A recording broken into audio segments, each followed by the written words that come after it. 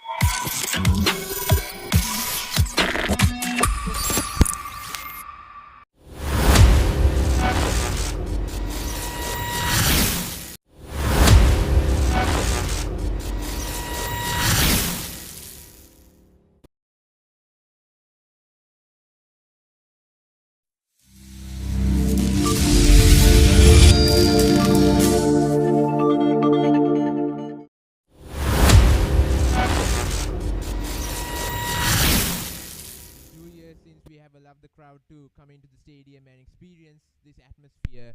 And now we have actually been waiting for that, haven't we?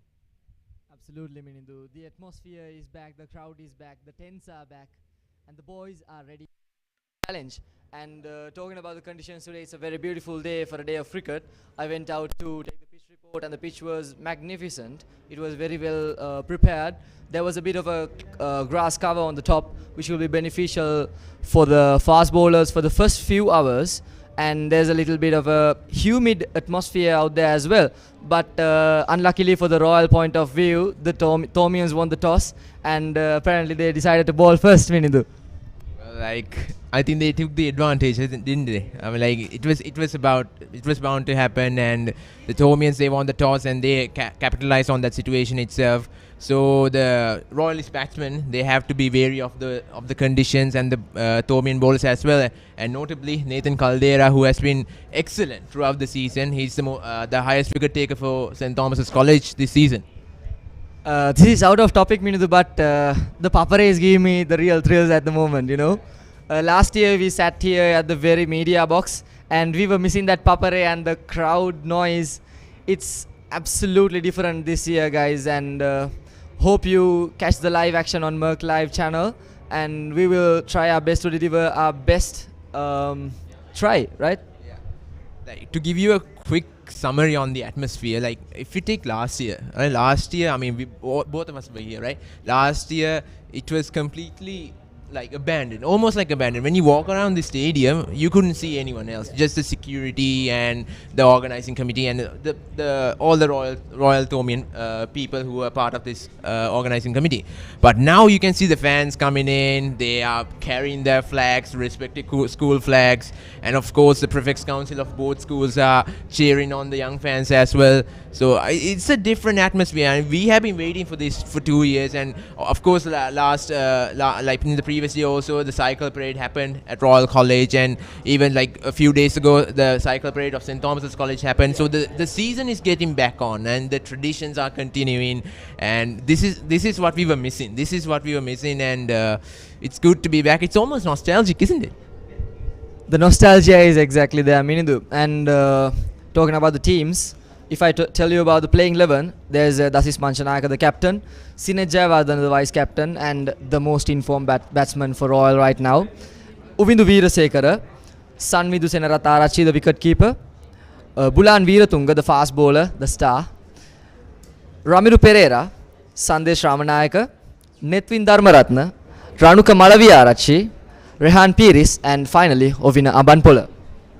There are plenty of potential names out there. I mean, notably Sinet Jayawardena, who has been selected for the Sri Lanka under-19 squad for the tour of UAE. So he's going to be a key player that the Thomians have to watch out for. He's going to be an opening batter for Royal College, and he's actually really aggressive through the offside. I mean, you name it, he has the ability to smack the ball out of the park. And not just them, the Thomian side has quite a lot of gunpowder, isn't it? Totally, Minindu. Let me take you through the Thomian lineup right now. So it's Romesh Mendis, the captain and also the wicket keeper. He's also a very informed batsman right now. Mahit Pereira, Senesh Hettiarachi, who is another wicket keeper for them. Nathan Caldera, the star, and Dinet Gunawardena, Senadi Bulankulama. If you notice, guys, there's a lot of names from the last year as well. There's a lot of experience in this match. So let me continue. Kavindu Dias, Akash Fernando, Charuka Piris, the one who performed at the last year's Mustangs, and Tisen Ahaliagoda and Abit Paranavardhana. And that teams have a lot of experience, as I said, and we can look forward to a wonderful match today. And what do you think will happen today, Minindu? Well, today it's hard to actually expect a result within the day, because right now I'm actually you actually got it. I can't wrap around myself about the game because I'm actually looking at the tents that are all around here. Different batches of both schools have put up their own respective tents. Yeah, it's an incredible atmosphere. The DJs are going off, and it's actually brilliant. Even looking at you while talking, I can see your eyes drifting to the glass in front of us, looking at all the tents and sables. And hope you guys enjoyed the show today. And of course, we can look forward to a fantastic show. And I hope all of our players will be able to unleash their true potential within the day. And we'll be looking forward to, from a royal point of view, favorable resolution for the day, Minidu. Yeah, of course, of course. I mean, yeah. It's actually biased, right? It's really biased. Yeah, it's biased. Alright, guys, then hope you all enjoy the day. And make sure to tell all of your friends to watch the game and catch the live action through the Merc Live channel. See you all with the commentary. Have a good day. Good day, guys.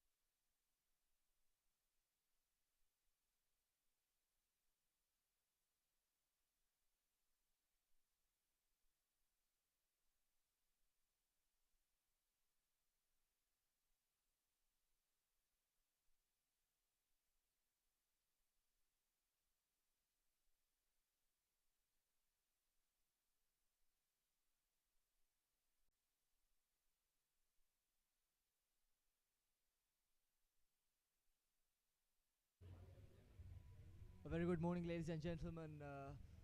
Beg your pardon for the delay of commentary at the moment because there was a little bit of technical issue. But welcome to the Singhali Sports Club, where we will be playing the first day of the 144th Battle of the Blues. After a long while, there is the heat of the crowd, and the boys' tent is full. And there was a huge, eventful first over happening there because the first ball itself went to a boundary, and then following two balls were tots, and then the first wicket was down, and it was Rehan Piris going for 4. Coming in at number 3 is Ovina Ambanpola, who has played 16 matches and 191 runs has been scored by his bat. Good morning, Kevan. Good morning, Farvez. Again, let's take a moment and appreciate this atmosphere. A great day for a match today.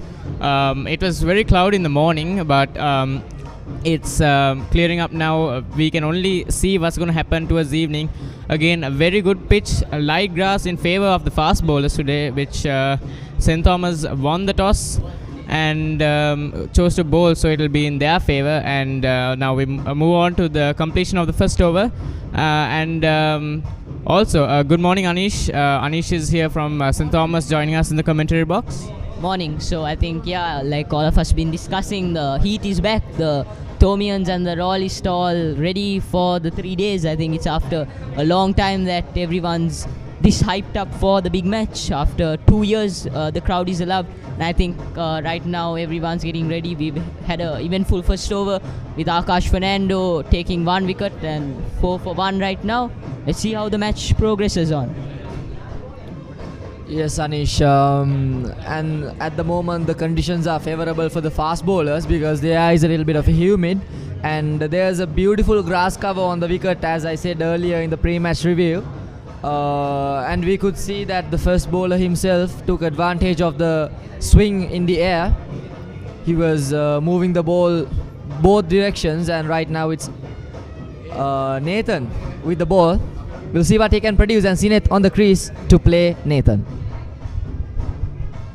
Indeed, I think Nathan's a very powerful bowler, as well as a very good batsman. Overall performance through the season, he has been wonderful. What a wonderful ball there. Beautiful stuff by Nathan. Yes, Anish, as you can see, what I said earlier is happening at the moment as well. There's a lot of air swing, and Nathan is taking advantage of it just right. As you could see on that ball, he was attempting to the Yorker at the first ball himself, and that's a very brave move as well. Wonderful stuff from St. Thomas College so far. Indeed, I think STC is trying to take all their opportunities they get. They're trying to use everything for the advantage of trying to get the win. I think we will see some beautiful cricketing throughout the 3 days. Let's see how this over goes. We can hear the roar of the schoolboys from the boys' tent from Royal College and St. Thomas Mount Lavinia. Obviously rooting for their home team, trying to, they are in favor of Royal winning so we can get the shield back to Reed Avenue. I believe, you're not supposed to be based to one side when you're commentating, but I would like to see the shield returning back to its original home. I could really see the neck twist of Anish right there. He was quite infuriated at that best. Quite the best comment, Kevan. Indeed. What to do? I think the Royalists won't see the shield in Reed Avenue anytime soon. It will remain in Warden's cabinet for a while. Oh my, now this is what I'm talking about. This is the spirit of the big match. It's going absolutely well at the moment. You see, it's Ovina. Oh, what a beautiful movement there. My goodness, Nathan is taking advantage of the swing right now, guys. Wow, the delivery was pitch perfect. If it was a little bit towards a good length, it would have mostly been a nick there. Because it was too full, it did not nick the bat. The conditions are crucial for the batsman right now. The grass cover is showing its colors. If you look over there, he is grasping the line just right. If it was on the right length as well, it would have been game over for Ovina.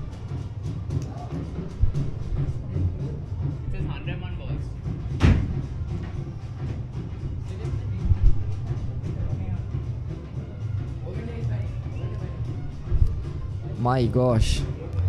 It's beautiful. It's still the very first few overs, actually not even the second over of the match, and it's getting very competitive. As you see, the first ball itself, there was a boundary, but the first over itself, there was a wicket. We can only, we can maybe get an idea of what's going to happen in the next, these 3 days. But yeah, let's see. Nathan going for a ball. Or defense. Beautiful defense by Ovina. Quite the look from Nathan there towards Ovina. Nathan is a tactical genius, guys. If you closely notice that delivery, he was not trying to swing it outside towards the right hand batsman. He was gripping the ball with a wobbly grip and he was sending it towards the batsman. That is tactical genius. Of course, Ovina was looking to play it outside his line. He thought it would be an outswinger, but it came thrashing right into him. Oh, full toss. Didn't quite take the advantage of the full toss there, Ovina. But he will be grasping around there. I think you saw Abid Paranivithan on screen, the youngest player in the Thomian side. For his age, he's been performing very well during the season. Wonderful player throughout the season. Anish, take us through your team's, we'll say, strength points, if you could please. Because we are really curious who can put up a fight against our star players. Yeah, I think when you look at the season, we have Mahit Pereira with 152 against Wesley College. And that's something that's really nice to see when we look at the Thomian batting lineup. And we have Akash Fernando with 6 for 6 versus Dharmapala, taking 6 wickets for 6 overs versus Dharmapala. And we have Charu Kapiri 7 for 46 balls versus Prince of Wales. Beautiful cricketing, both bowling and batting. I think the Thomians have a very strong side here. What about the Royal side when you look at it? That's quite the figure, Anish. Oh, that was driven beautifully, but right towards the fielder.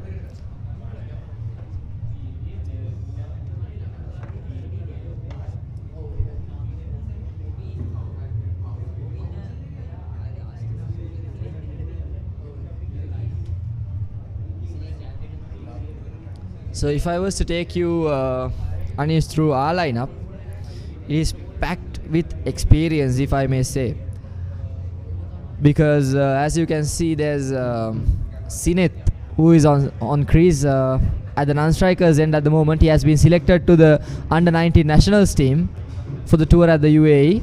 Another beautiful in-swing and delivery, but it was worked nicely through the onside towards Mahit, who was at the long fine leg and square leg in the middle of those two positions. And you know, our captain Dasis Manchanayaka, he had quite the performance at the season as well.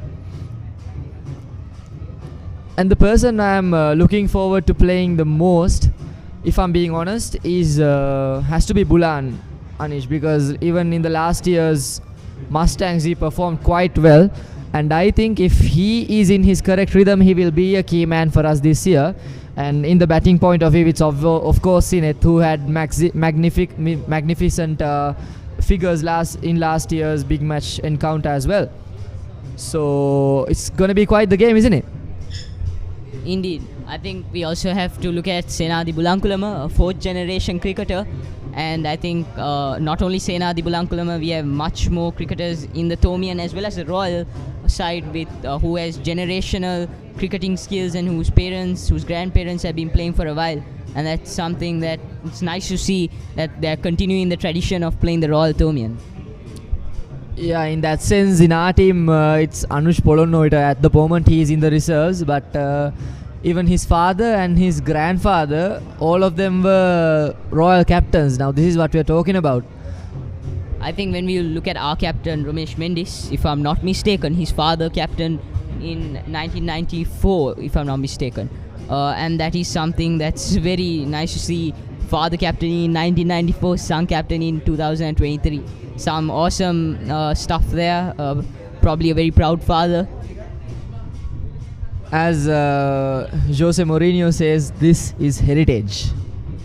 Yeah, did I tell you about the story where my grandfather and his brother actually played Rohit? My grandfather actually vice captain as well for the team in 1964, 1965, I believe. His name is actually still there in the souvenir. If you go and see Asoka Samarjiva, which is the slowest century. Oh, some very good fielding. Going back to the match. As we are talking here, some magnificent scenes are being happening in the ground right now, guys. It's getting heated up little by little. Oh, what a delivery! An in-swinger. Crucial for the right-hand batsman from that angle because the left armer is coming from over the wicket, and Akash is taking the advantage very nicely at the moment. Akash is bowling some deadly balls here. Oh, another beautiful ball by Akash. Being a left-arm fast bowler myself, I think Akash should be targeting a little bit of a fuller length at this stage of the game because the ball is air swinging, and if he keeps targeting that a little bit of a just short length, it's gonna be not like that beneficial for him because he should let the ball swing a little bit more. And with Ovina Ambanpola bringing his forefoot across his body as the bowler releases the ball, I think if Akash manages to pushes the ball towards the full length a little bit more, it would be really crucial. Indeed, if you look at the feed now, we can see that the crowd is building up. Both boys' tents are full of the Thomian and Royal supporters. Very nice to see. And we see Nathan Caldera back on bowling, back on the bowling line. Let's see what happens. Nathan is getting ready for his second over. At the moment is 3 overs gone, 9 for 1 loss. The vibe is immaculate inside the media box right now because there's a huge papare going on right besides us, and we are enjoying that scenes as well. Indeed, I think this is what true Royal Thomian spirit is. It's a friendly spirit. I don't think it's more of the rivalry until the match is finished, but it's all friendly game and where all the Royals get together, have fun, have their fun and game, I think, yeah. I can't tell you how much I've been missing this, brother. Looking over to the boys' inside, you have the prefects of Royal College trying to get motivation from all the boys towards the team to try and lead them to victory. But again, today is just the first day. We have Akash going for his ball. Oh, a beautiful clip. Goes all the way. Oh, and it's beautiful fielding. I beg your pardon, that's Nathan, not Akash.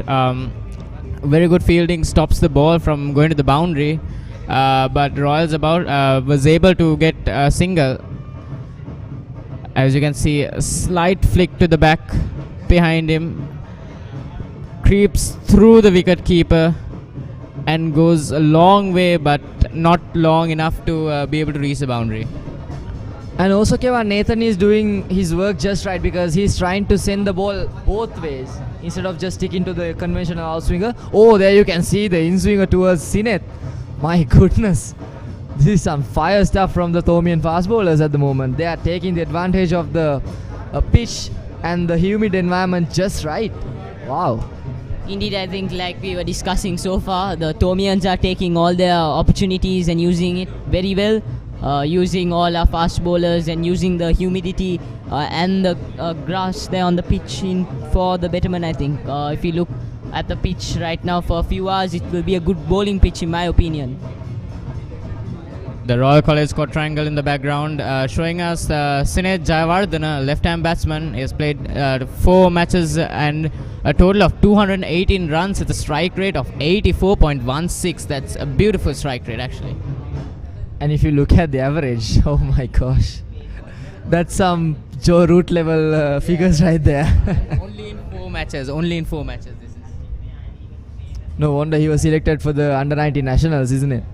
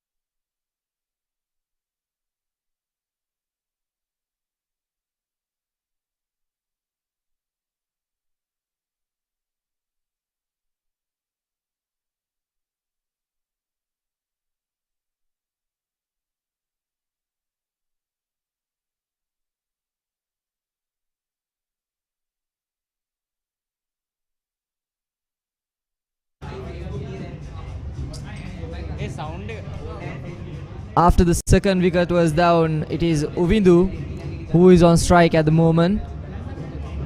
He came in after the fall of Sinet Javardhanan's wicket, which was a magnificent delivery by Nathan Caldera.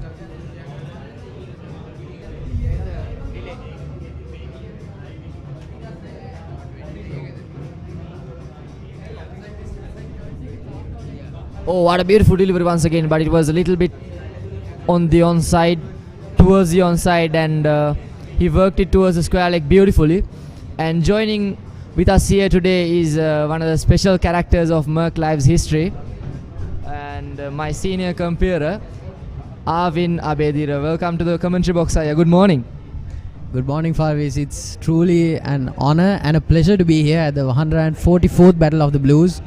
Day 1, St. Thomas's College having Royal College firmly by their throat. 2 wickets down. It's dire straits, overcast conditions, tons of swing. Royal College will need to play intelligent cricket here, defensive cricket. For the moment, they don't need to attack the bowlers head on. And for their part, Nathan Caldera and his fellow Thomian bowlers have been using the new ball really effectively, using the humid conditions to their advantage. Really good cricket from St. Thomas's College at the moment. You know, I should ask, 3 years on, this is the first complete Battle of the Blues we've had in quite a while.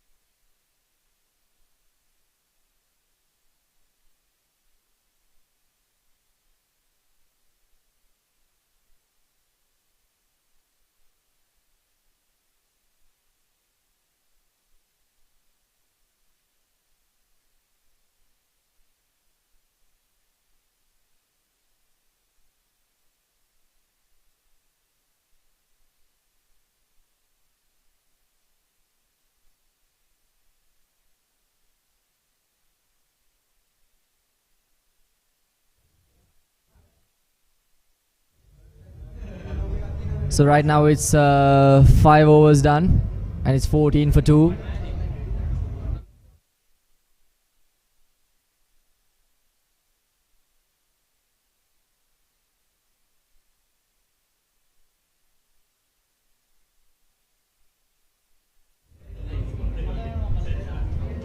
My goodness, this is some fire stuff from Nathan Caldera right now.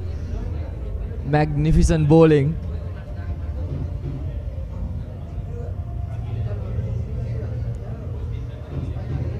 Oh, what a delivery, guys. Pinpoint perfection, just outside off stump. He has been doing too good in this morning from a Royal point of view. He's looking very dangerous for us right now. The Royal batting lineup is probably getting scared of Nathan right now. Nathan is deadly right now. He going. Another beautiful ball by Nathan. Caldera is outperforming his performance during his best game during the season. He's putting his heart and soul definitely into this game. That delivery, if you look at that delivery, it was too full, inviting the batsman to drive, and Uvidu fell right into his trap, but he was lucky enough not to nick that delivery because it was swinging too much. And I really hope the two batsmen on the crease right now will be using their instincts and their brains to survive this death trap at the moment. Until the cloud cover clears and the sun comes out and the grass cover dies, it is the Thomian's playground right now. Another good delivery, guys. You have to admire the bowling, you know. I think you definitely have to admire the bowling. Nathan Caldera and Akash Fernando putting on performance for the audience here. Everyone's loving it right now. The Thomians especially are very hyped up here. We can see the Thomians are all on the ball stand, all ready for Thorapara and whatnot. I think the Thomians are very ready to take the shield and retain it, keep it back in Warren's cabinet. I hope not, brother. I hope not. You know, the batting lineup has not died just yet. There are pretty good batsmen on the tail end, until the tail end as well. So don't take your hopes too high at the moment, brother. Yeah, indeed. I think we also have to commend a few batsmen in the Royal batting lineup. We have to commend them for their hard work and effort. And if we look at the Royal season so far, the batsmen in the Royal lineup have outperformed themselves and performed very well during the season as well. And in addition to that, I think Ovina is been very lucky here today. Has been able to dodge deadly traps. Another beautiful ball, beautifully fielded. If we look at the field, we see Mahit Pereira, four sports colorsman in St. Thomas College, and he's talented in many sports. He was a football captain, and he was moreover a wonderful player and a talented sportsman. Yeah, Mahit is a must-talk topic. Anish, Mahit is a must-talk topic because he has colours in cricket, football, rugby and athletics, right? Quite the man he is. And he is fielding at the covers right now. It was a full toss. Ovina should have taken advantage of it, in my opinion, though. Should have punched it towards the gap, but he put it right into Mahit's arms. A beautiful delivery, nicely driven to the mid-off region. It was swinging in, but not quite full enough to, take the window in between the batsman's bat and his pad. I think the score right now is something we have seen for the first time in a Royal Thomian. 14 for 2 wickets and 6.2 overs. Beautiful stuff by the Thomians, and I think the Royalists are also trying to put up a fight here. They are starting to put up the runs on the board. Let's see how it goes. Beautifully bowled by Akash. Yeah, it was a nice delivery by Akash, but as I said earlier, he should be going a little bit too fuller if he is to use the in-swinger, because he's consecutively being using a just short length. but I'm having a gut feeling that Akash is going for a bit of a a little bit of a tactic. I don't know at what second he'll be thrashing in a Yorker.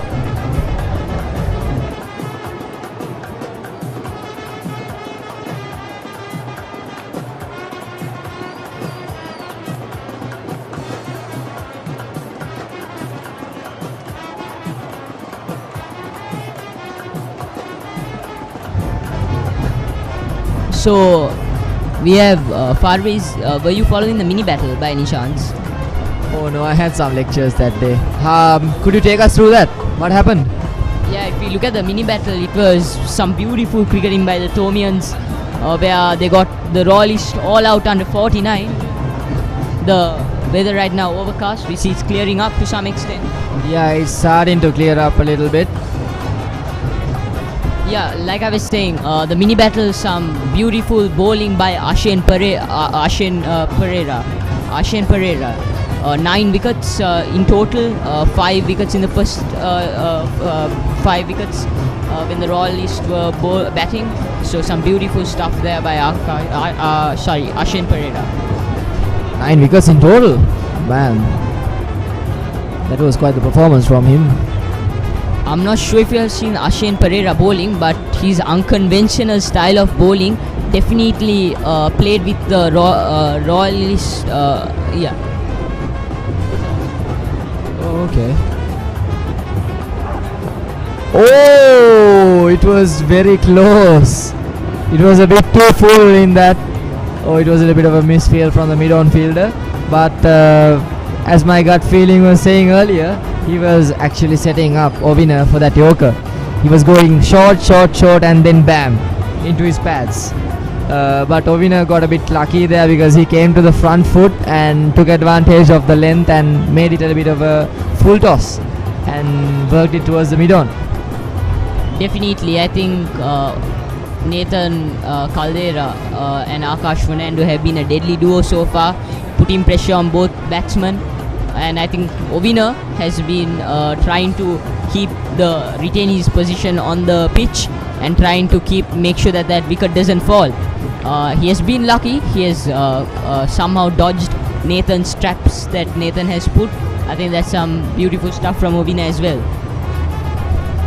Yeah, Ovin is on strike now. We are about to start a 7th over, but looking at Ovindo's static 6, he has played a total of 12 matches and total of 506 runs, which is absolutely great, and an average of 29.76 runs.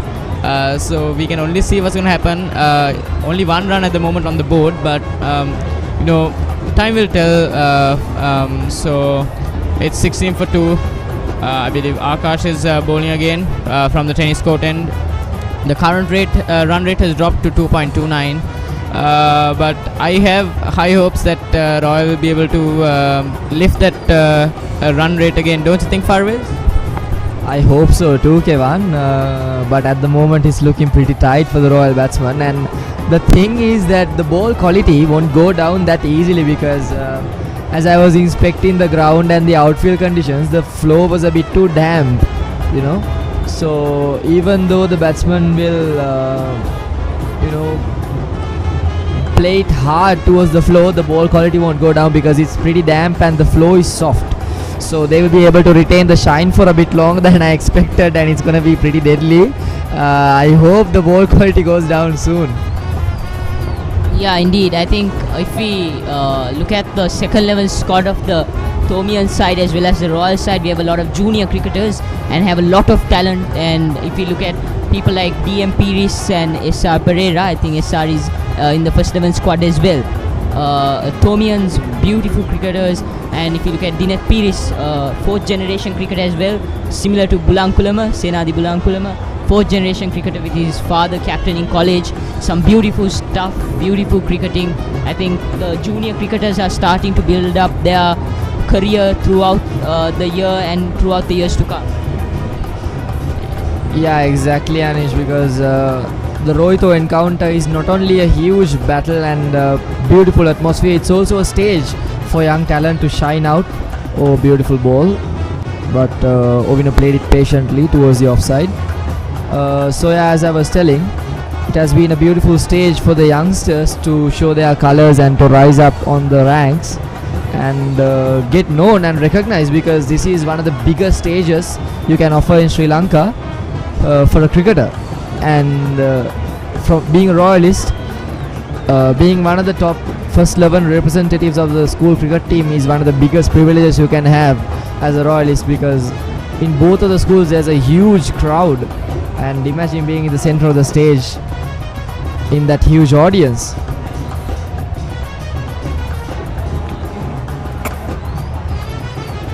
Oh, and Ubindu is starting to show his aggressive batting style. He is in natural, he is actually a right hand batsman who is a bit inclined towards his aggressive style of play, and he is also a very reliable fielder on the field, and he is also a first year colorsman. I think when you look at the two sides, there are a lot of freshmen playing the games, a lot of first year Royal Thomian players, and I think they're also performing really well compared to the colorsmen, and that's something that I think we should commend. Winner reaches 10 runs on the non-strikers end. He's a fresher, elegant right-hand top-order batsman, and he's a part-time off-spinner, and he's a safe close-in field as well. Oh, some would you call it misfielding by the wicket-keeper? No, he drops the ball, but I mean, we're about to start our 8th over. The current run rate is climbing from but I beg your pardon, we're starting the 9th over. So we have Nathan coming in from tennis court side.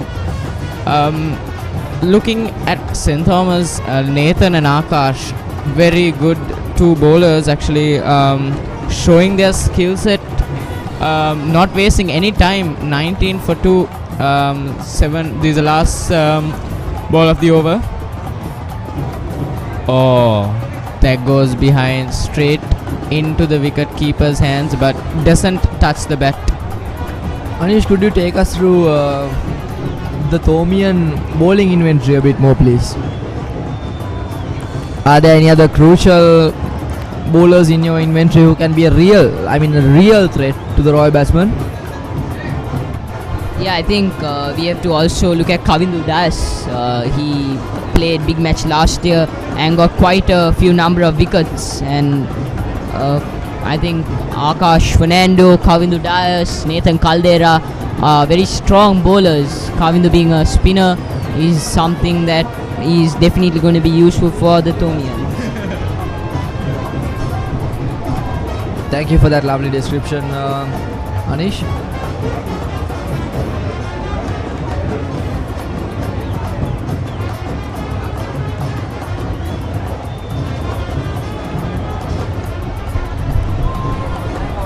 So Farvez, I didn't quite see you. Were you here last year as well for the big match? Did you commentate, or were you at the boys' end just spectating? And from the start, looking at the way the two teams played, or they have been practicing at our home grounds, Royal College. What were your expectations for this year's match? Yeah, so last year, Kevan, I was in the spectators and for the big match, but I commentated the Mustangs. Oh, a hook, will he take it? Yes, that's the third wicket falling for the Royalists, and that is Ubindu going off. And oh my goodness, I'm actually speechless right now. Being a Royalist, I'm not gonna say anything. I'm just gonna hand the mic over to Anish over here. I think, like I was saying, Kavindu Das just bowled there. He's a powerful bowler. Beautiful stuff by Kavindu Das. First over, I might add. Some beautiful cricketing there. Beautiful stuff. We might also add that Kavindu Das is only 16, turning 17 this year. He has more years to come in the Royal Thomian cricketing career. Some beautiful stuff here. And we also have to add that he's playing the Royal Thomian under significant pressure, considering his O-levels coming up as well. We have to say that he's performing really well. Oh, he has his O levels also coming up next month. He's doing in May, I assume. Yeah, indeed, he's doing it in May. So he's definitely under a lot of pressure, but performing really well at the Royal Tour. That was quite the delivery for a person in pressure with the O levels. My goodness. Oh, now on the crease is captain. Oh, captain, my captain. That is Manchanayak on the crease right now. Now he is going to be a hard nut to crack. Trust me.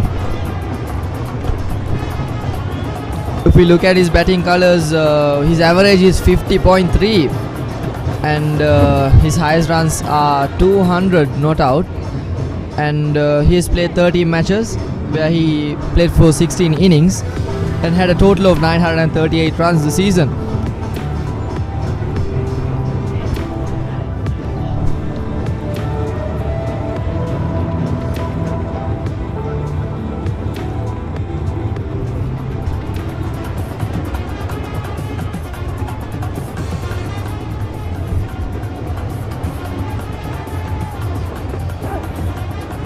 Oh, whoa! Now the keeper is showing his colours right now.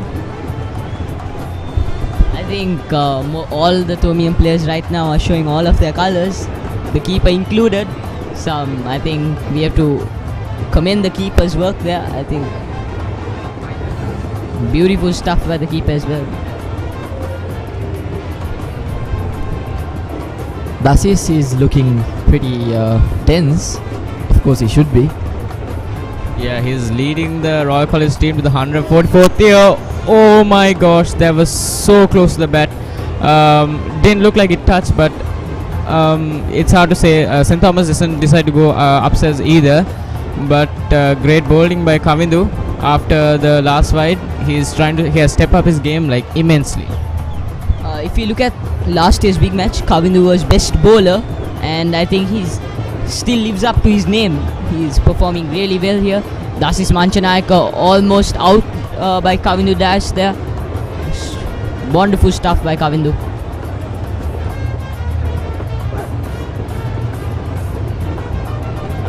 Kavindu was testing Dasis's patience over there with a pretty wide delivery. But Dasis was luckily contained enough not to chase after that delivery. And if you look around the media box of Royal College right now, all the boys are tensed up with the scoreboard. They're not looking too happy, are they?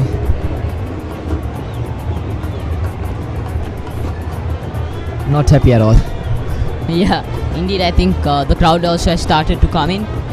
We see all the tents gradually starting to fill up. And we see Dasis Manchanayak is under a significant amount of pressure right now. Captaining the Royal side and batting after 3 wickets have fallen. I think he'll be under significant pressure, Dasis Manchanayak. Of course. His standpoint right now is not too good. Oh, that ball came thrashing into his pads. Oh, is it an attempt for run up? No, run out, not a run out. It was an overthrow. And luckily it did not hit the stumps. I think if it had, it could have been very close. I think right now the Thomians aren't letting anything that comes at them slip, any chance that comes at them. I think they're taking all opportunities and utilizing it to the best of their abilities. I think even the run-outs, they're taking it without leaving it. I think that's something that we have to commend right now. I think the Thomians are putting on a good show. I think Dasis Manchanayak as well will put on a good show for the Royalists and try to keep the hopes of the Royalists up. As you can see there, Dasis Saya is also trying to keep Ovina contained. He's quite young yet.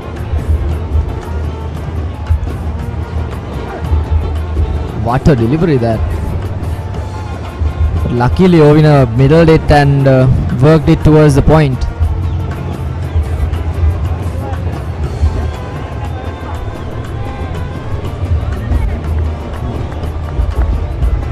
Parviz,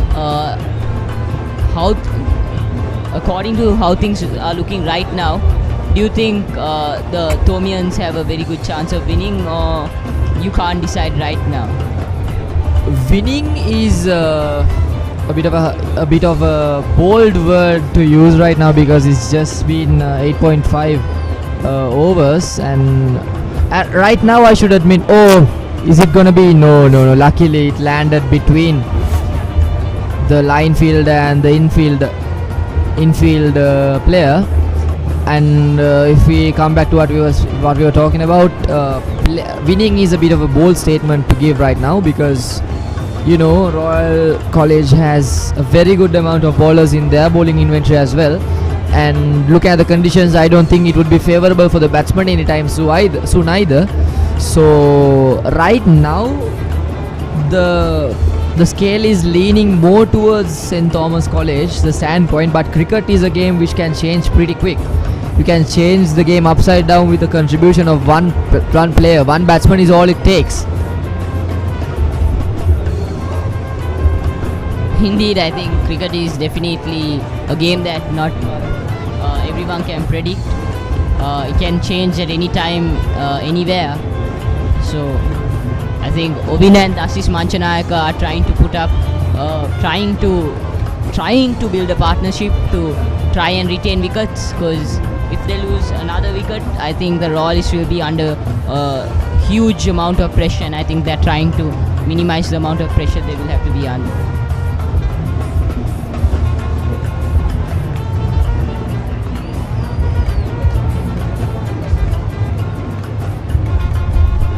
Nine overs gone, 24 for 3. Fascinating that the first ball itself was flicked towards the boundary, and now looking at our standpoint, looks a bit pathetic. I think the first ball gave a little bit of hope for the Royalists, but then the first over took that hope away to some degree. Let's see how it goes. The first over, my goodness, that was a lot of drama. Yeah, the first few overs absolutely action filled. Now we're coming to a 9th over. The pitch is starting to go to settle down. Actually, we had a rather, what would you say? That was beautifully flicked towards the mid-wicket region by Dasis Manchanayaka. He took full advantage of the full toss delivery. He put away that very beautifully to the boundary. No one could stop that, away from 2, 3 and 4. Yeah, Dasis is starting to warm up now. Once he starts, there is no way to stop him. So, I don't know, let's see. The weather conditions actually, it's hard to say because it's starting to get cloudy as well. There is a possibility of it raining towards the evening, which towards now, if that may lead to a draw, sending the Shield back to Mount Lavinia. Yeah, indeed. I think right now both teams are under significant amount of pressure to retain the Shield. The Thomians to retain the Shield and the Royalists to gain it back. But the way things are going, nothing is for sure, because we are still first day. It has not even been an hour since we started the match, and it's hard to predict what the outcome is going to be. But let's see.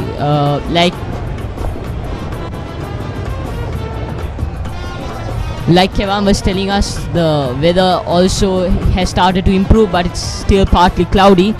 It might rain towards the evening. Nothing is confirmed for now. And Zafir, Dasis is starting to show his technical masterclass there. That was a beautiful check drive towards the mid-off.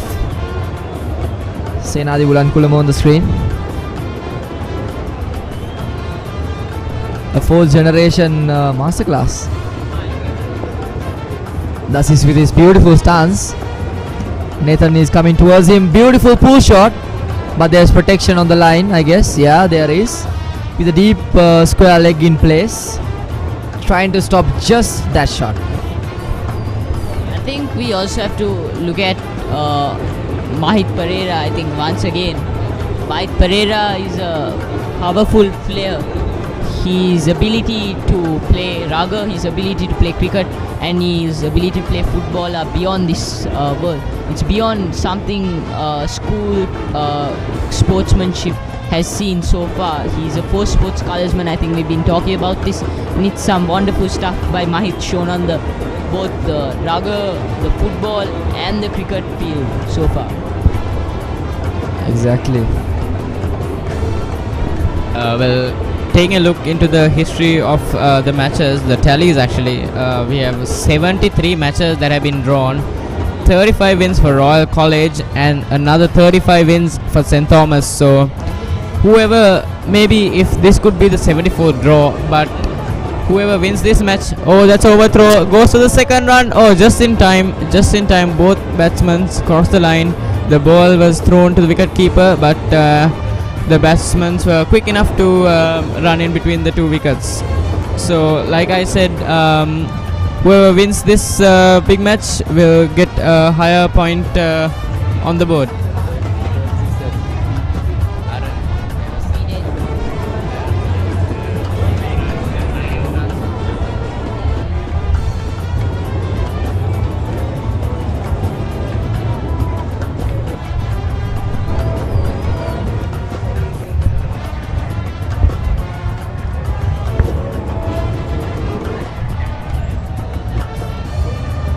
Royalists caught there looking under certain amount of pressure.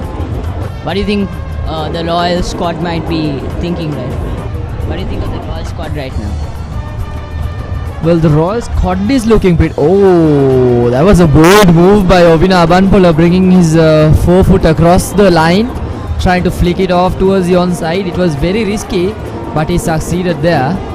And coming back to your question, Anish, the squad is looking pretty solid right now. It is well balanced with a good mix of spinners and fast bowlers, an explosive batsman as well as solid, patient batsman. But the squad does not mean much when it comes to situational play, because you can have the best squad in the world and still end up losing. Not to be like, not to sound pretty negative, but that's the reality of cricket. But with the clouds clearing up at the moment, we'll see if we can hope to witness a switch in upper hands. I think the Papare has started to play again. I think this is what the true Royal Thomian spirit is. Both boys stand together, all the prefects rooting for their school, the Papares playing as loud as they can. This is what the true Royal Thomian spirit is.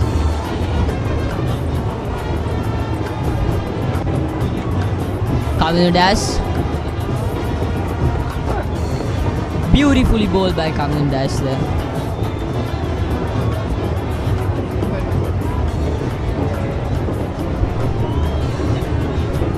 In the morning, we could see that the fast bowlers from the Thomian side had the upper hand because the pitch had a light coat of grass on top. But now coming to the 10th over, it's starting to settle down. We have Kavindu coming from tennis court end, Ovina on striker. Let's see what. Oh, there was a very good ball by Kavindu, but he was not able. I mean, it was more of a dot ball, like nothing that Ovina could have done, because if he were to tap the ball, that would have been straight to the keeper's hands. But after Das's stepped foot onto the field, Ovina also started hammering the balls, and they both got confident. So Farviz, could this partnership maybe lead us to maybe a higher run rate, even like as of now, as you can see that it's at a 3.33. Yeah, this partnership could be the turning point of the batting perspective of Royal College at the moment, because as we all know, Ovina, although he is not the most explosive of the batsmen, he is pretty solid and he knows how to build a partnership. Even in the last year's Mustangs Trophy, we could see him building up a beautiful partnership along with Sinet Jayawardena, which resulted in the win for the Royal side. So in my point of view, this could be the turning point. Not to jinx it, of course, but this could be it. We'll see. Yeah, we don't want to do what we did in the morning and commenters. Oh, beautiful defense by Ovina. Doesn't take any two shots that would cost him maybe a wicket, because the wickets right now is very important for the team. So yeah, we only time can tell. So 34 for 3, 10.4 balls with current run rate with 3.27.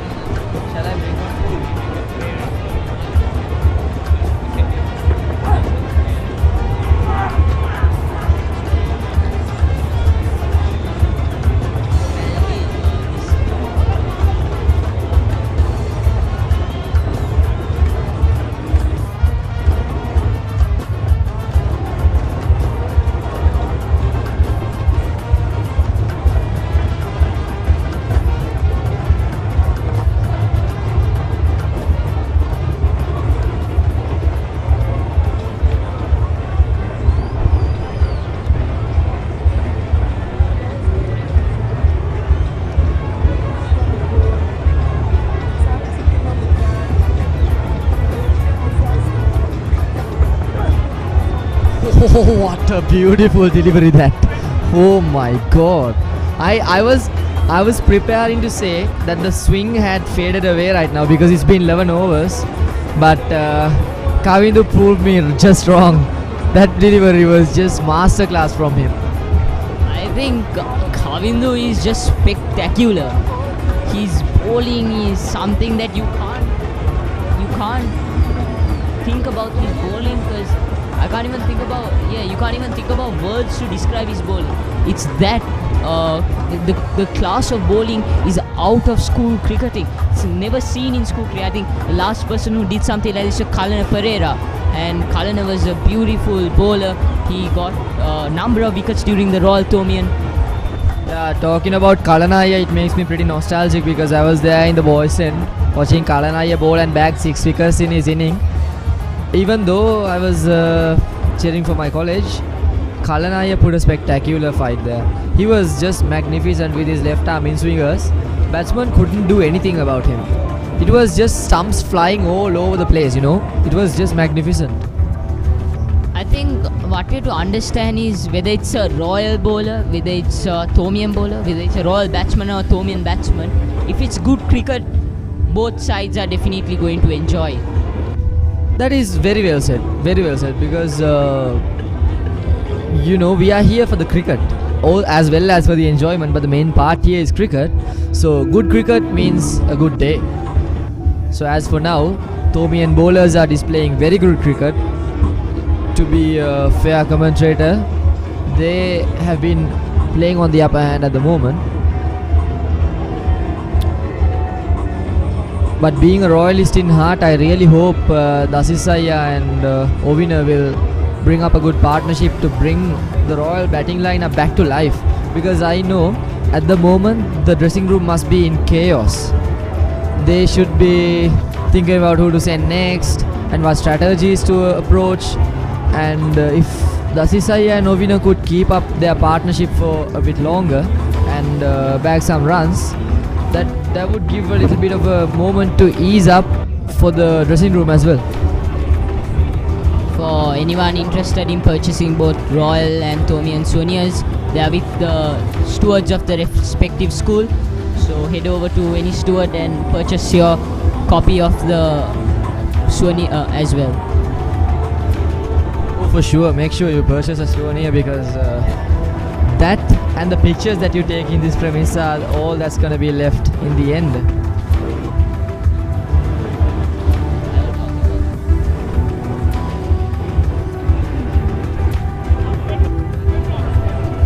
So as for now, the game is at an idle.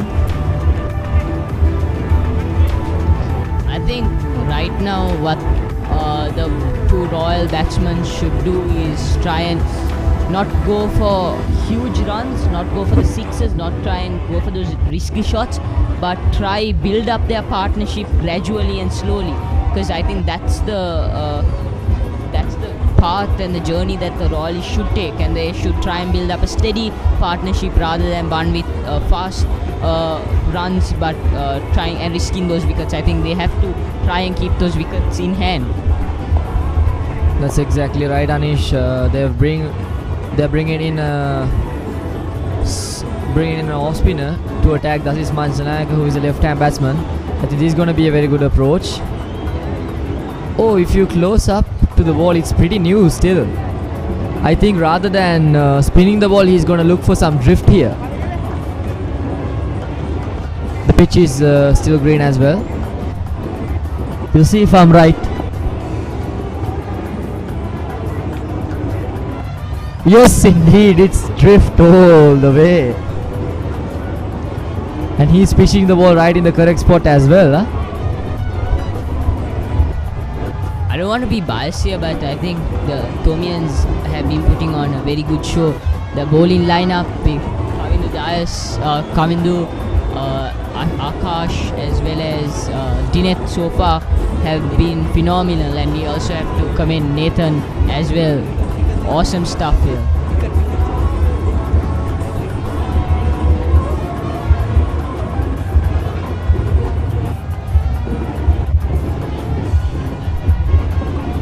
We have Dinet coming from tennis court end. Lovely ball by Dinet towards Ovina, I believe.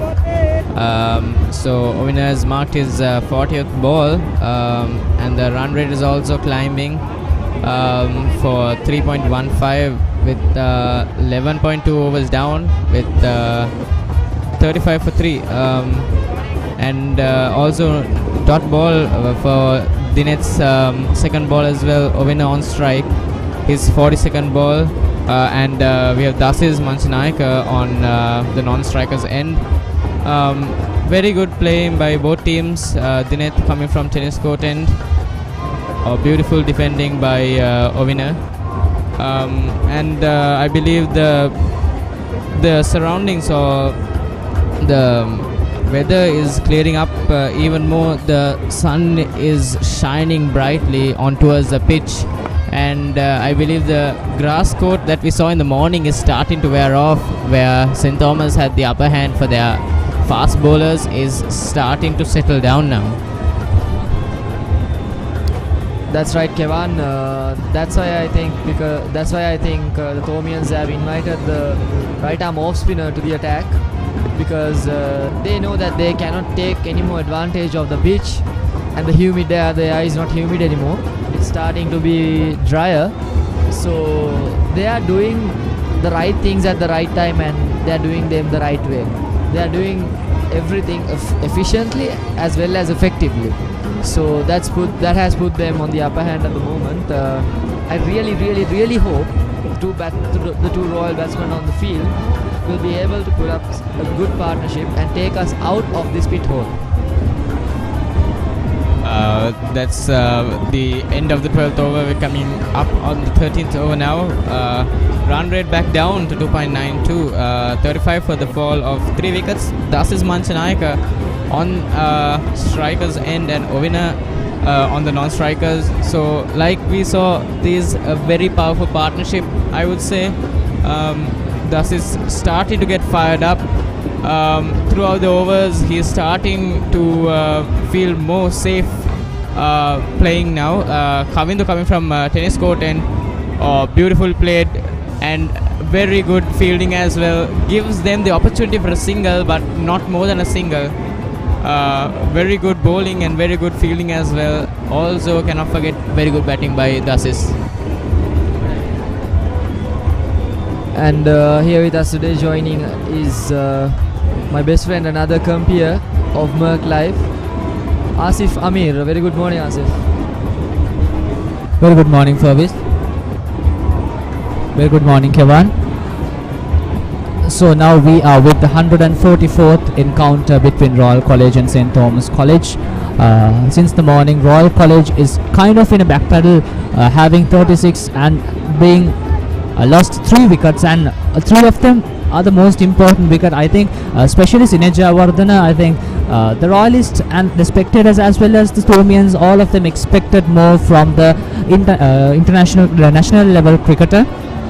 But anyhow, since this is cricket which is very unpredictable, and with Caldera being the person who has been dismissed Sinet for the 3rd consecutive time, I think Ovina Abampola and the captain Dasis Manjanayaka has emerged in order to give back the fight that Royal College is so desperately losing. So far, talking about Ovina Abanpola, he has been able to hold up facing 45 deliveries at an instance like this. I think it's pretty marvelous. For a run of 17 runs, I think Ovina Abanpola has scored the most out of all the 5 batsmen that has been batting so far, and thus is Manchanayaka, the captain of the team, a very experienced player coming out in order to save Royal College with royal grace. Hopefully, let's see what Ovina and thus is Manchanayaka manages to do in the next few overs. I think that overs are what will be building the foundation in order to have a better run count for Royal College. Fervis? Exactly, Asif, and at the moment we can see Kavindu firing his deliveries onto the batsman right now. Dasis is back on strike.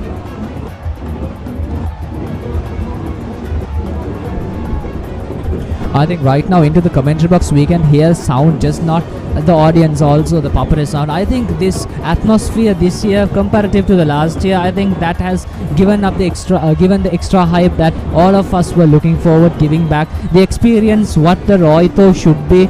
Comparatively for the last year it was a bit dull, and this year I think it's once again giving the vibe that it always managed to do, given the fact that Rohito has always been the oldest as well as the most anticipated schoolboy encounter. The big match is fever, and if we consider comparative to the other big match fevers, I think the March Madness is mainly about the Rohito. Once again, that's a close call. Kamidada is very good with his delivery. As the scoreboard indicates, it's 37 for the loss of 3 wickets and the end of 13 overs.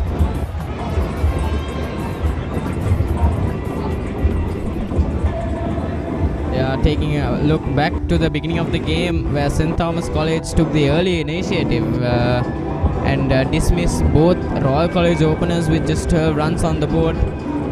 But also not forgetting the first ball was a boundary, which I don't know, it just triggered the St. Thomas bowlers. They started getting really serious and managed to get multiple wickets in the first couple of overs. So the games, the St. Thomas had the wicket keeper and furthermore 3 slips, but I believe it's just 1 at the moment. Make that 2 actually behind the keeper. Keeper's right next to the wickets with his helmet on. Early he was quite back with his helmet off since Dineth is a spinner, so he's right in front. A beautiful bowling by Dineth and a defense by Ovina, and he's almost at his 50th ball.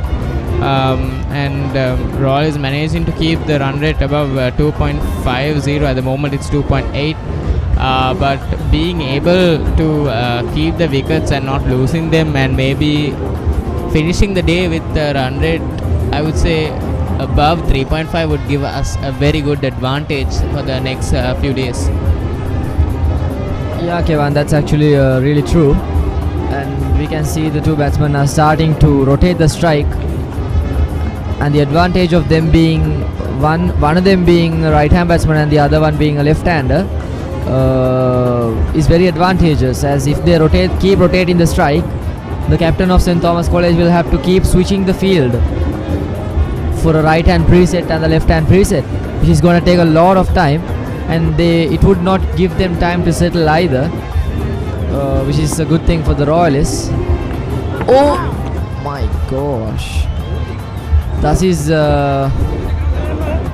was going there for a bit of an innovative shot, but that is, in my perspective, that is not what we are looking to have at the moment. There should be a bit more contained. I think both these batsmen should understand that this is not the time to experiment fancy cricket right now, given the fact that Royal College is right now in a very hard situation with 38 for the loss of 3 wickets. I think Dasis and Ovina should make sure that they have enough runs in the scoreboard, taking at least 100 runs with the wicket loss of 3 wickets, managing to maintain this partnership if in chance if they want to have a total run score about 250 plus. And given the fact that 3 most talented batsmen of the Royal College team already been sent back to sit, it's always Dasis and Ovina is in some extra pressure that that no other Royalist has been facing, since given the fact this is already the big match, most anticipated. I think Ovina and Dasis has a big responsibility to play, and this responsibility would ensure the victory of Royal College.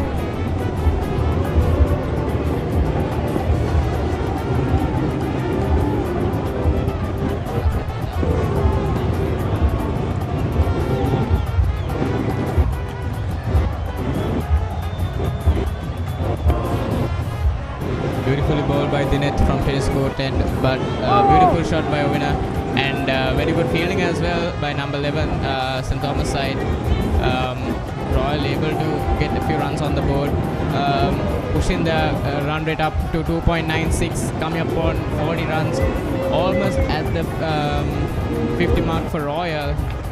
That was the end of the 13th over. Now coming up on our 14th, it's looking good. Again, a very good partnership between these two. A very good call by the team. The strategic thinking has really paid off. Being able to slowly but surely put amount of runs on the board and not lose wickets. That latter part is the most important at the moment. Not lose wickets. That should be ringing in the both batsmen's head at the moment, because Royal is still standing at a very crucial point.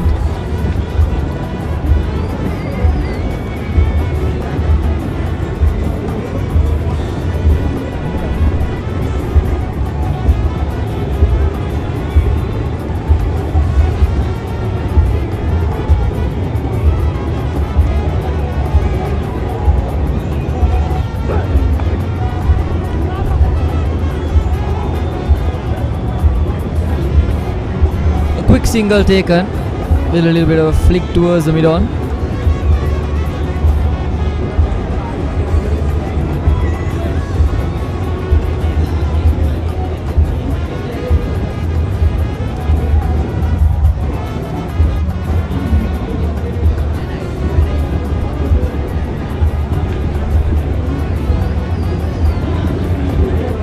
Kavindu is back with the ball.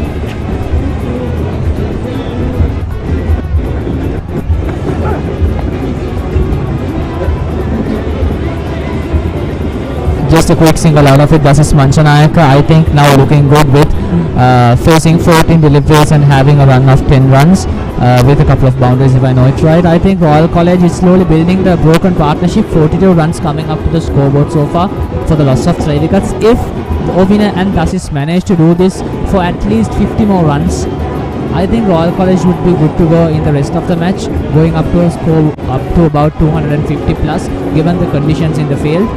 Plus, I think St Thomas College already used their star bowlers on the very first few overs. Already losing the initial stamina that they have probably won't be coming out, but that entirely depends on the strategy of St Thomas College captain.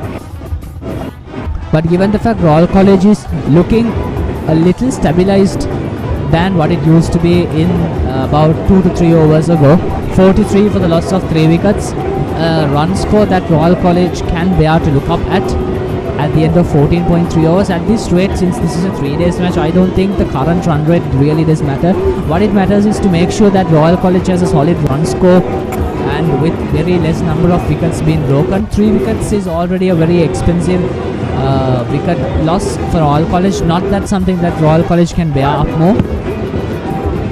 Once again, that's a misfield by the keeper down the ground into the boundary, and 4 more runs comes to Royal College. 47 runs, and this, as the umpire indicates, another boundary for Royal College.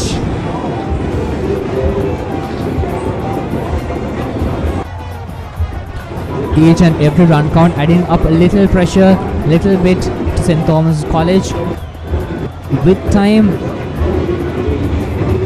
the shift will be completely back to normal in a balanced situation, but so far still St. Thomas College has a little bit of an edge, but Dasis Manchanayak and Ovin Abanpola managing to have the mentality back into a stage where that Royal College might have hope after all.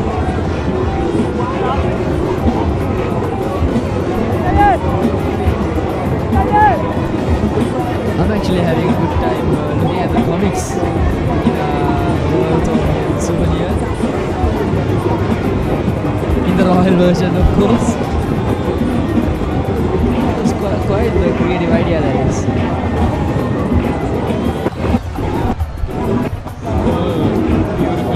Full toss, but Narcissus takes it like a champ, being able to, I believe, take a single, almost at 50 runs, and the current run rate is climbing up. That's the end of the 15th over, run rate of 3.2, 48 for 3. Speaking of a batsman getting settled down, the first name that comes to my mind is an international figure, Joe Root. Once he gets settled, Kevin, that's basically it. So you'll never see Joe Root with figures of 70s, 80s. It's either under 20 runs or more than 150. So that's the sort of figure that I'm looking to see from Dasis Manchanayak, because he's at the moment he's the biggest star and the biggest hope that we have in the batting lineup, and Ovina supporting him, and at the moment we can see the stewards of Royal College on the fence hyping up the boys' tent, which is a pretty traditional view if you come to the big match encounter here at the SSC. I believe it's a pretty good day for cricket. It's slight cloud, not too bad. Doesn't look like it will rain today. But you know, there is a possibility of it raining, but as of Liberty Circle it's just 27 degrees Celsius, where last Saturday I believe it was 36 degrees, which is scorching hot, and having to play a match like this, which is basically an endurance match, you keep going for not just one day but 3 whole days. That could have been extremely difficult for the players from both teams. So I believe today our temperature is very good. We have Charuka coming from Vidyamauth and spin. Oh, beautiful defense, gets a single on that. Oh, wicket keeper has the ball, he throws it, overthrow, but manages to stop it, gets a quick single. Run rate 3.25, one more run for 50 runs on the board for Royal.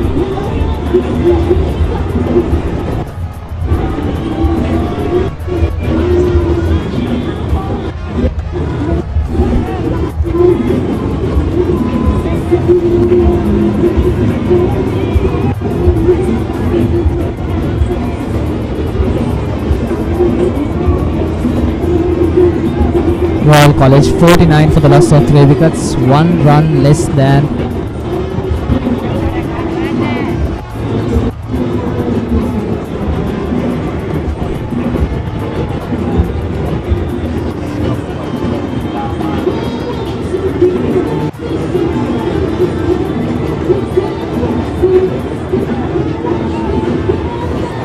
as it indicates for the loss of 3 wickets, 1 run less than the 50 mark for Royal College.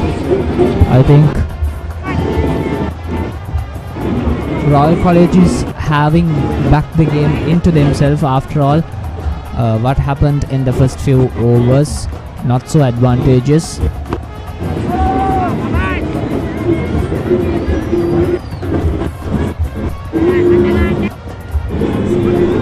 St. Thomas College going for a more attacking point of view, because there's a silly point for Vina Banbola right there on the offside.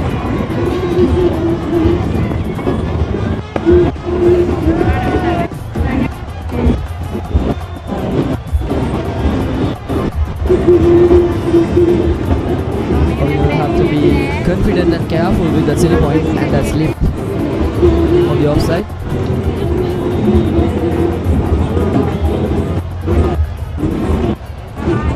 That's exactly where Charuka should be trying to bowl at the moment, because that point is where you can get that leading edge or the mishandle of the batting from Ovina. That's exactly where he should be bowling.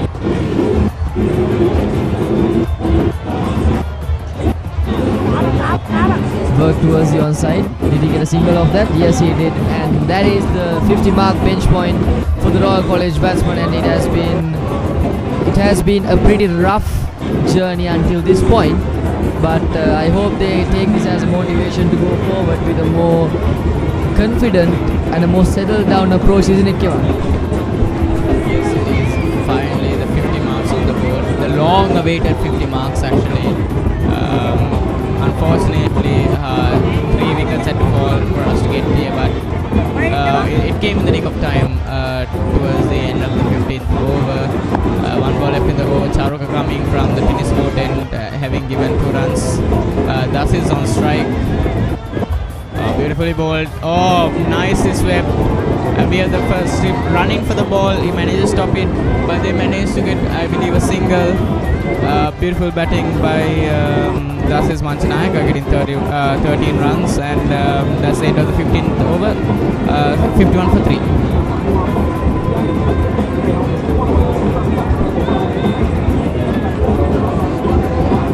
Runs for the loss of 3 wickets after 16 overs.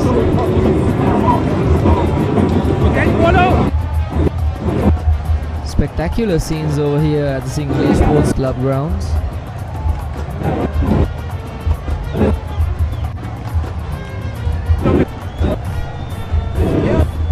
As the scoreboard indicates, it's 51 for the loss of 3 wickets. 16 overs blown so far. Dasis Manchanayaka and Ovina Abangpola, the men on strike, having a small partnership comparatively bigger than what it used to be. I believe they have upgraded, I believe, the scoreboard. Now it's all digital, where last time I believe the match it was all manual scoreboard, but now it's digital scoreboard, so everything is easy. You don't need to have people running up and down, change the scores. So let's see, Dasis Manchanayaka on the strikers and Nathan with the ball. Oh my gosh, that was almost the end for Dasis Manchanayaka, but he manages not to touch the ball. Number 33 Nathan with some very strong bowling coming in from I believe tennis court and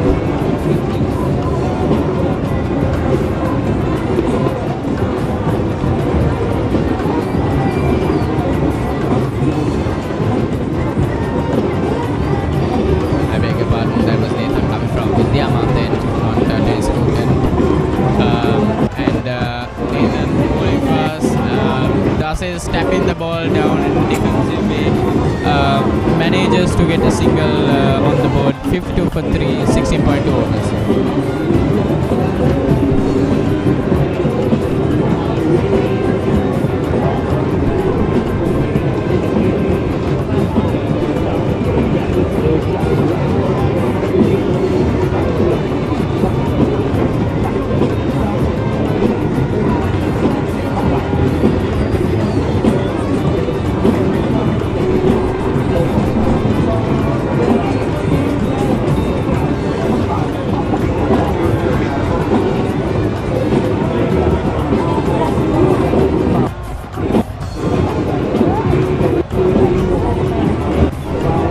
Now that's a very good strike, and 4 more runs add up to the scoreboard.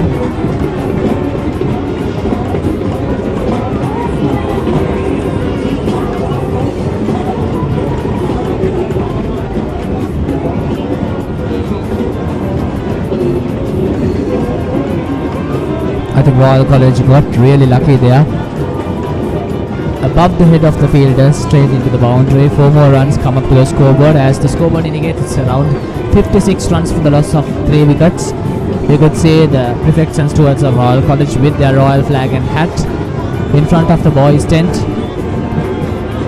Nathan Caldera from Vidya Mouth End with his spell. Once again, Ovina Abangpola playing in a defensive manner. Ovina Abangpola managing to have a score of 27 runs. I think that's a very good, not just a run count, it's a very good support for the Royal College team right now.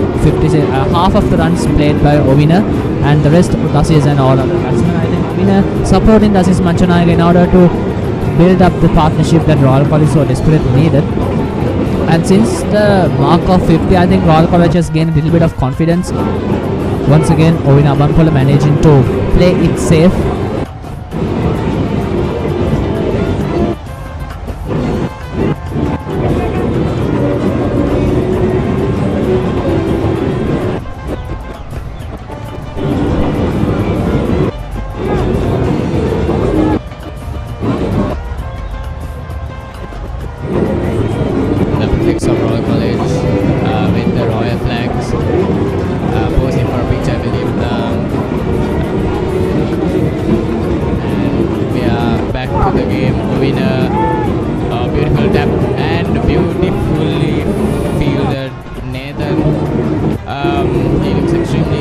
Exhausted after his bowling stint. Very good bowler, very key player for the St. Thomas team actually. Yeah, that's the end of the over. 56 for 3. Current run rate is 3.29.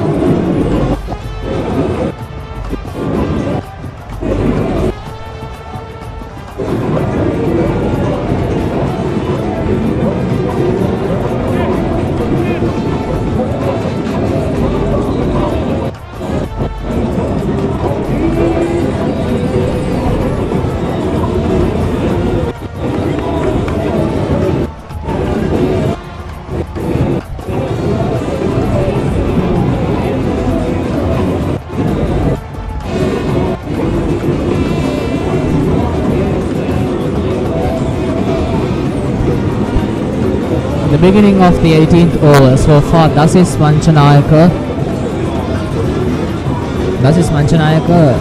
I think, doing the responsibility of a responsible captain, the man on strike, and Charuka, the man with the ball from the tennis court end, a spin bowler.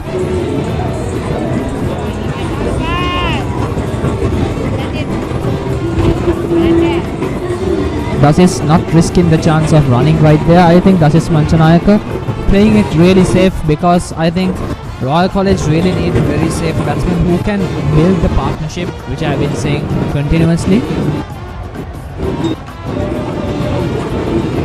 And this time down the ground, I think it's very slow, straight to the hands of the fielders. Probably a single.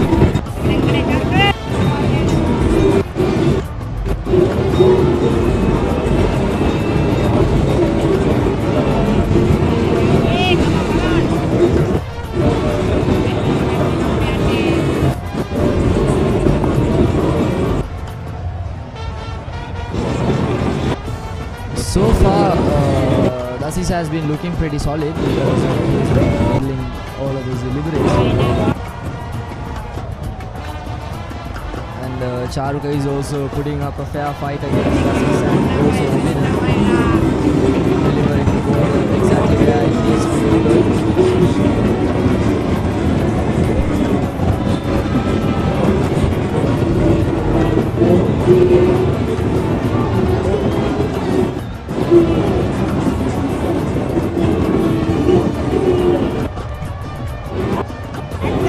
Worked it towards the onside. There is protection in the DFB wicket,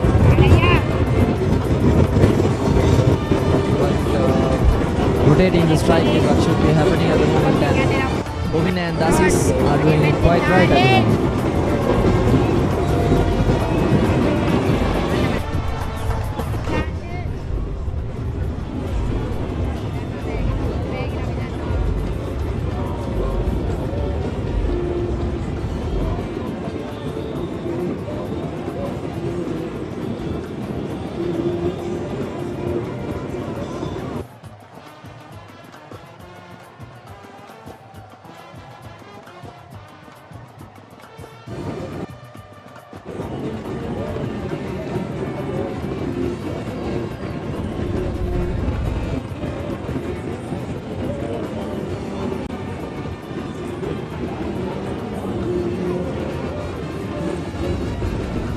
end of almost 18 overs. It's 61 for 3.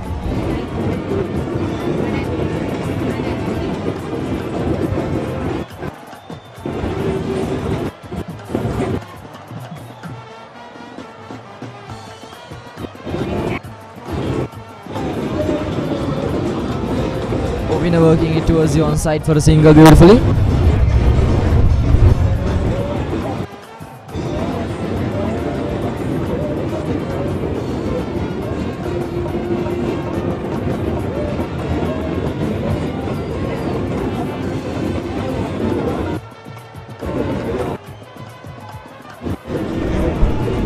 Royal College, I think in some way back in the track we could see three three Thomians, I think most probably prefects, with their waving flag of black and blue, having back the boys tent fun. I think the atmosphere right now with the boys tent available and the spectators available is very spectacular and gives the adrenaline pump to all the cricketers, as well as the spectators also enjoying the cricket match, giving back the vibe of a Rohito which we desperately missed. I think comparative to last year, this year is having the hype very much.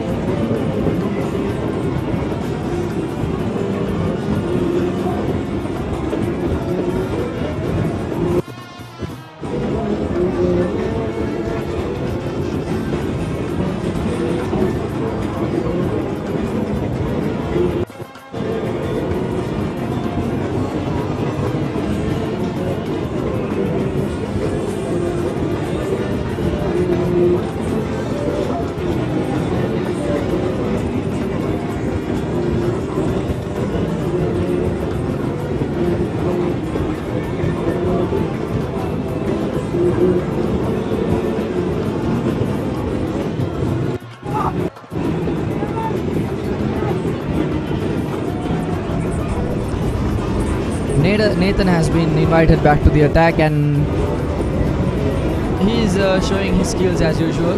Even that delivery, it was beautiful outswinging delivery.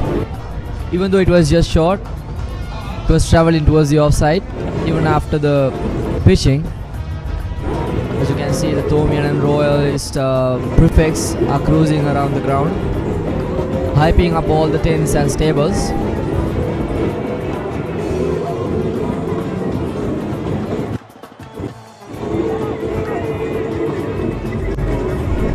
Another beautiful delivery right outside the off stump.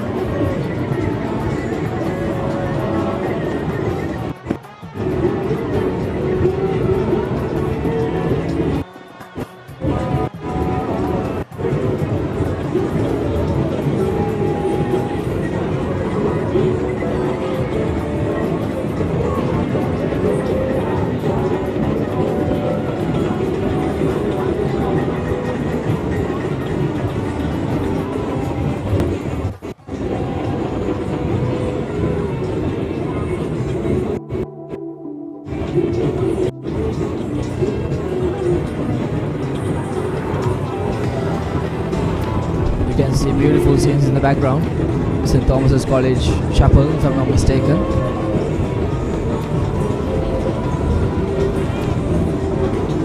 I should mention as if the aesthetic of the both colleges' architecture are immaculate. They are from a golden era of architecture, and as a future civil engineer yourself, Asif, I bet you can learn a lot from those architecture and the beautiful aesthetic. Pretty sure the architecture during the 1800s and 1700s has been having the vibe of a little bit of Dutch and English. I think both this college has that, and also this looks like both these colleges look like having a small military look with a little bit of a fort look. I think that's with the abbreviation that we use right around the fort. I think both these colleges have immense architecture that has been derived in a very non-Sri Lankan way back when Sri Lanka was a colony of England.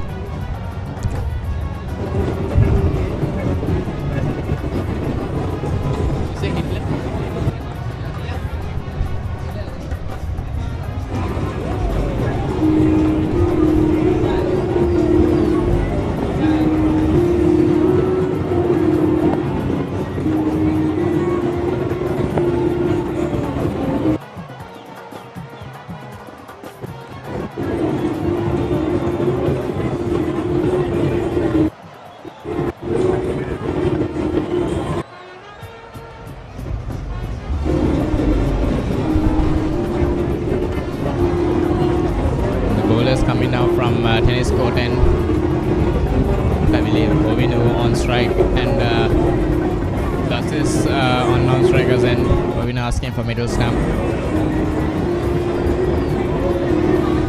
We are approaching lunch. I believe less than 20 minutes left for lunch. So I'm excited to see. I'm looking forward to see how the two teams are going to perform after they have rested up, after they have had their lunch, because now they've been playing for hours straight. They are all exhausted. So yeah, we can only wait and see. It can go both ways. You can either keep your form and regain your energy and come back to the field, or either you can cool down a bit too much and let go of the grasp you had in the middle of the field before the break. So it's in your mentality how you're gonna implement the break to your advantage or your disadvantage. Yeah, yes, Suarez. Your calves locking up is if you don't warm down and warm up properly before and after the break, your calves can lock up, meaning they won't be able to run or do any exercise as they are at the moment.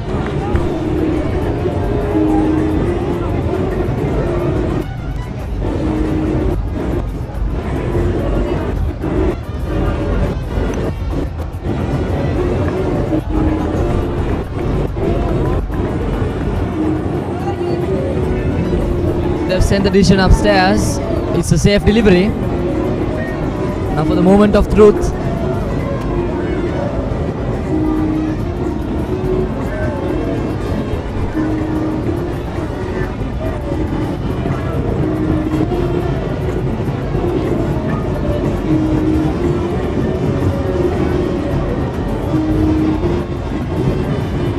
That was pretty clean from Akash. The umpire is waiting for the decision. It's a huge red glass. Yeah, it's pretty clean. It just nicked off the bails, and I think it's game over for Bina Banpola, who has been putting up a fair fight against the Thomian bowling attack.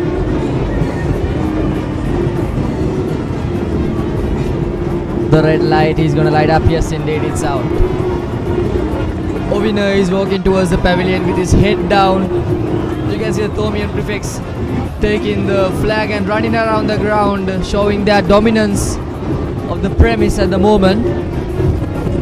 Once again, Royal College back in the pressure with a scoreboard ticking off. 63 runs for the loss of 4th wicket. Ovina Abampola being the man who has scored so far, having a solid 30 runs, managing to save his wicket and making sure that he gives this immense support in order to give a fight with the captain, but now he has to walk back to the pavilion. Ovina Abampola lost with a run score of 30, and here comes the new man. This is not looking great for Royal College at the moment, and by the looks I think it's Ramiro Pereira who is walking into the ground to join Dasis at the crease. He's also a pretty talented young batsman who is at the age of 16.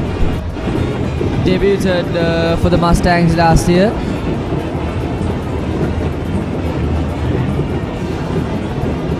Dasis looked pretty tense before the fall of Ovina Abampola. Now he's looking once again a lot stressed out.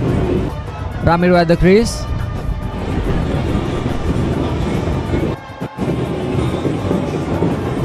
Taking a look at Ramiro Pereira's statistics, he has played total of 12 matches with an average score of 22.79 with a highest score of 85 and a total runs of 319.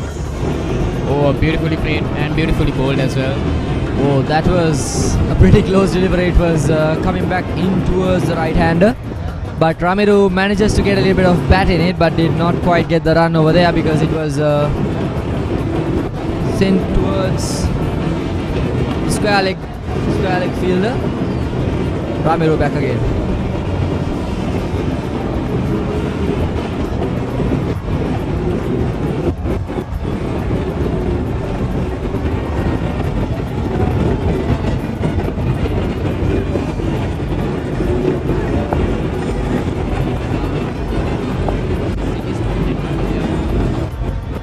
Oh, what a delivery. And well played by the Hisman Shanaga, right in the middle of the bat. At the end of 20 overs, 64 for 4.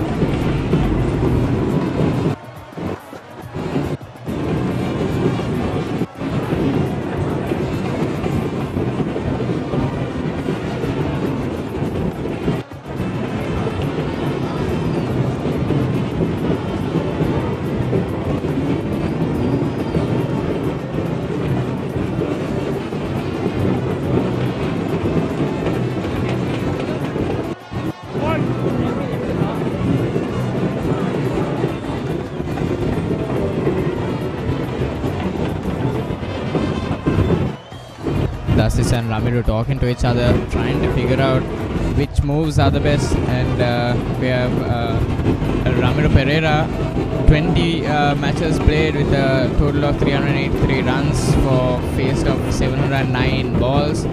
250s in his career and average of 22.50 and a best of 85 runs. He's also a right-hand top-order batsman and right-arm leg spinner, and he's a very good fielder as well. So I know I said that Ovina and Dasis was, exactly that they were the go-to partnership, but I'm gonna change my word. It's probably gonna be Ramiro, but I mean every single player on the team has worked hard to get here. Days and days of practice, like morning to night practice, tons of hard work, hours of hard work, all comes down to this. One of the biggest encounters in the world. Not only Sri Lanka is watching it, but even people from other countries, not only old boys, but people from other countries, actually probably national level. Oh, and there's a beautiful shot all the way to 4. Nicely flicked down towards the leg side, and there was not enough protection on the fine leg to stop that. Ramiro managed to get that towards the boundary. Beautiful stuff from Ramiro. And it was poor bowling from coming to as well. It was way too down the onside.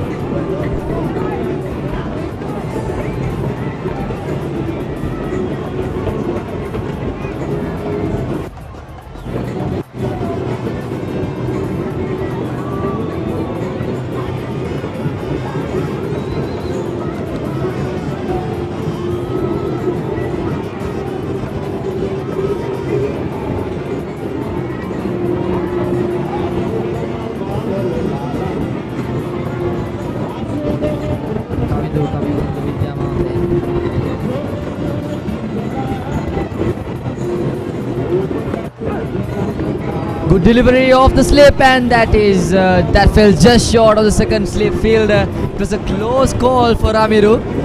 There was nothing that he could do about it either, because that was a very good delivery just outside the off stump, full enough to get the thick edge of the Ramiru's bat. It was a close call. It fell too short for the slip fielder to grab it. Oh, I mean, he could have, but it should have taken a lot of effort to hold on to that catch. But that was a good effort from the second slip fielder. Pretty disappointed looking bowler over there. Way towards the onside tower. And he was trying to go wicket to wicket, but he failed in that attempt.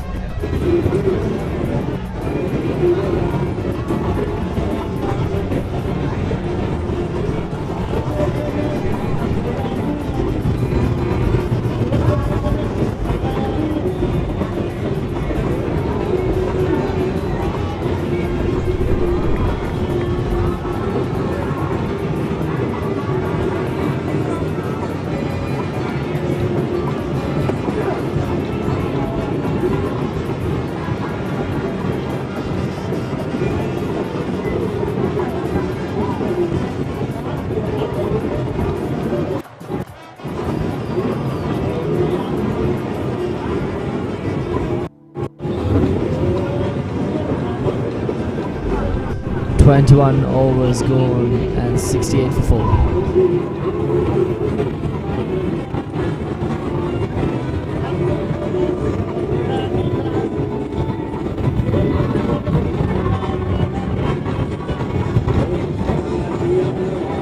The one and only Royal Crest.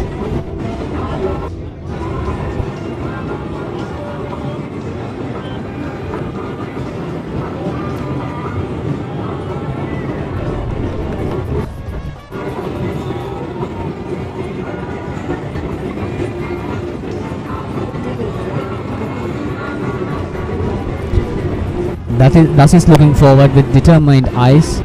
Thus is the man on strike. Akash Fernando back with his spell.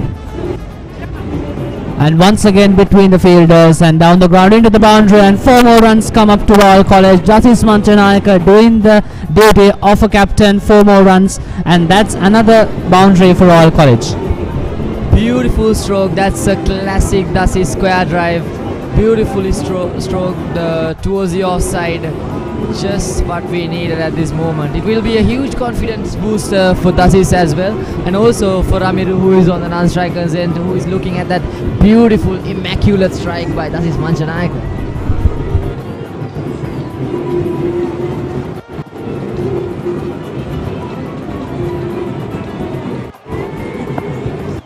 We are seeing Dasis Manchanaika getting fired up, and after the lunch break, you might see him, Dasis Manchanaika prime, and another beautiful shot goes to get their single. Yes, one single on the board. Dasis Manchanaika shaking his head. You could say from the look in his face that he could have made more out of that poor delivery, but he could just manage to flick it down towards the fine leg. You could see that he was disappointed in that shot, isn't it?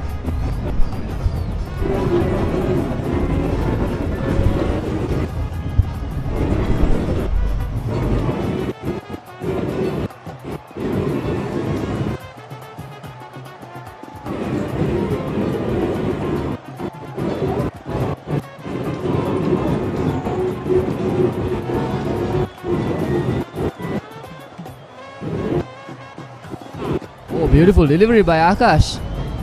Coming into the right hand batsman there, but Ramiru manages to play it right in the middle of the bat. Pretty confident stuff.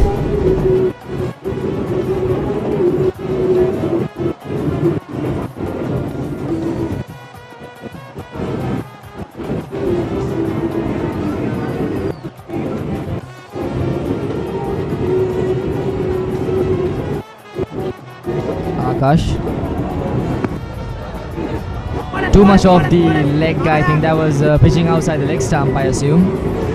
A leg by is indicated by the umpire there.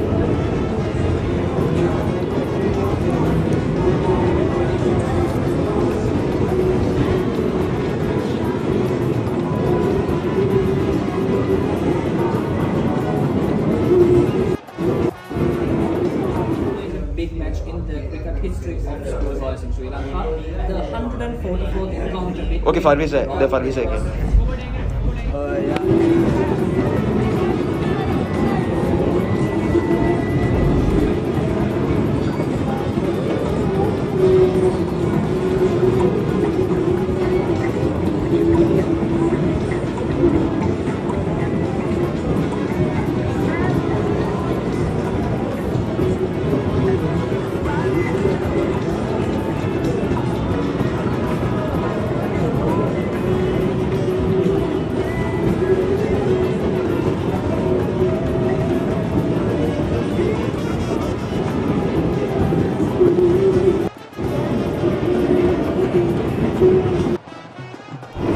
Beautiful shot down on the offside. What a beautiful strike by Rami Rubera over to the boundary. Reminds me of Babar Azam, the technical masterclass, that shot. Beautifully middled of the front foot, confident stroke, and over to the boundary it goes. Boundary after boundary given out by the Royal College batsman. I think exactly what Royal College need right now. A few boundaries down the ground, and it's the end of the 22nd over. As the scoreboard indicates, it's 79 for the loss of 4 wickets so far. That is Manchanayaka 23 from 30 deliveries, and Ramiro 11 runs scored out of 11 deliveries, having a current run rate of 3.59, a very manageable way that Royal College has scored so far. But comparative to how they have played in the first few overs, I think Royal College is in a much better situation comparatively. 79 for 4 lost.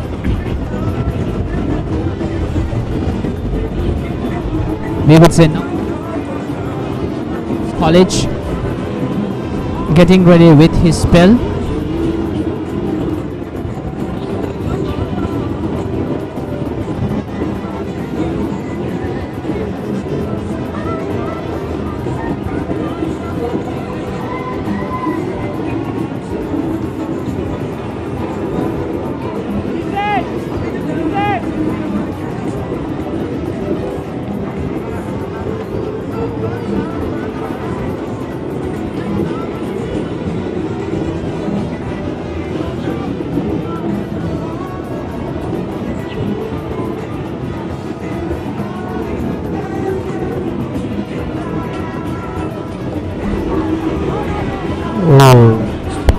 Attempting the reverse sweep there, the keeper went for an appeal for an LBW, but I hope it was not.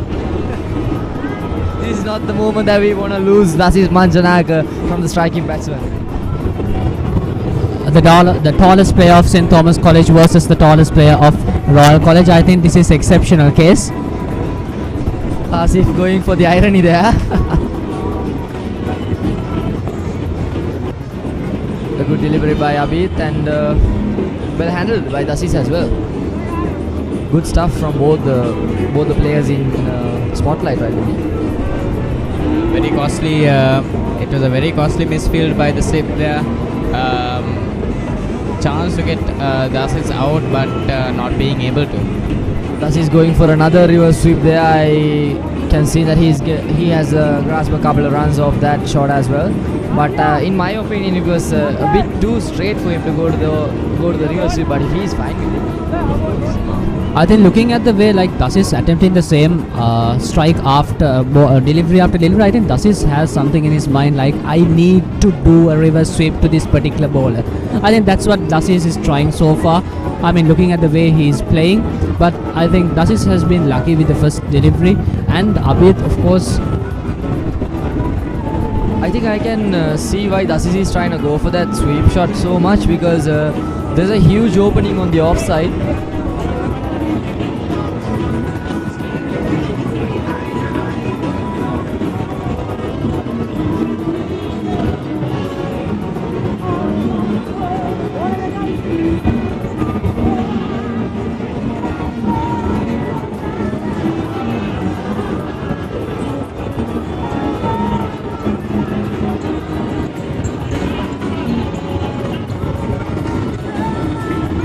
As I was saying earlier, there was a huge opening on the offside. There was no sweeper cover. There was no cover region covered up. by the Thomians. So he was trying to go for that open probably a couple of runs, or if it was strong enough, he could have swept it all the way to the boundary as well. But considering his attempt there, I think he's trying to fall right into the Thomian trap, because they have opened that region for a reason, and they are trying to wrap Dasis up with that offside attack. Smart enough to leave that alone, Ramil. And of course, we could see for Dasis and Ramiro, there's a different field setting for each and every batsman. I think that's a very good strategy played by the Thomians. After all, they are not trying to lure Ramiro into the same trap that they have lured Dasis, which we could say that Thomians are desperately trying to have Dasis out of the field right now, because at this point, Dasis has already been some sort of stabilized with his spell with the bat, having a few boundaries back and forth, and then Ramiro already giving him the support.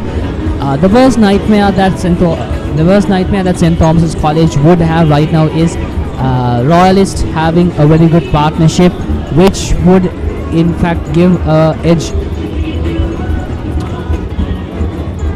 in the rest of the match. And there comes the lunch break. Royal College 83 runs for the loss of 4 wickets.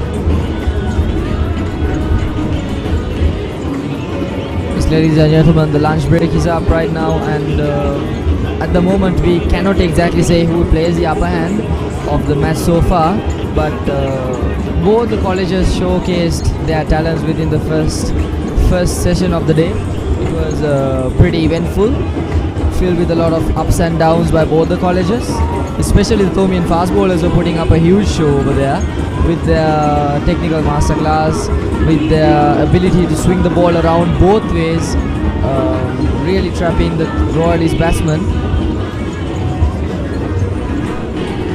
I've just got a feeling, it's one of those feelings where I'm pretty sure Das is gonna come well rested and ready to smack the ball out of the park. It's safe to say that him and Ovindu and even Ramiro,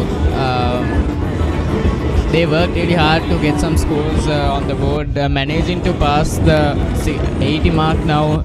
I'm confident we'll be able to reach the 100 mark without having to lose a wicket. So yeah, that we can only see after the lunch break. So yeah, I guess we'll see you again after the lunch break. See you again after lunch, ladies and gentlemen, and have a great break, and don't forget to come back to catch the live action through Merc Live. Enjoy your break. Thank you.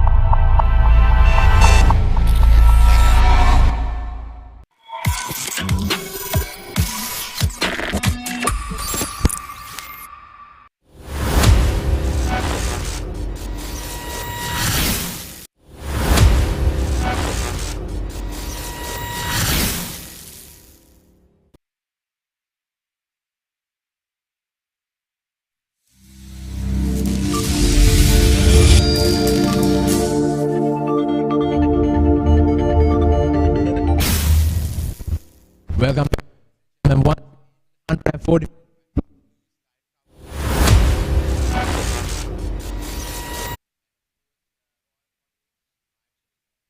Situation, aren't they, Faris? Yes, Minidu, at the moment they are in a very crucial point where they have lost, we have lost 4 wickets for 83 runs at the end of the first session. As I said earlier in the pre-match review, Minindu, the first bowling team will have the upper hand in the game, and they did. St. Thomas College showcased brilliant masterclass of fast bowling with swinging the ball either way and taking the most out of the pitch conditions and the humid air and the settled and the most informed bowlers. They were showing their talents at the very best levels. And what do you think about the Royal standpoint at the moment, Minidu? Well, actually, talking about the Thomian perspective, then the toss actually went in their favour, and now they have capitalised on that situation. They've used it really wicket. They have used it to their advantage, but the Royalists, they haven't really come up. I mean, whenever they try to get back into the game, whenever they try to get a partnership stabilized, they couldn't, because the Thomians always interrupted them. That's what I think the Royalists were lacking, because none of them stepped up to create a partnership with the non-striker batsmen. So I think that's a turning point in this first session itself on day one. And also, when I was looking at the bowling performance of the first few overs, where Nathan and Kavindu, all of the fast bowlers were showcasing their skills, looking at some deliveries, I was like, there's nothing the batsman could have done there, you know. Some balls just flew past the off stump where, for example, Ovina was batting. So some deliveries were just flying past his outside edge. He was so lucky not to nick one of them, but they were like beautiful spot on bowling. Like, I was like, there's nothing Ovina could have done there. And even for the Sinet's delivery where he got out, it was brilliant. Perfect from Nathan. It was a brilliant in swinging fast ball towards the pad. It was thrashing in. So Ovina, of course, being a natural left-hand batsman himself, he just brought his forward leg across the line, and he was just too late to get it off and get the bat on the ball. So it was brilliant. And but right now at the moment, Ramiru and Dasis are looking a bit settled, because Ramiru showed his technical masterclass by sending a couple of balls on the offside to a beautiful boundary. So do you think we have what it takes to like recover from this situation, Minidu? Well, I can actually answer that by looking at the two batsmen who are actually in the middle. If you take Ramiru Pereira, he was a good batter. I mean, he was able to build a good partnership during the last year's Battle of the Blues when Royal was in a dire situation. And if you take the other batsman, Dasis Manchanayak, the captain himself, he is one of the most prolific run scorers throughout this season, and he's of course the highest run scorer for Royal as well. So he's got what it takes. He's in form, so he has to bring this form on a decisive day like this. This is not like any other seasonal match. Alright, this is the tradition. This is something that every schoolboy cricketer dreams of, playing for his respective school, playing for that big match. And of course, I'm pretty sure that's running through his mind already. Whenever he goes into the middle, whenever he feels. I mean, I think not just him, all the 11 players. I think it goes through their minds. So, but they have to work for it. They have to take up responsibility and they have to build it up. But right now, Dasis is looking well. He's playing the captain's role, and Ramiru, what he has to do is accompany him and let him be comfortable in the crease. Do not try to pressurize him. Do not let him put pressure on himself, because otherwise, then of course we'll see another nail in the coffin for Royal College. And just like you said, Minidu, I would like to pinpoint that one sentence you said. This is not any other seasonal match. This is the big match, and this is the Rohito, the biggest big match in Sri Lanka, and the biggest stage where a schoolboy cricketer can shine, of course. So the situations are going to be very different from the seasonal matches that our boys performed very well at this year. And I think they should adjust to the situations as soon as possible, because this atmosphere we did not have for the last 2 years. So this is entirely new for the current batch of players. So even though we are pretty excited to look at all the crowd and the music and the cheers, the players, I don't think they are quite enjoying the atmosphere right now, to be honest, to be brutally honest with you, you know. So sometimes I could see really when Dasis was batting and Ramiru wanted to say something to Dasis Iyer. In a normal seasonal match, he would have just gotten what he said.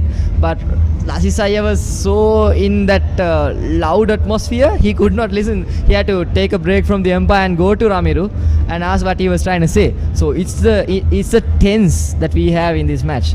So I hope our boys will adapt to the situation as soon as possible. And that was our take on the current standpoint of the Rohito, the 144th Battle of the Blues. And what do you think, Minidu, as the final comment you have to add in this mid-game? Well, I know everyone's having a hard time these days, and you might have please do come, because see the ground here itself, and we can see the ground here itself, and the people are walking around. We didn't see this actually. We didn't see this for the last 2 years. All right, the flags are going up, and the prefect's council of the stewards and everyone, they are walking around. The fans. I mean, this is just absolutely amazing. The players are on a different world, because that's okay, because that they are focusing on the game. But right now, as a spectator, we actually focus on the lot of the people here. But like I said before, if you have time now, we have 3 days of action. Hopefully we have 3 days of action, and yeah, so if you have time, there are 2 more sessions to come, then please come down to SSC and enjoy this lovely atmosphere along with the game here, and of course you might be able to witness some good action in the coming few hours. Yes, ladies and gentlemen, so that was our take on the current standpoint of the Rohito. So up with the live commentary and have a good break. Thank you very much.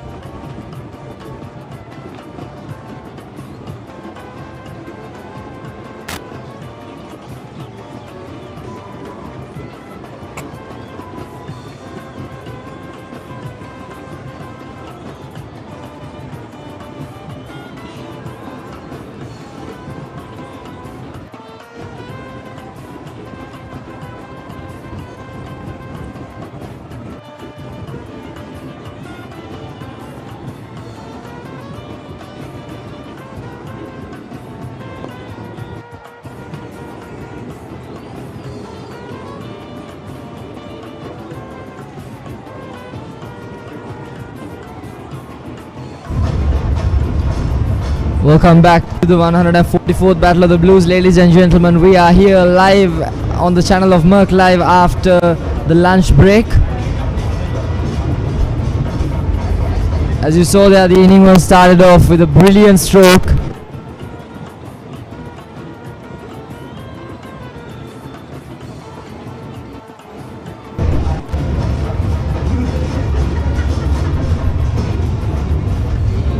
Oh, that was close. That was a good delivery by Kamidu. Just outside the off stump. That is Panchana.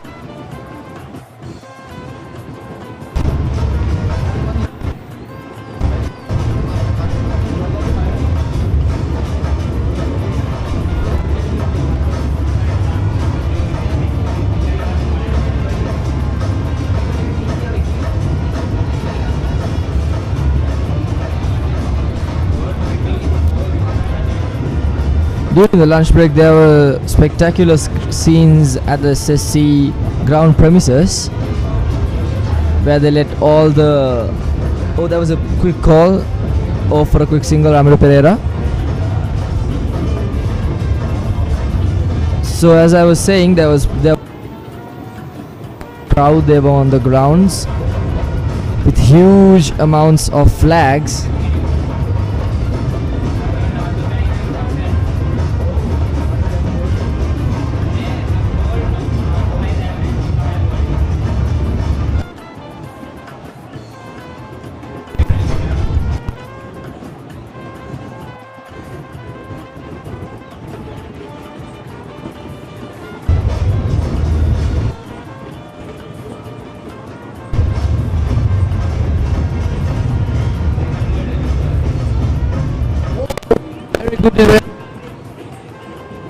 Ball. The umpire was quick enough to grab the position.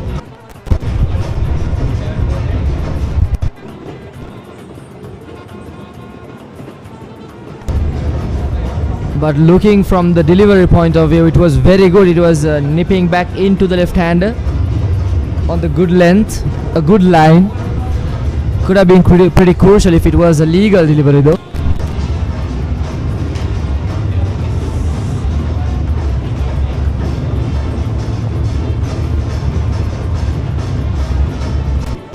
Quick flick on the onside.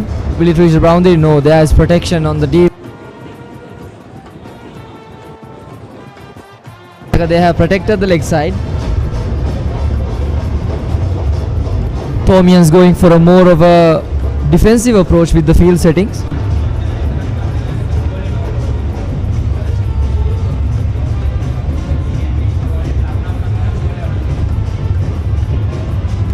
So there's a special guest on the commentary box, Ravita, one of my dearest friends who is a senior compere at Merc Live. So he came over here right from the boys tent. So Ravita, how was the atmosphere over there? Tell me about that. Oh, Favis, the atmosphere at the like we are coming here after for 2 years, 3 years of lockdown and all of that, and finally we have the chance of like the boys cricket team had the chance of performing in front of the crowd, and this is what we call the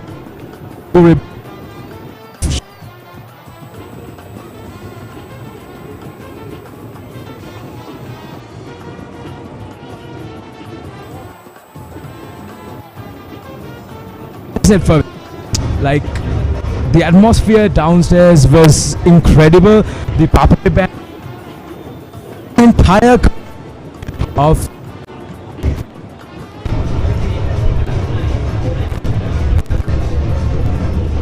yep, we had a small technical difficulty over there, but anyways the atmosphere over there was for us, I don't know, it was good.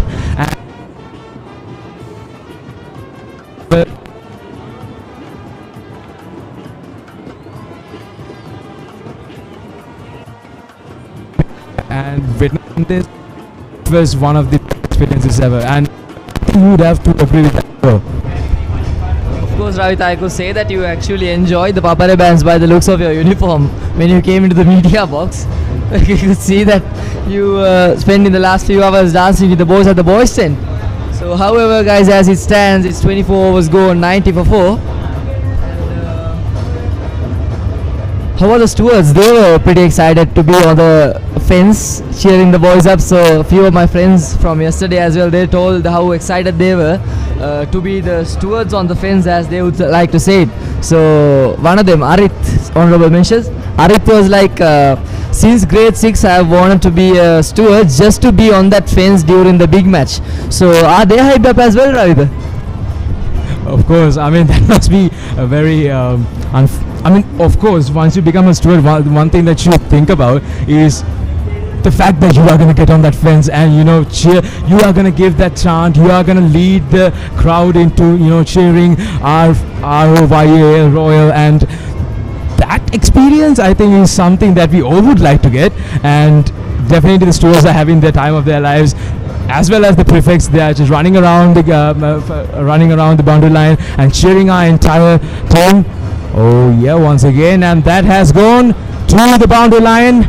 Once again, here we have some good shots from the captain, Dasis Manchanayaka. Him together with Ovina Ambonpala was able to bring this entire innings to something of a better standard and stabilize this entire innings, right, Favis? Exactly, Ravita. We have to mention the contribution that Ovi gave at a crucial moment of the game. He hung on for 70 odds deliveries along with Dasis Manchanayaka, giving him enough room to get settled down. So Ovina gave a huge contribution for where as we stand at the moment. And right now Dasis is looking pretty good alongside with Ramiru on the non-strikers end. Oh, that was a good delivery. Attempted Yorker, but Dasis was quick enough to flick it towards the onside and to grasp a single off of that delivery. Oh, I beg your pardon, it was a double. Good stuff from Dasis so far. Do you think the game-changing batsman for Royal College, Ravita? I think that he has to be because some of our most experienced batsmen weren't able to perform up to the mark, I would say. But however, like, of course we had the second innings, but we have to make sure the Royal College batsmen have to make sure that they get the maximum usage of the first innings and set a target towards the Thomians that they can defend, and afterwards go into the second innings and go forward with winning this match definitely and bringing back the shield. Yes, once again, and that is Dasis Manchanayaka. That is the scenery, that is the experience of Dasis Manchanayaka playing up. This is, I think, his fourth big match that he's playing, and of course in this season itself. Oh yes, and once again another milestone for the Royal 100 for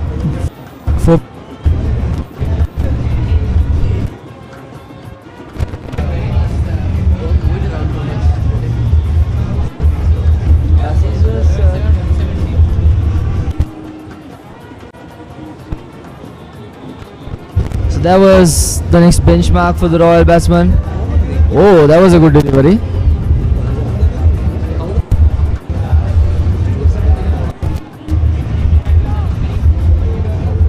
If you saw the last shot, he was super innovative over there. He saw the gap in between the slip region and the point region.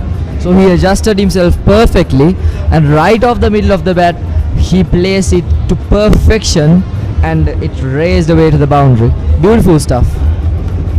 Nathan Caldera once again with the ball. A decent delivery that, but Dasis Manchanayaka was good enough to place it for a single and to rotate the strike. This is 25 overs and 100 for 4. And the run rate, as Kevan said in the earlier session, has rose all the way for 4.04. Oh, we can hear the cheers going on in the background. The rows are huge, ladies and gentlemen.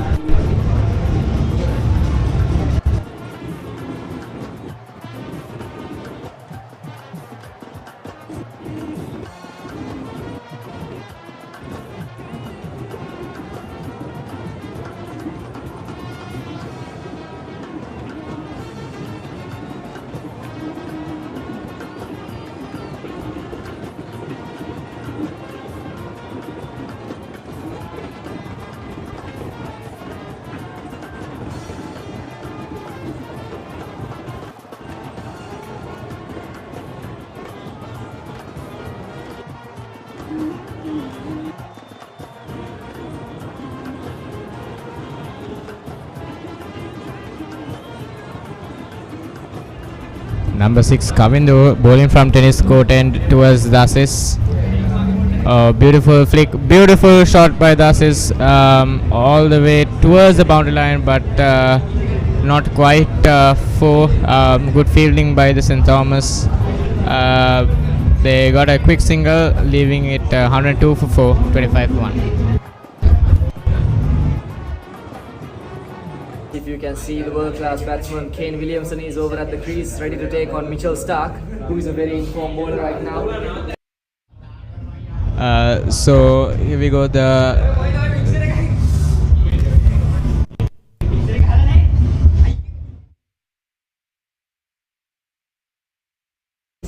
Big match in the cricket history of schoolboys in Sri Lanka. The 144th encounter. Okay, Farvi second. Yes, if you can see, the world-class batsman Kane Williamson is over at the crease, ready to take on Mitchell Starc, who is a very informed. One of the best bowlers out there. Good leave.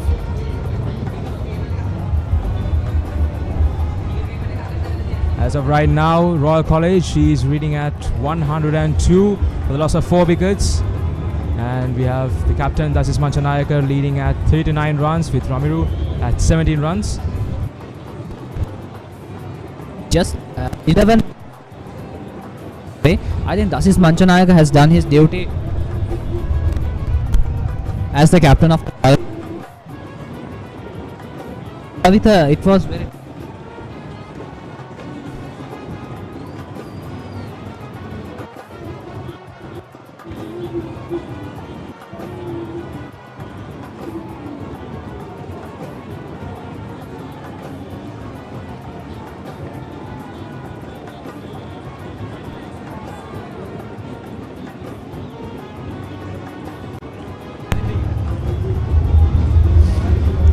So as I was saying, until Dasis Manchanayaka came, I think Ravita, the situation of Royal College batting lineup was actually not in a very satisfactory level. I mean, the most anticipated part was where Sineth got out. I think everyone expected more from Sineth Jayawardene since he's a national player and all.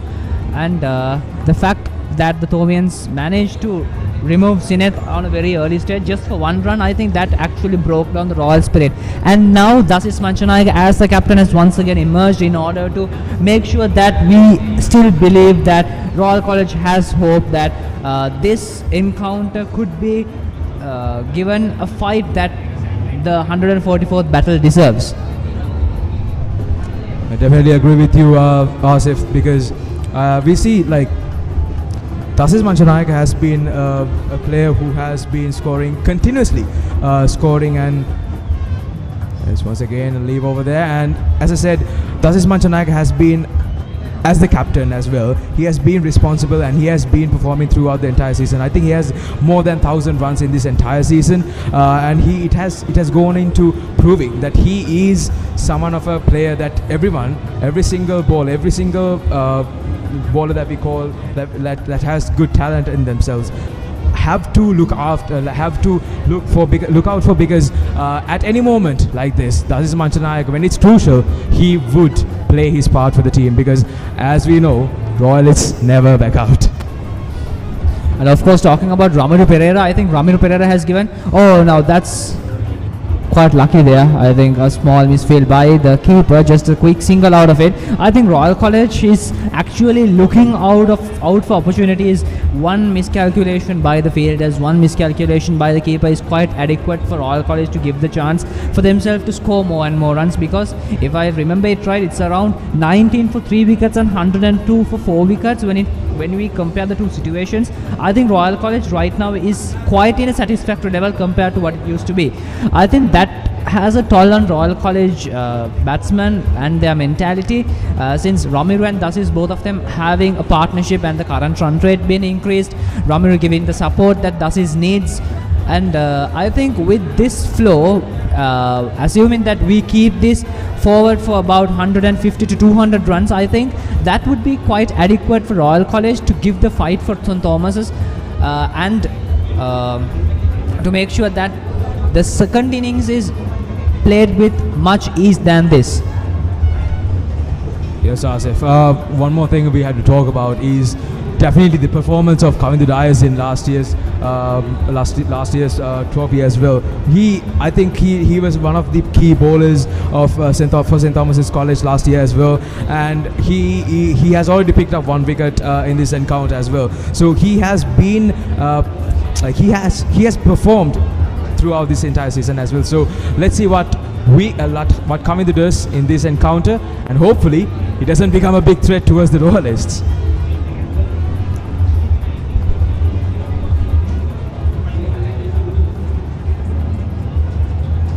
As the scoreboard indicates, it's 102 for the loss of 4 wickets.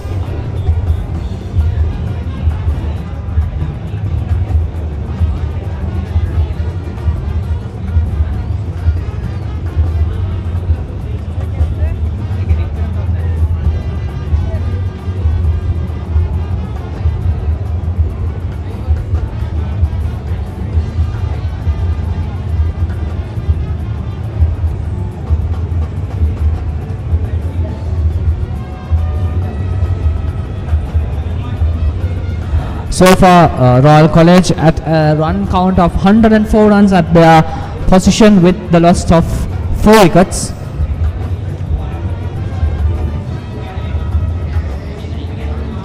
(26th over going on so far. We could see Dineth managing to break down 1 wicket at the early stage of Royal College batting innings for the run count of just 23. From the tennis court end to Dasis Manchanayakar, the captain of Royal College. Dasis could be seen as a player with determined eyes. I think Dasis would do. Now that's a very good strike by Dasis, a very strategic point, but the Thomians have already placed the field right there. We could witness that Thomians are giving the Royalists the fight for their life when it comes to the field of cricket. I think from the history of both the schools, especially the 144th Battle of the Blue, so far all these years the Battle of the Blue has always been competitive. It's not a secret that it has been the best battle amongst the school boys cricket encounter. Oh my God, what happened? That's a high appeal by the umpire, but the umpire seems not very interested.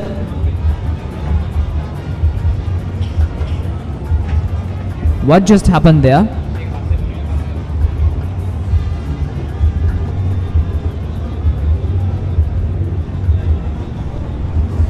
I could see there is some sort of a discussion going on.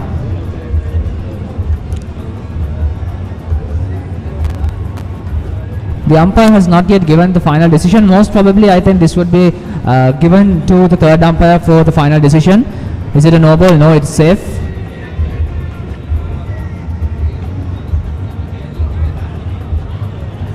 Both the teams looking forward to see what just happened. Is it going to be a stump?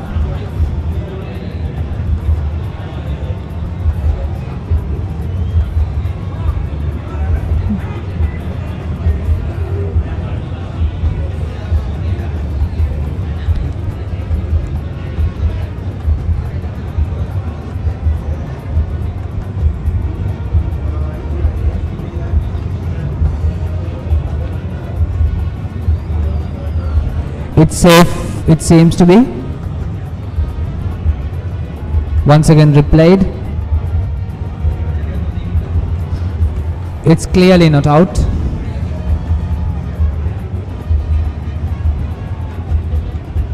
So Royal College once again is safe, waiting for the final decision of the umpire.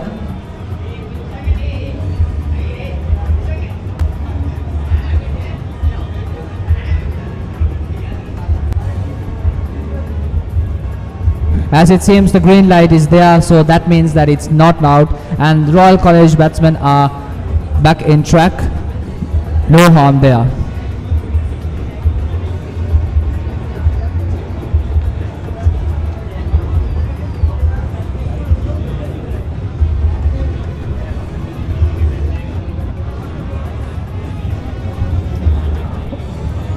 Once again a very slow delivery.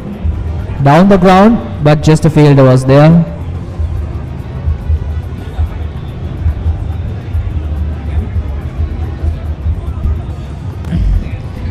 The Royal College batsmen ticking their scoreboard slowly with 1 runs and 2 runs, couples and singles. 107 as it indicates for the loss of 4 wicket. I think this is, since this is a 3 days match, we don't really need pace. We don't really need a big run rate. We just have to make sure that there's a partnership and that partnership is maintained. We need consistency amongst the batsmen.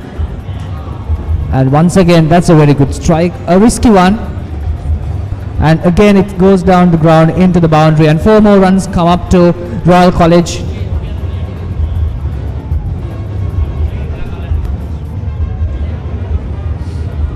But must appreciate the sportsmanship and the athleticism of the St. Thomas field right there.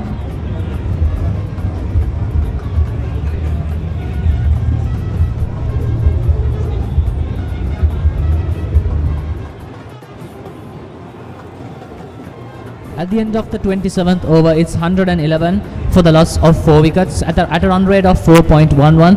Dasis Manchanayaka, the captain of Royal College, 10 more runs required in order to have his half century.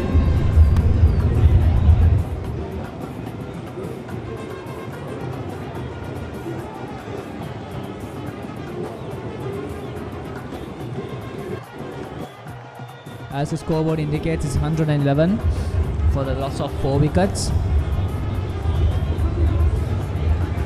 We could see the batsman 24 Ramiru and Dasis Manchanayaka 40.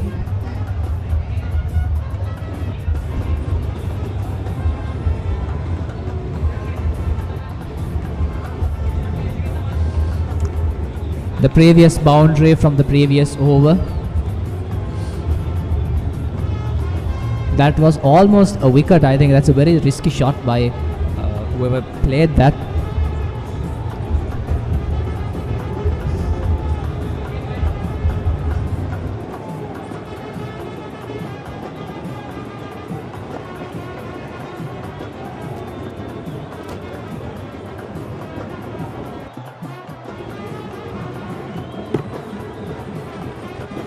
That's a close call. Is it a wicket? Now that's a very good target hit by the keeper. And the umpire gives it for the third umpire. Now Dasis Manchanayaka is actually asking why third umpire. I think the umpire himself is not so sure.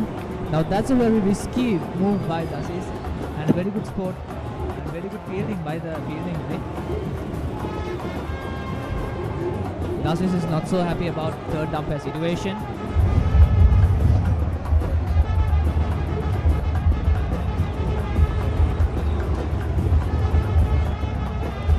The discussions are happening as usual.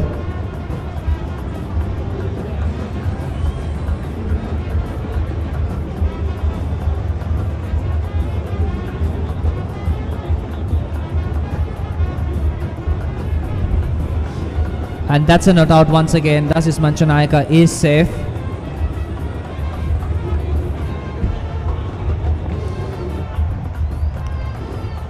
Ooh, that was a close call. A very good delivery by Akash Fernando.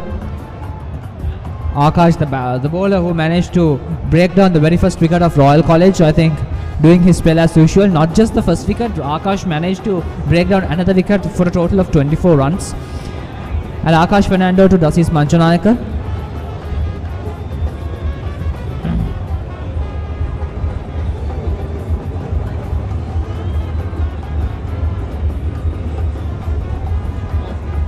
Once again the replay of the previous ball.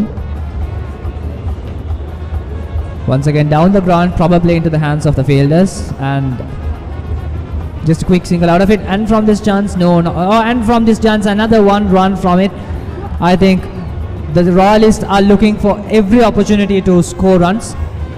A couple of runs from the previous delivery. I think Thomians should be a little bit more careful with their fielding unit. I mean, actually Royalists are looking forward to all these loopholes made by Thomian fielding units. I think that is a mistake that Thomians has to make sure that it won't happen again if they want to break down Royal College innings at a very early stage. But so far the advantage is mostly unbiased for Royal and Thomas. The situation is quite. Once again, it is just a defensive shot. A very good work by the fielding unit, as I was mentioning previously. The situation is sort of stabilized the Royalists compared to what it used to be. And the Thomian bowlers are a little bit annoyed with the stabilization of Romero and Dasis's partnership.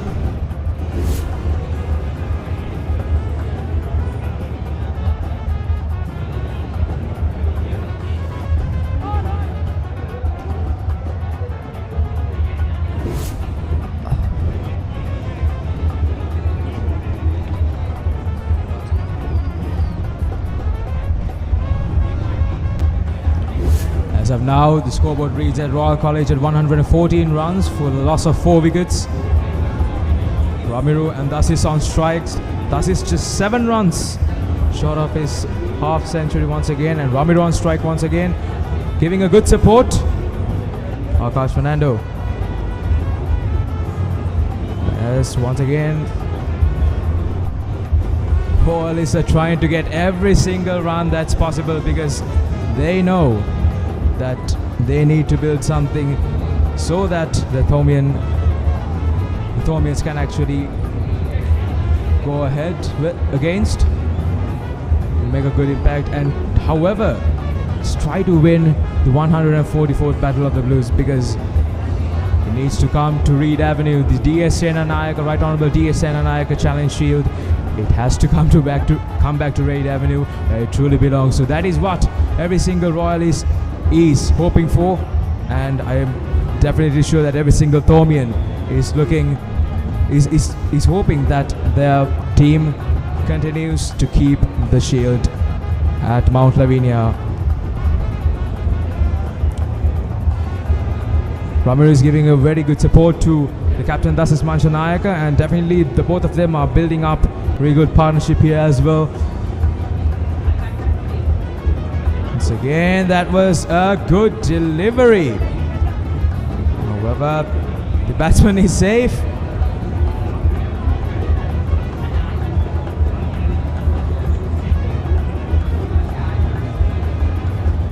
The atmosphere here at the SSC on the first day itself is amazing. Then it once again.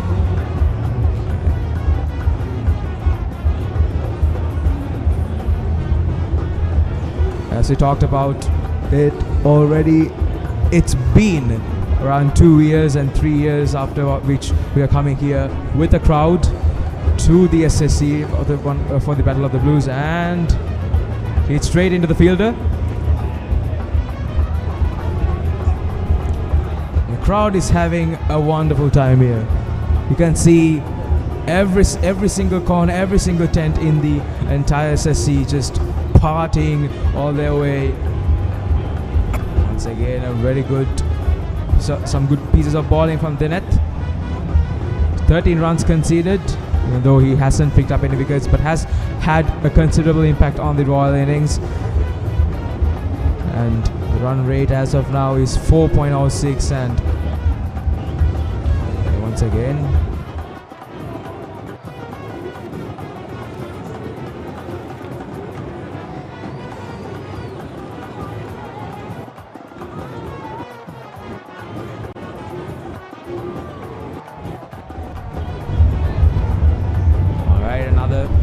sweep over there, and will it go for no, straight in the fielder, covering the Dias,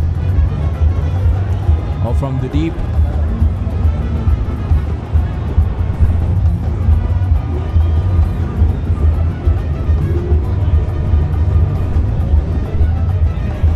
Asif, it's pretty clear that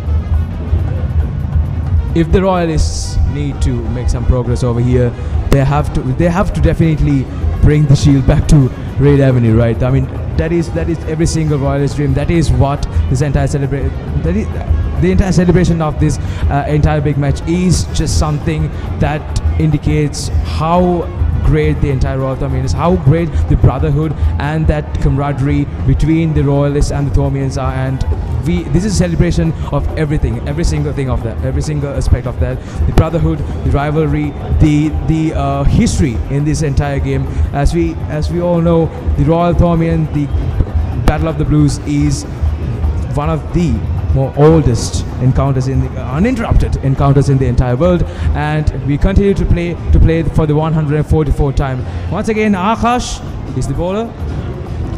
Akash has had a very impressive bowling record in this entire season, so I think the Royalists should be extra careful of Akash, and also, so Asif, I want to ask you, so definitely the Royalists need to bring back the Right Honourable D.S. Senanayake Shield back to Reed Avenue.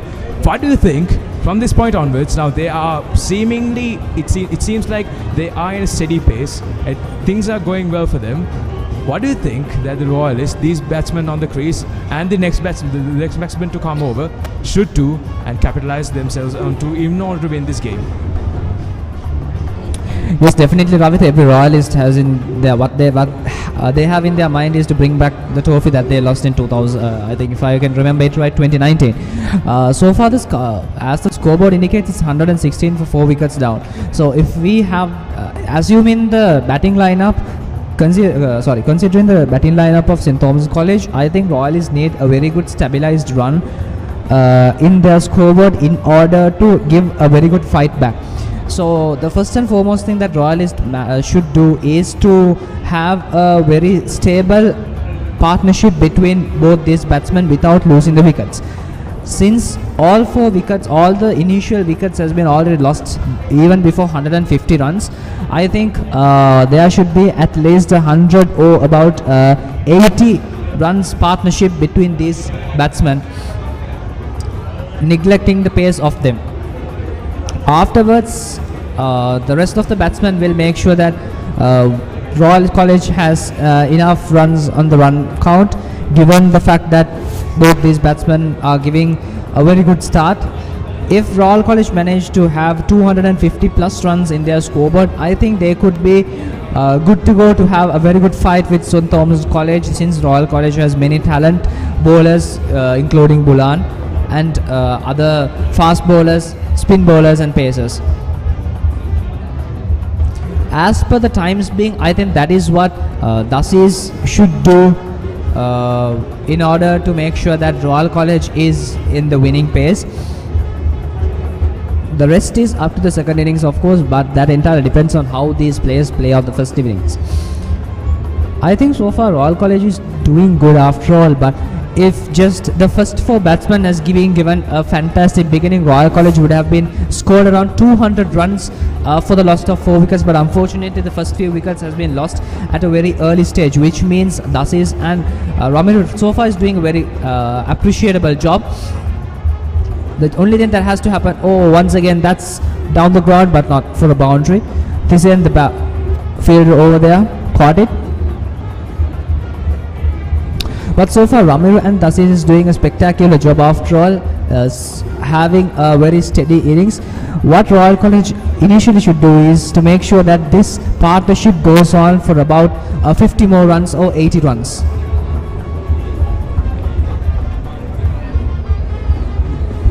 Indeed, we just need to keep the amount of wickets. Losing wickets at this moment could cost us a lot. Having a current run rate of 4 will really give us advantage for the next coming few days, as it's we're about to end the 29th over, and Das is almost at his 50 runs, just 6 runs away. We have Akash from tennis court 10 towards Ramiro.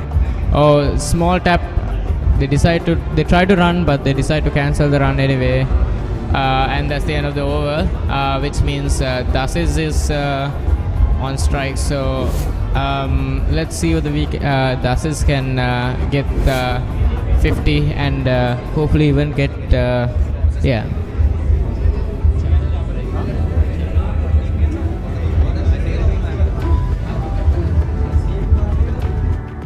as you can see, the St. Thomas Chapel, if I'm not mistaken, a lovely atmosphere outside, not too sunny and not too cloudy as before.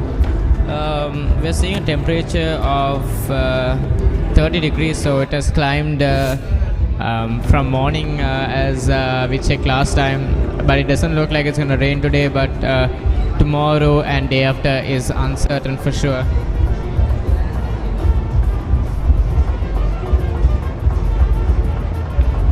Das is on strike. Oh, beautiful shot over the fielder, straight for 4. He's 2 runs short of 50. I believe he can get it to the next ball. Das is really fired up. He's now, as I told Fares before, once Das starts, there is no stopping him. So we can, like, after him getting all rested up during the lunch break, he's really putting to show. He's putting his skills forward actually. So it's Dinet who's bowling from the Vidya Mouth end, and Royal is having a very stable current run rate of 4.05 for the 30th over, and Ramiru, I beg your pardon, Dasis is on strike. Dasis is scouting around, is looking around the ground where there are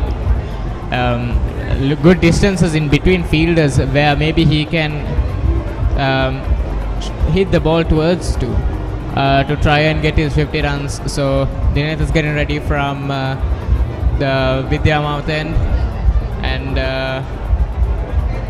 beautiful shot stopped by the fielder, and thus is not yet being able to get his 50 runs on the board as of now.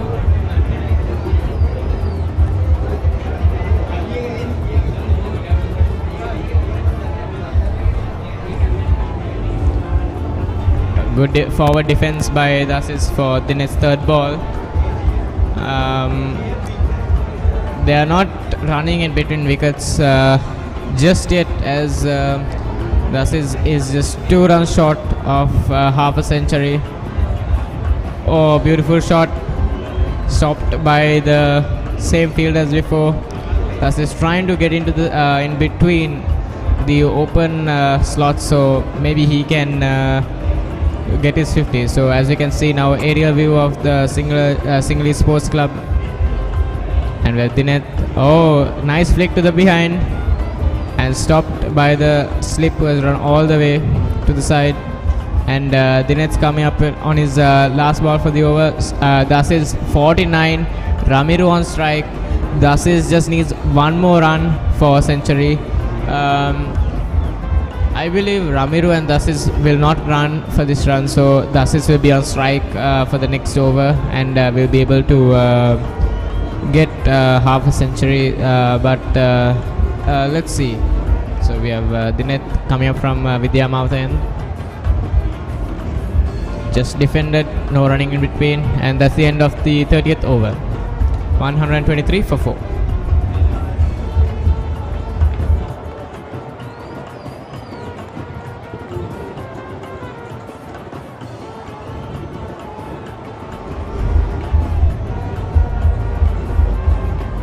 The end of the 31st over, and Royal College stands at 123 runs for the loss of 4 wickets.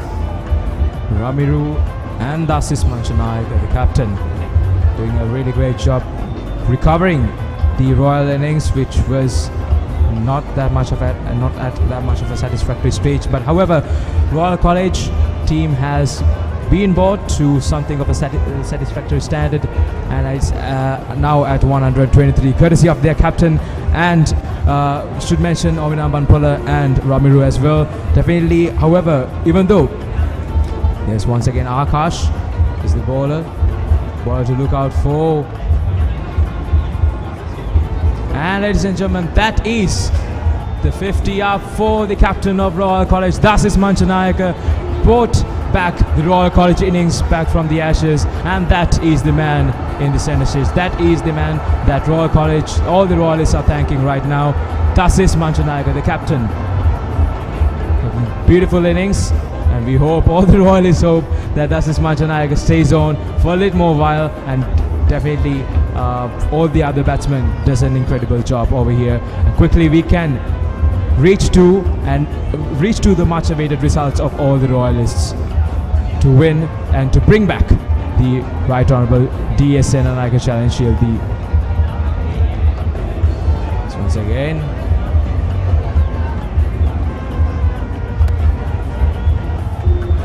this has been a good partnership between Ramiru and Dasis, and it has gone on to build Royal College into a steady standard. And also, even though the first three batsmen were not able to perform at this match, at this innings, I would like to say all these three batsmen, Sene Javadana, Uvindu Veerasekara, and that's another good flick over there from the batsman. It seems like it's going for a 4, and yes, it's raining runs here at the SSC for Royal College.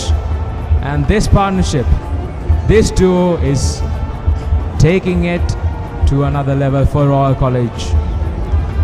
They're building up this innings slowly and carefully. Hopefully they can build it up for some more runs and definitely put Royal College back in the lead.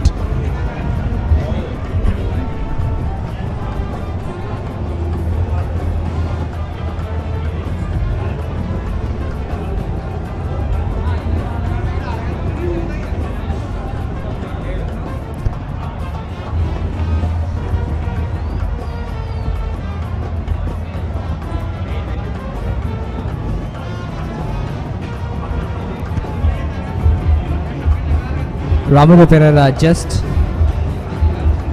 19 runs behind his half century. It would have been great if Ramiru Pereira also has a half century after all.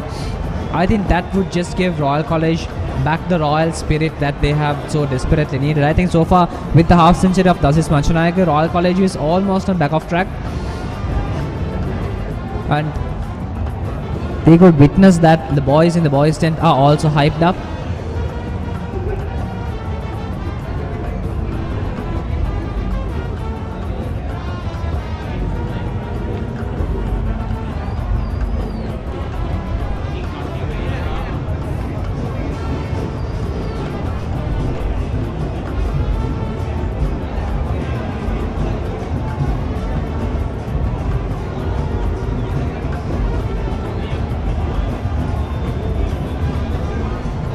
Akash Fernando once again to Ramiru.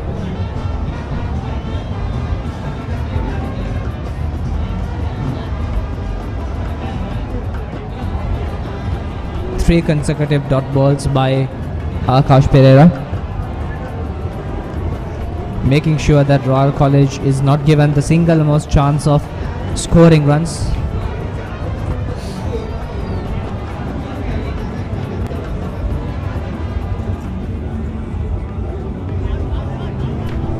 I mean, right here we can hear the sounds of the boys from both the tents shouting their respective cheers for both the schools. I think that's something that we missed last year, don't you think, Pravita? Because of course last year with the COVID and the implementation of all the COVID rules and laws, I think there's Dasis Manchanayake once again 50 runs come up to him.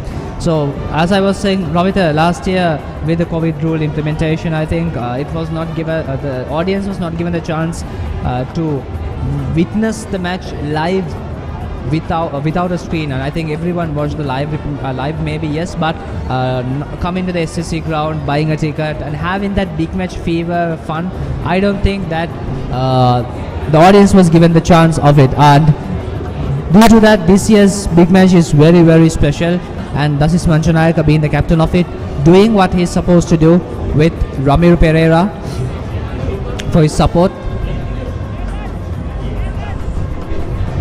Yes, Asif, the difference between the 144th and the 143rd Battle of the Blues is definitely that the crowd, the atmosphere here at the SSC is just amazing this time. Definitely it was amazing last time as well. The match was amazing, the players was amazing, and Charles Kapiris takes on the ball. And yes, as I said, Asif, like the atmosphere over here is absolutely amazing over here. The papare bands, there are multiple papare bands from all over the or in all corners of the ground. Oh, that was a chance for the Thomians. This is Manchanayaka. We don't want him to leave right now. He has to stay as much as possible. We would like Dasis Manchanayaka to stay as much as possible and continue to build up this entire to develop, to increase amount. And once again, good sweep shot, but the field underneath it. Mahit Pereira has been having a wonderful track record this season as well. From St. Thomas's College, one of the best performers. St. Thomas's College, their vice captain as well. And Royal College runs the scoreboard reading 129 runs. The loss of 4 wickets.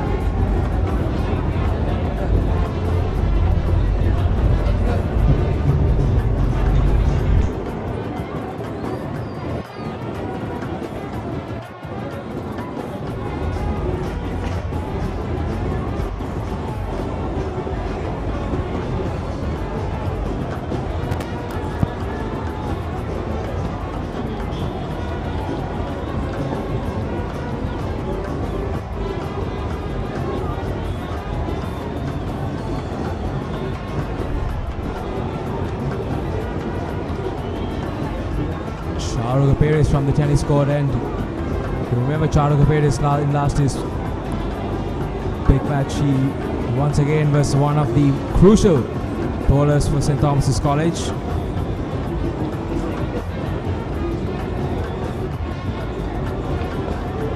And he's going for a powerful stroke, and yes, that is a 6. That is, I think, the first 6 of the entire innings, and thus is Mutanaya. We have seen a beauty. You could say that it was a powerful stroke from the instance that he hit it itself.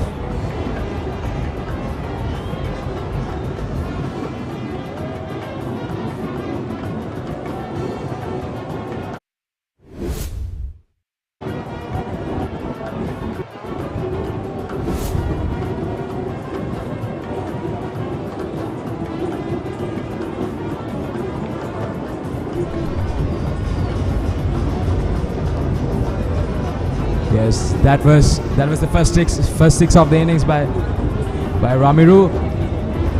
What a strike that was! I mean, from the instance you saw that, you could say that it was a powerful hit and that it was gonna go a long way all over to the boundary. So that, I think, is what the Royalies entirely need, and the boys' tents and the stewards, all the prefects are just rejoicing, are just enjoying this moment. It's the end of the 33rd over, and Royal College is now at 135 for the loss of 4 wickets.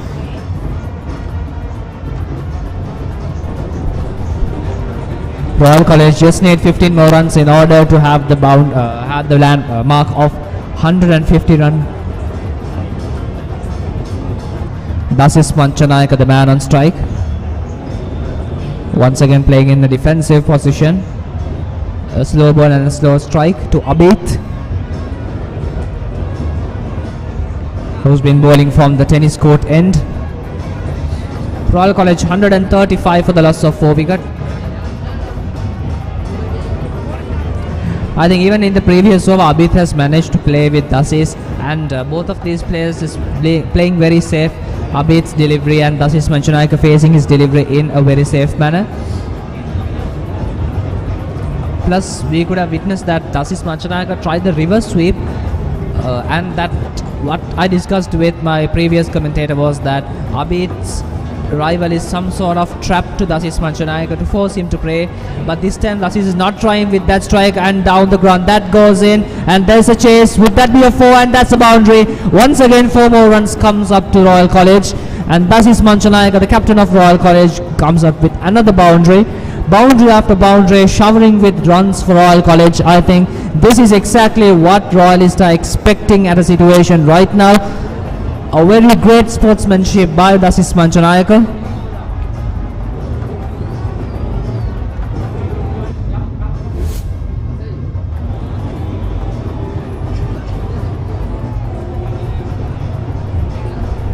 I think I remember Asif last year as well.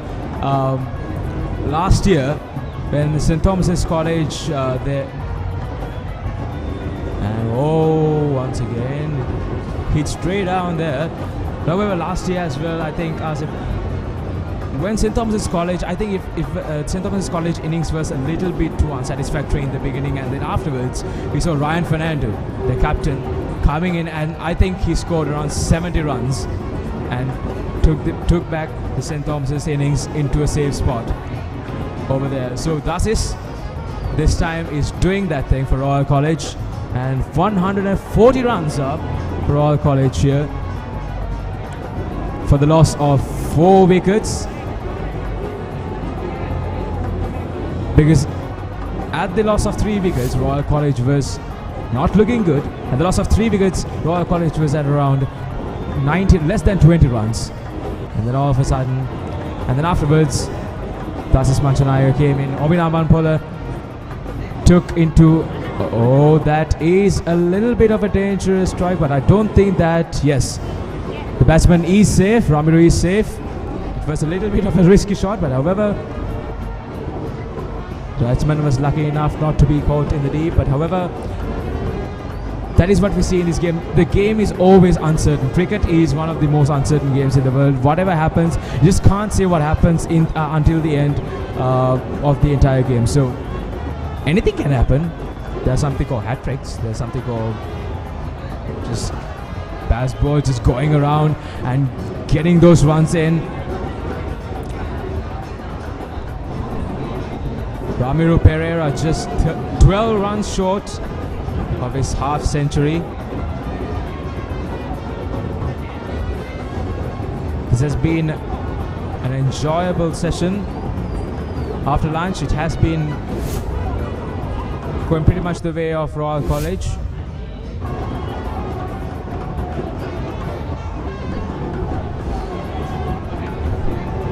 Royal College required 9 more runs in order to come up to the run score of 150.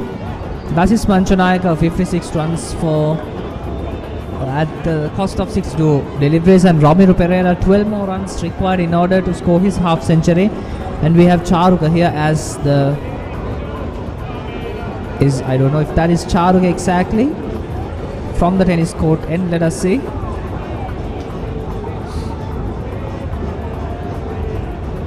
We don't have clear visuals about the bowler as in yet. And by the chance we could say the Royalist with the cheers, the boys' tent filled with the usual shoutings from both the side.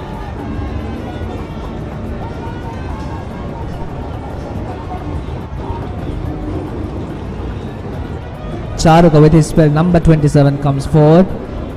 Down the ground, straight to the hands of the fielder Kavidu Dias. Quick single out of it, and 39 for Ramiro.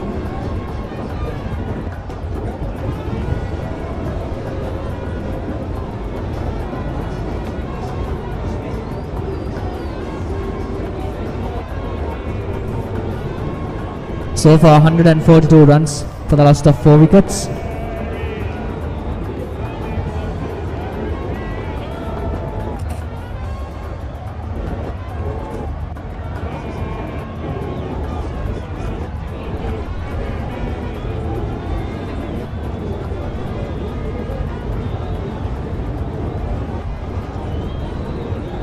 I think with this run count, Royal College is now at a very much steady pace going forward, and a very solid partnership, a very solid run count for Royal College. And I think now it is time for Dasis Manchanayaka and Ramiro to just try a little bit of fancy shots and experiment a little bit of cricket, and maybe loft a few shots and go for a boundary, go for a 6, which I think all the boys in the boys' tent are anticipating for.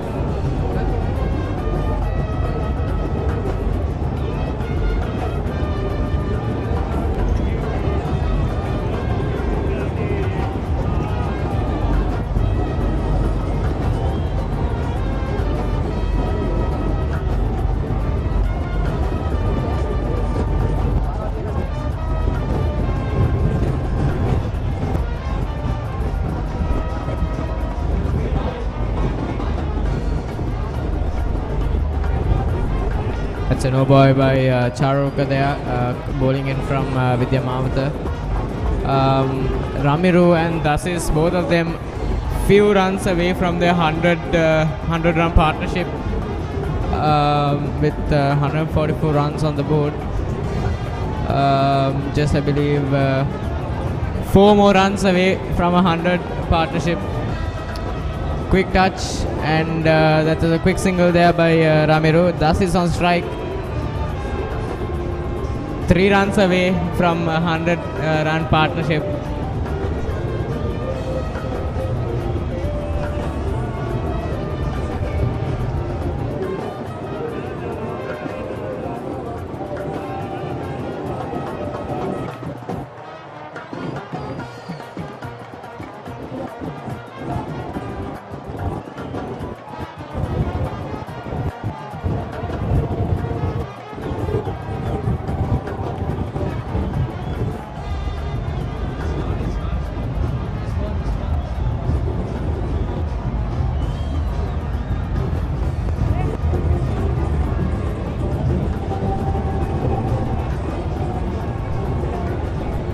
Ramiru 10 runs away from 50 himself. Royal College 145 for the fall of 4 wickets. Forward defense by Dasis, and that ends the over. Dasis running for a water break. Both players absolutely exhausted in this scorching heat.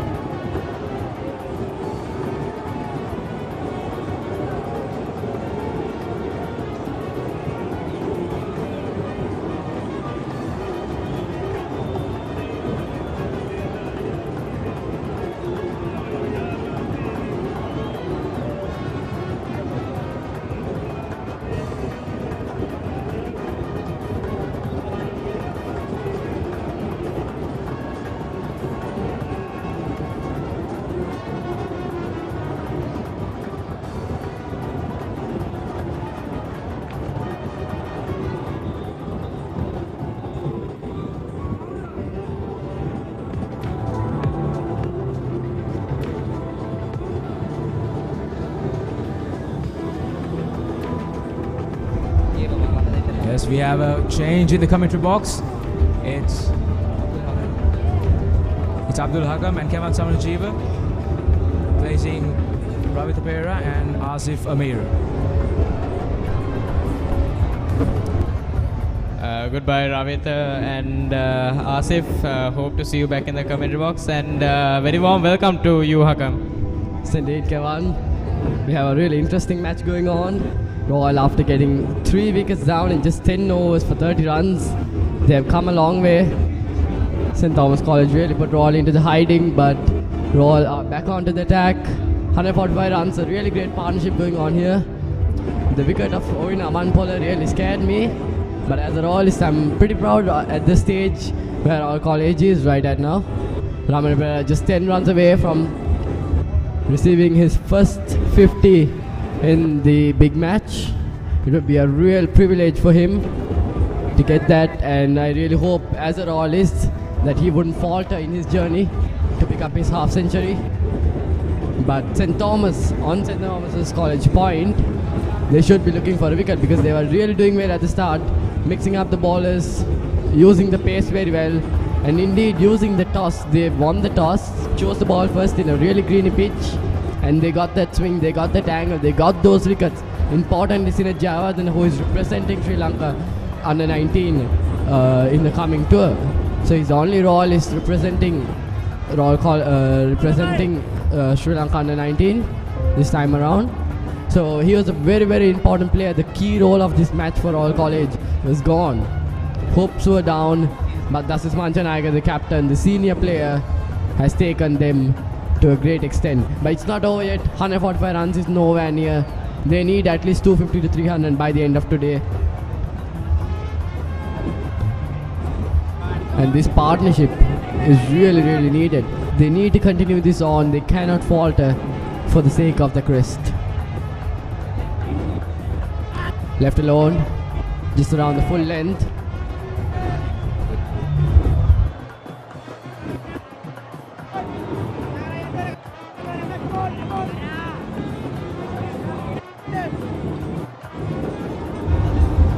Habib.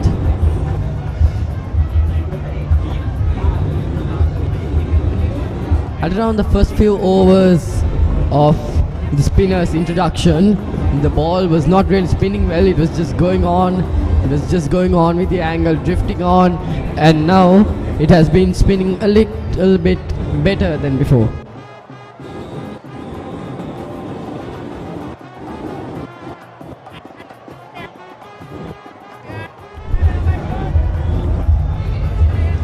Ramiro going defensive, batting from Vidya Mausa, and then Abid bowling from tennis court, and his left arm spinner. Oh, beautiful shot by. Oh, there's a misfield. There's a misfield, and no, they do not run. Ramiro taps the ball, but they do not decide to run. However, the current run rate is 4.11, which I believe it's a fairly good run rate, and given that only 4 wickets have fallen, and great batting by Ramiro, also good fielding by the Thomians. Ramiro eager to get his 50 on the board, and even Royal College is 5 runs away from hitting 150 runs. For not even 50 overs have gone, so we have another half a day plus 2 more days left, so it's too early to say what could be the outcome of this encounter, as the weather also, it's not very stable. Even though there is not a lot of sun there, it doesn't look like it's going to rain as well. Still the weather is still at 30 degrees Celsius, but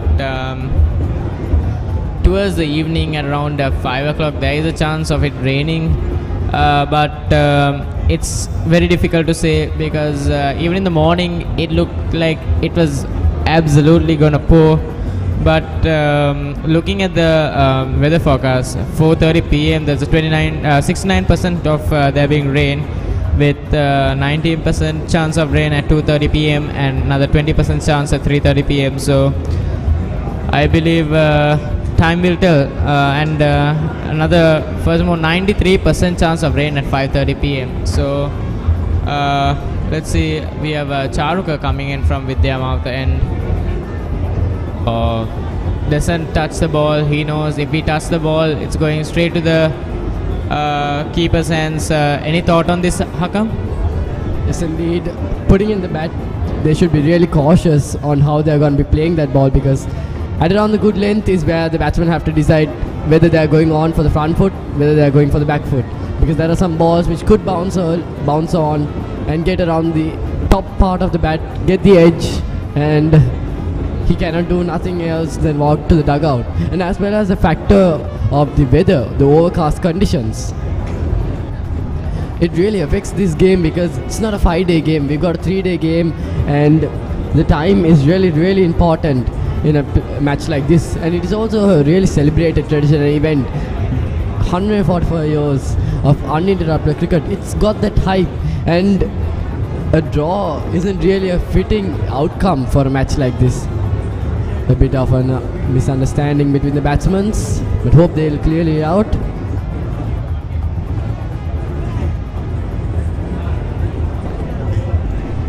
Charul Kapiris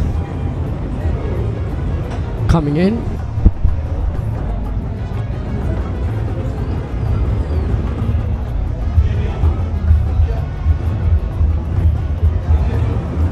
Balls it full straight onto the pads. Just flicks it down the leg side for a single.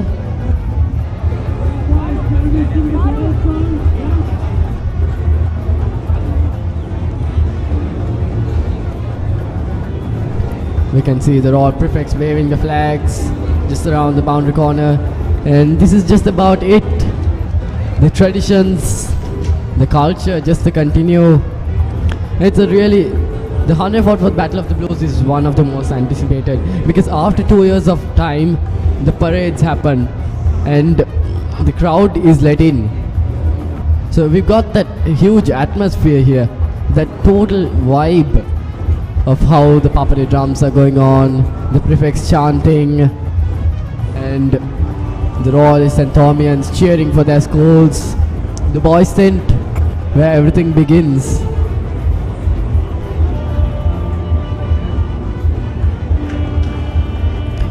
So just after 37 overs, Royal College at 148 runs for the loss of 4 wickets. They're going at a run rate of 4, perfect 4. So I think that's a really great part from Royal College. They maintain their run rate even though they lost many wickets at the start. They are going at a stable rate, and at this rate we can't really make sure about an outcome of the match, whether it's going to be a win or a loss. But indeed, if Royal will be able to bat out the whole day, and there'll be 2 more days left where Thomians will be putting on a touch. But the thing is here, Royal needs a victory. Thomians could draw it and retain it. Left arm off spinner coming in from the tennis court end.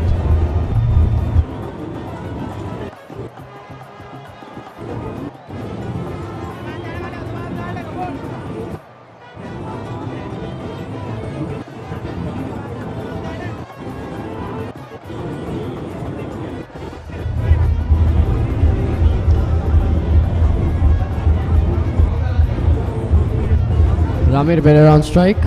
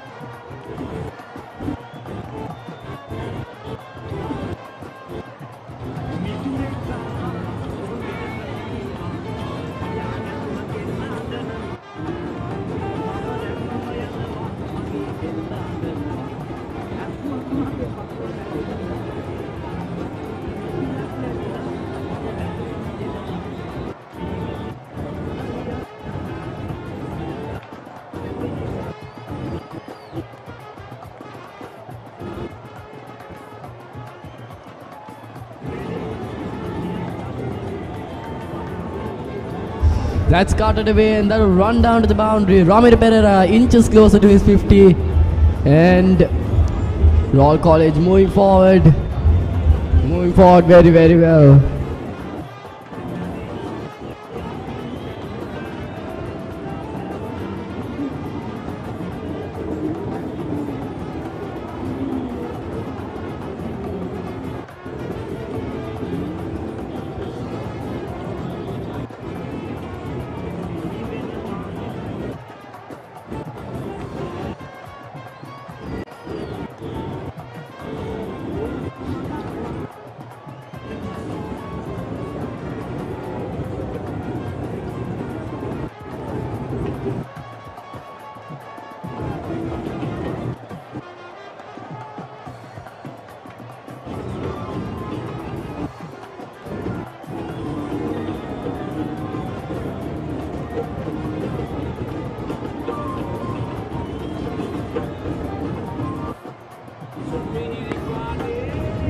Great shot by Ramiro, not be able to get a run though. Royal College 153 for 4 passes in the 150 run mark, and that's the end of the 37th over. Current run rate is 4.03, 153 for 4.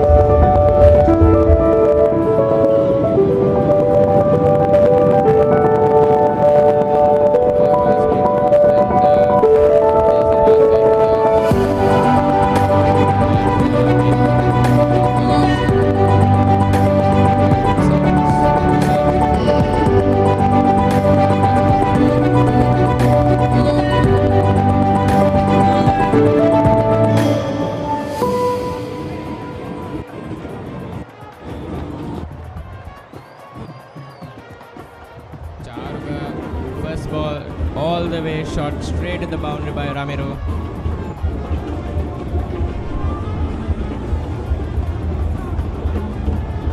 I beg your pardon, straight 4 by Dasis, 157 for 4 Royal College, 38th over. Bowling from Vidya Mouth and Dasis on strike. He is eagerly waiting to get his century on the board. Quick flick, and they get a quick single. Ramiro on strike, and Ramiro wanting to get 4 more runs to get his 50 on the board. Royal is doing absolutely well, 4.14 of current run rate, and still managed not to lose wickets after the lunch break. They are doing absolutely well. They know everybody is watching them, not only in Sri Lanka, not only here, but even from other countries as well. All boys, their friends, family, all turning on the TVs at this moment to watch them. It all comes down to these 3 days to see what will happen. To the Shield. Will it stay in Mount Lavinia, or will it come back to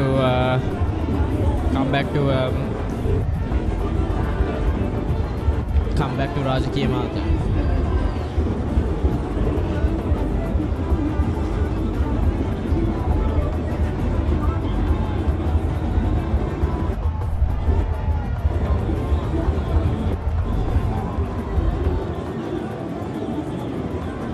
Shot by Ramiro, gets a quick single, is inching forward run by run to his 50 mark.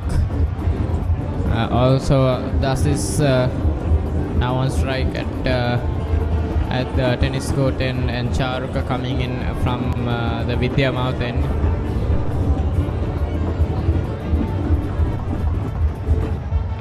Oh, defense, forward defense, straight to number 33. Good bowling by Charuka. That's his on strike. Current rate of 4.13. Quick tap, they try to run, they don't. That was a good call, because if they decided to run, it would have been we would have lost the wicket, but that's That's the end of the 39th over. That's 159 for 4 with a current run rate of 4.08. Indeed, having a look back at a few years, 142nd Battle of the Blues, one to remember for all college. If there wasn't rain, what would have happened?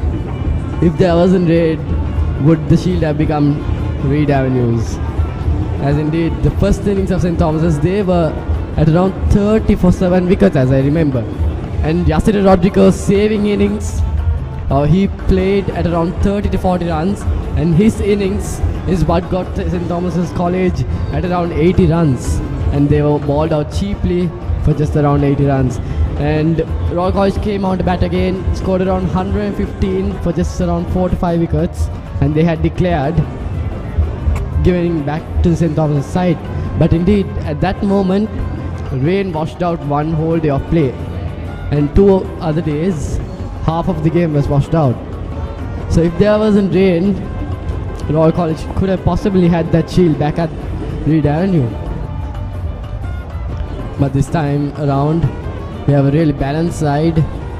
St. Thomas's College doing really well with their bowling attack at the start, but the middle overs where it gets competitive. The ball gets older, doesn't really favor the bowlers. And Dasan Manjanaka and Ramir Pereira are really continuing on with a staggering innings from Dasan Manjanaka of 64 runs. Ramir Pereira just 2 runs away from achieving his first 50 in the Battle of the Blues. Comes down the track, pushes it down, and he'll get one more run, passing the strike to Ramir Pereira on 48.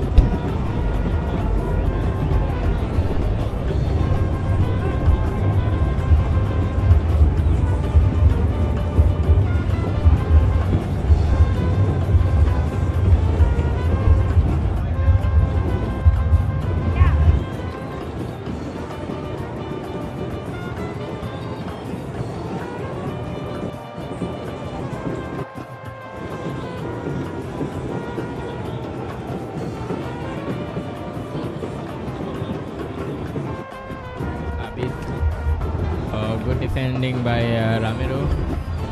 Abid bowling from tennis court end. That's the 5th ball of the over. Almost about to start the 40th over. Abid is a left arm spinner. Great shot by Ramiro. They don't take a single though. Stopped by the fielder, and I believe Ramiro is asking for some water. It's very, very difficult conditions to play in. Absolute viscosity heat, and you can see some views of the St. Thomas Mount School.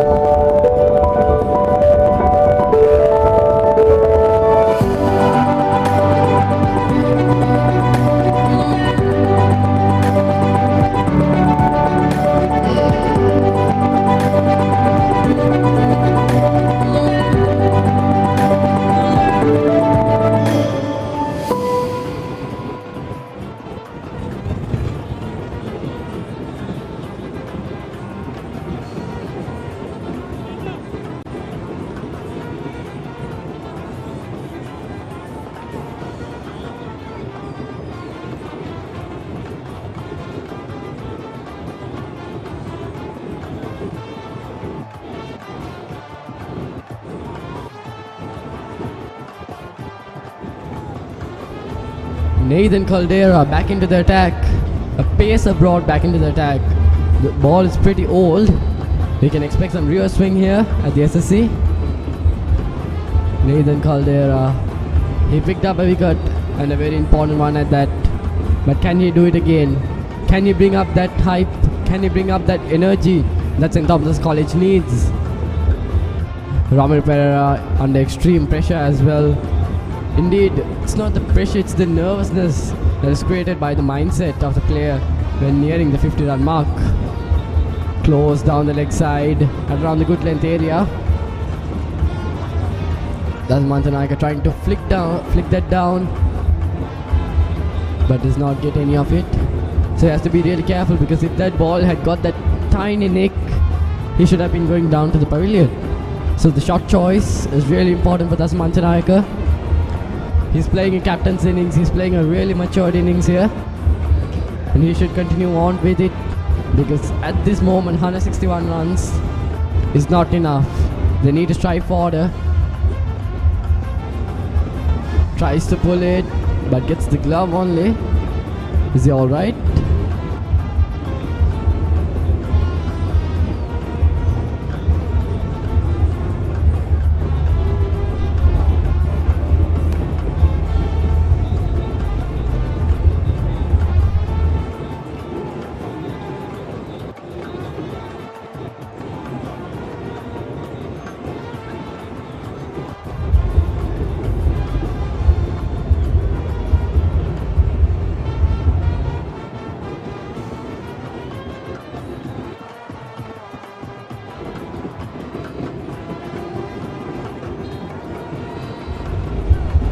So Kevin, looking at the way Royal College is going on, they do have a stable score.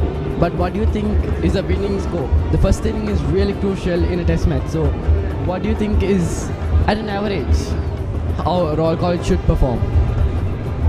Being honest, it's not that easy to say, but looking at their playing throughout today, given that the first ball of the match straight forward to the boundary, but that over itself, there was a wicket gone. It's a very good fight given by both teams, St. Thomas and Royal College both. So I would say above 250 runs is a possibility, but losing a wicket at a crucial moment such as this would bring the score drastically down, because again, if a new batsman comes in, it's a new feeling for him, because Ramiro and Das has been batting from before the lunch break, so they have a understanding to what the bowlers are like, as even I believe Das has faced Nathan before. So I believe if Royal could get about 250 or perhaps 230, it would be very, very good. They are inching their way forward to 160, I believe, I beg your pardon, 200 runs. Yeah, Royals are batting and doesn't look like they want to stop batting. Yeah, looking it's looking neutral at the moment, and Ramiro just one run away from 50 himself. Will have both batsmen above 50, and Das is also wanting the 100 runs under his name. Ramiro lets that go, and that's the end of the 40th over bowled by Nathan from the Vidya Mouth end. Indeed, it's something really noticeable that here Raman Pereira has been stuck on that 48 run mark for a very, very long time, and that's the nervousness that is created by it, which I said earlier. When you get around close to that milestone and you really want it very badly, and even at this stage of the game, at this stage that they're playing for their crests, that is really, really crucial for the batsman to think it as it's something normal and get on with it, because it's the pressure created by the mind which lets around mistakes. The concentration should be there.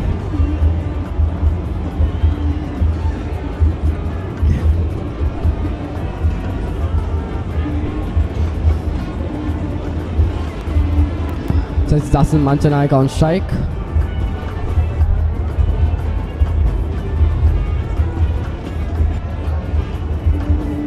So it's coming Charu Kapiris, the spinner, coming in from the tennis court end. Some field adjustments also being made by Charu Kapiris. Can he break that breakthrough? Can he get that breakthrough, which is really, really needed for St. Thomas's College, as they're falling apart. Their energy is down, as Ramil Pereira, that's Manchanaga, just keep getting through that gaps, just keep moving the score. Well, that's on the air, but will fall in no man's land for a single.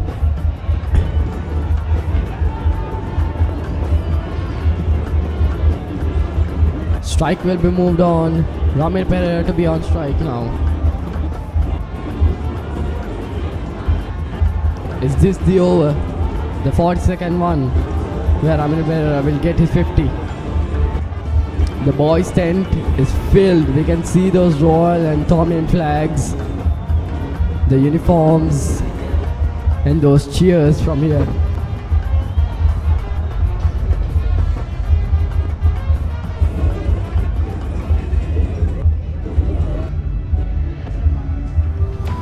And it's also noticeable that the 100-run partnership has come upon, and Ramil Pereira passes down the strike to Das Manchanaik, and he will get to 49, inching closer for 50.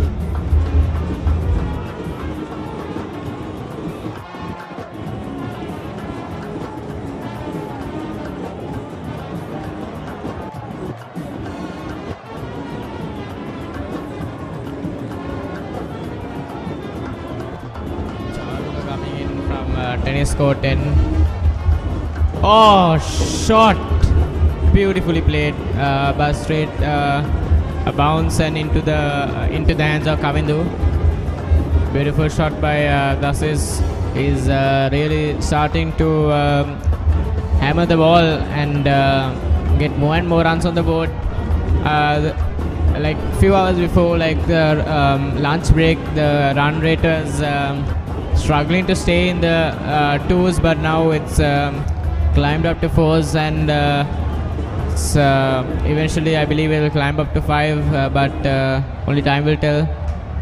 A beautiful shot by Ramiro. Ramiro comes up on his 50 runs. Beautifully done, beautifully done. Ramiro Pereira, 50 runs. Great job by Ramiro, and this is both 50 runs on the board. Beautiful playing by the both of them.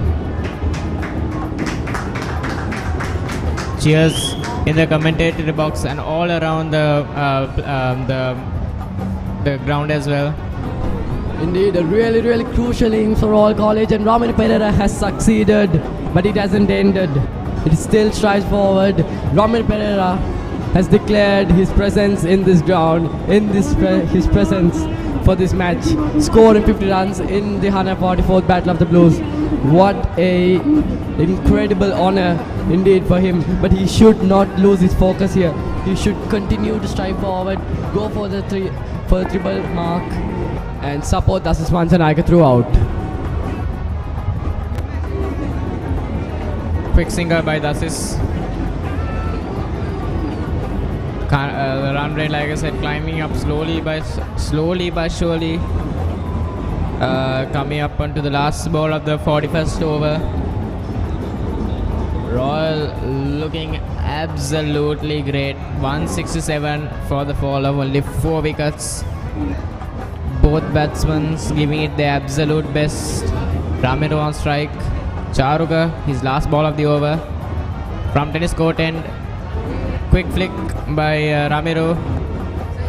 But they tried to get the single, but was unable to because the fielder beat them to the ball. But I must say, great batting by the Royalists.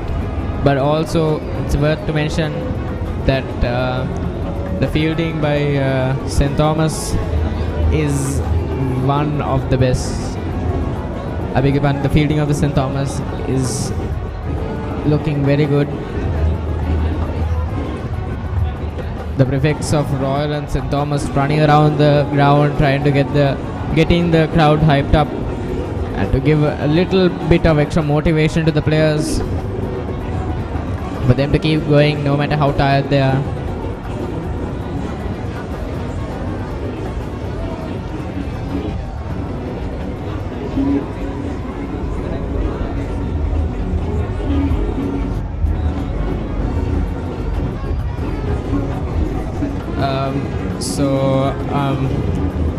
We have Asif again back in the studio with Hakam. I'm Kevan signing off for a short time. Thanks for joining with us. This is merclive.com. Don't forget to like and share the live and also to subscribe. So over to you, Asif and Hakam.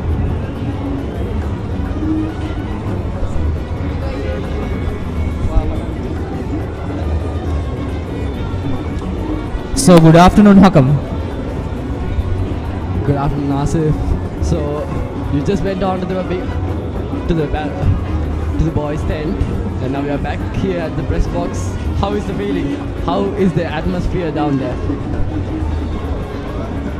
Well, given the fact that last year there was no boys tent at all, and this year there's boys tent, I think all the boys in the boys tent are very much hyped about the Roito, and all of the boys in Royal College side and both on, of course, the St. Thomas College side, I think all of them are oozing with strength and patriotic for their respective schools. Going to the Royal College side, I could hear the Roito and the cheers going from Royal College, and of course they are being singing, and then there's the Papare band going on. All the boys are having the fun, the March Madness is going on, everyone is enjoying, and I think typically that is the big match fever that we all have been missed for the past couple of, I think, 2 years or so. And it's the fact that the March Madness is back with much more pomp and pages is a great fact, to be honest. So what do you think about the transition on the cheers, on the energy there? Because like St. Thomas were totally dominating the first session, and now Ramir Pereira and Dasis Manchanaika totally turned it upside down. How do you think about that? As I was mentioning earlier, like from the first few batsmen, the Royalists expect much more from Rehan Sineth and the other batsmen, of course, from Umindu Veerasekara. But unfortunately, all the three batsmen could not give a big fight. Ovina Abampala managed to have a 30 runs, and thanks to Dasis and Ramiro, Royal College is at a very steady pace. I think this is exactly what the boys need. Once again, a higher appeal. Is it a wicket? The umpire seems not so interested. So as I was saying, Hakam, Ramiro and Dasis has bring up a partnership for more than 100 runs, and thus made sure that Royal College still have hope, and that hope is what actually gives the atmosphere to the spectators to actually watch the match. Imagine the situation if Ramiro and Dasis has already been out. Do you really think like the spectators would have the same hype? Obviously no. So it goes back and forth. The spectators are giving Dasis and Ramiro a very good hype, and at the same time Ramiro and Dasis doing their job quite well, having both half centuries. Dasis almost at 70, Ramiro 50 runs, and I think they are doing their duty at a very correct way and giving back Royal College what they owe. Indeed, Dasis Manchanaika, when he played his first Battle of the Blues, he got a 50, and that too at a situation like this. Joel was at a very unsteady pace, and Dasis Manchanaika managed to score a 50. And here in his last match, he's captaining the side, captaining for Royal College, and he scored a really, really important, the most crucial innings, as I could say. And even now he's continuing on, just around 30-run mark away from his century. But it's not about that milestone, it's about his contribution towards the team and him making a name here at the Scenery Sports Club. It's not just about his personal score, Hakam, it's about Dasis Manchanaika doing his duty as the captain of the team. I mean, Sineth Jayawardena, for some particular reason, was not so fortunate to do the duty as the leading batsman. Sineth Jayawardena also being a very leading, I think almost the best or the second best batsman in for Royal College. For very unfortunate reasons, Sineth was dismissed by Caldera. And the only hope Royal College could be relied upon is Dasis Manchanaika after Umindu Veerasekara was also dismissed. I think Dasis Manchanaika managing to give exactly what is expected out of him, and Ramiro Pereira also giving exactly what is expected out of him at a situation like this. So once again, it's not about the personal scores of Ramiro and Dasis, it's about the fact that they are contributing to the team. It's about the fact that they are playing at a very hyped as well as a very pressured situation. All of 8,500 people watching, waiting for Amiru and Tasis to score. All of the Royalists waiting for the Amiru and Tasis to bring back the hope. I think the Amiru and Tasis is handling such a pressure at a very beautiful way. If it was given for me, I would have crumbled beneath all these pressures. I think Amiru and Tasis as sportsmen is beautifully handling this pressure. That is not something that all players can do. Usually, generally, even in the national cricket team, we could have expect to see when there is a pressured situation, people, sportsmen even break. That's a very beautiful delivery by Nathan Caldera, 34, and has breakdown 1 wicket. As the scoreboard indicates, it's 168 for the loss of 4 wickets. I think a partnership more than 100 runs has been scored by both these batsmen, or almost 100 runs.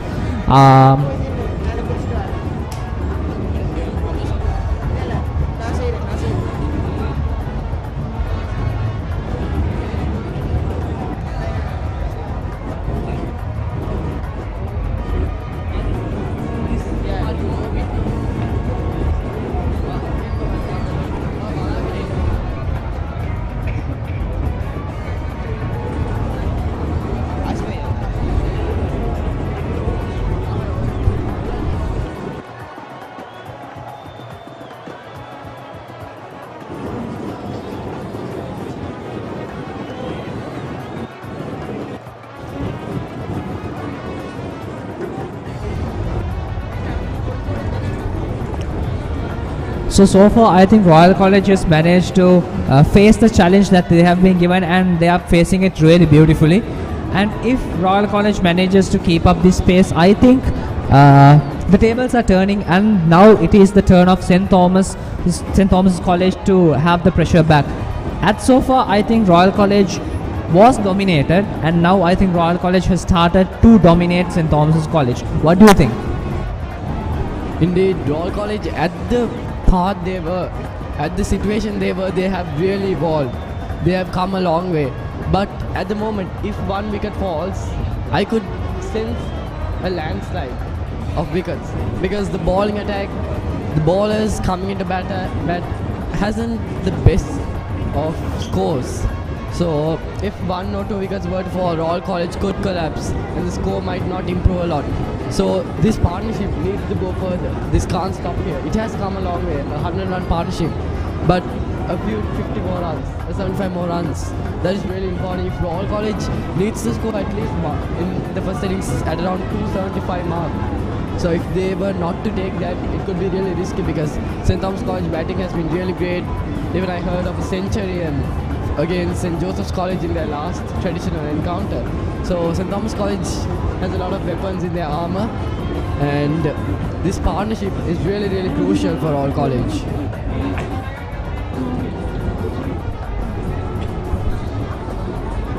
The most crucial point of Royal College right now is not to fall that wicket. As long as, it doesn't matter, even since it's a 3 days match, it doesn't really matter about their pace, the way they bat and all. As long as they have that wicket safely in their hand, they are doing 2 things. 1, they are building the confidence of Royal College cricket team, and 2, they are building in pressure for the St. Thomas bowlers as well as the fielders. And I think it's been a long time since the last wicket fell down for Royal College. I think now the St. Thomas College bowlers are changing their ways of bowling. They are they are experimenting new fancy ways of bowling to make sure to do something that they have never done to break down the wickets of Royal College. But Royal College managing to anticipate all of these newly fancied attacks and anticipating all of this, having countermeasures. I think St. Thomas College is kind of annoyed with this.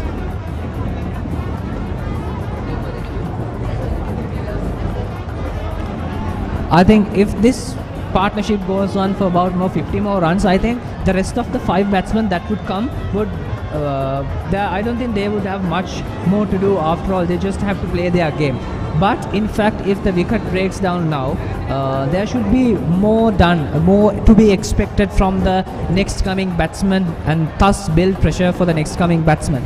So the upcoming batsmen, it's up to them to do it's up to them to build on the game, and these 2 players should just keep on building their partnership as much as possible. So, Asim, what do you think about the overrate of St. Thomas's College? Because during the first 30 overs, during the first session, normally at around 30 to 35 overs are to be bowled. But St. Thomas's College only bowled around 24 overs. And again, now it's been 40 overs gone, but the time is at around 2:30. So we can expect around 30 to 45 minutes minimum of play until tea. So what do you think about that? Before answering your question, Hakam, I would like to show what we have been seeing so far. The Royalists managing to give away the cycle parade, which was organized with much more punt and pole pages. I think after a couple of years of not having a cycle parade, I don't know if it is 2 or 3, now the Royal College managed to have the cycle parade yesterday. I think that sort of tradition is there to in order to bring the March Madness.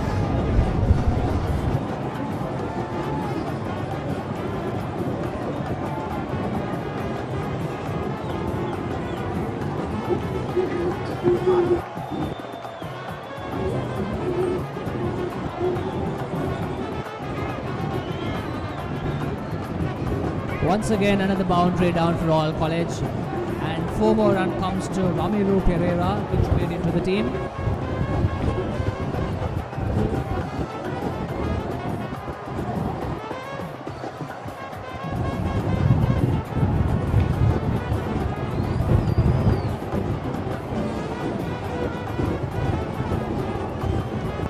So I'll come back to your question. Like usually about in 45 minutes time they are going to the team. Usually after about until the tea time there's about 60 overs done for the over, but so far there's just 44 overs, which means that St. Thomas College should bowl 16 overs at around 45 minutes, which is literally impossible. So that means that St. Thomas College is actually bowling at a really slow pace comparative to an average cricket. If by any chance if we manage to bowl the 60 overs by tea, that is the only possible way to bowl about 90 overs by the end of the day. So I think St. Thomas College is actually having a slow pace when it comes to bowling, and they have to make sure that by the end of the day that 90 overs should be covered. How come?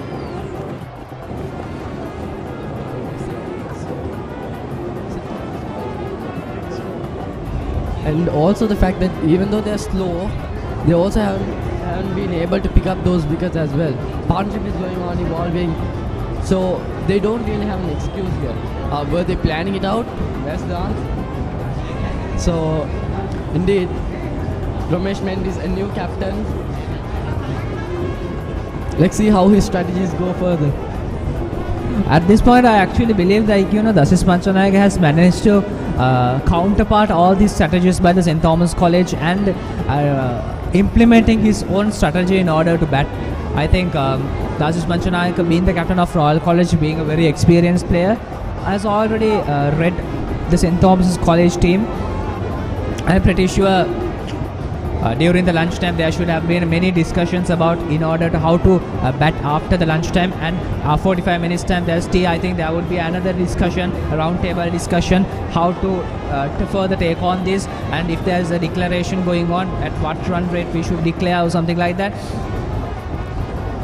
I think whatever the strategies that St. Thomas College are implementing right now, I think they should really improve it more than this. Since the fact that their strategies are not working and Royal College has managed to have some sort of pressure amongst them implemented upon St. Thomas College, and thus Royal College is actually coming upon the pace. I mean, like during the first few deliveries of Ramiru and Tasis's partnership, there was no boundary at all. I can remember like the first ball was a boundary and the next boundary was about 5 to 6 overs after. Now there's a boundary almost after every 2 overs. I think Royal College batsmen has come up to the pace and are trying new fancy ways of batting.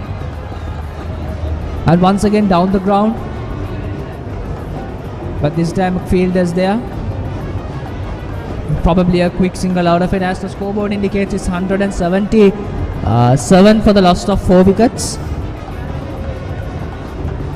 The current run rate of Royal College going at a pace of around 3.96. Both the batsmen being marinated again.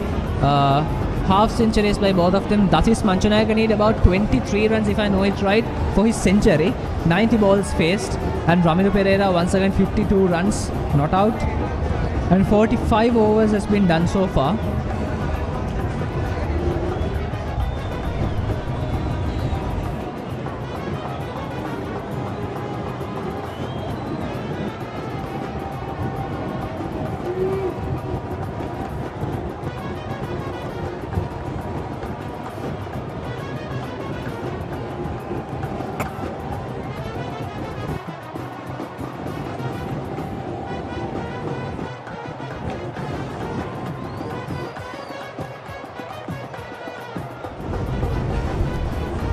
So Charka Perez, the spinner coming in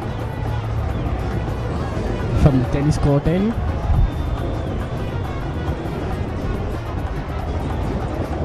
Right arm off spinner to Ramiro Pereira. Blocks it in front. Won't get any runs there.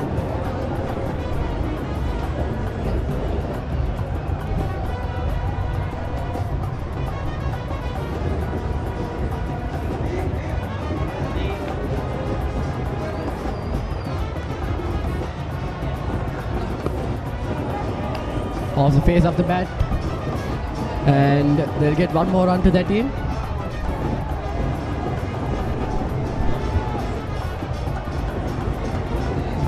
So indeed, Royal College's depth in batting is also something that they should notice, as Sandesh Ramanayaka is yet to come, and he's a really explosive batsman.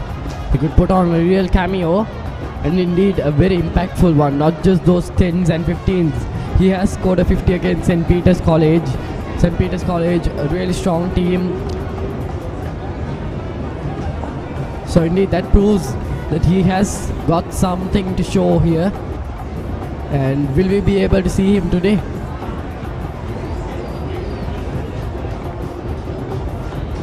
That's Manchanayaka playing really well here. A really matured innings, rotating the strike here and there, and even going for those boundaries, going for those strokes, so that the score moves initially.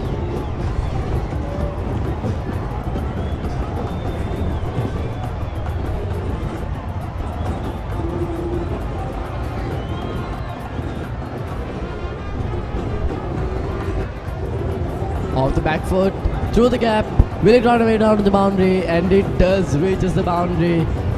The ball wins the race between the fielder, and Ramiro Pereira gets more runs to his name. 57 it is.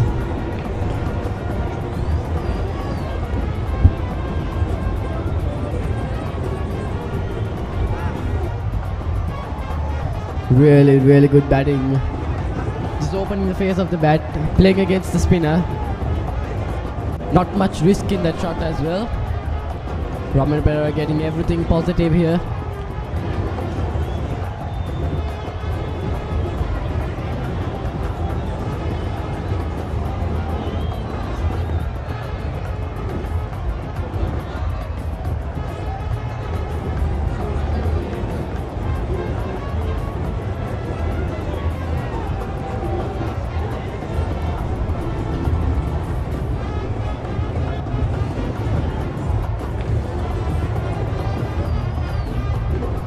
Comes down the track, slashes it down the leg side for another run.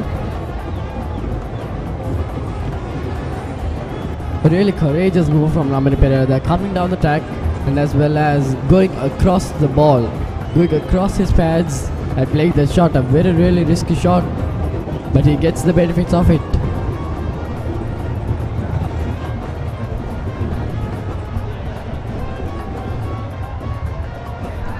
At the end of the 46th over, Royal College 184 for the loss of 4 wickets.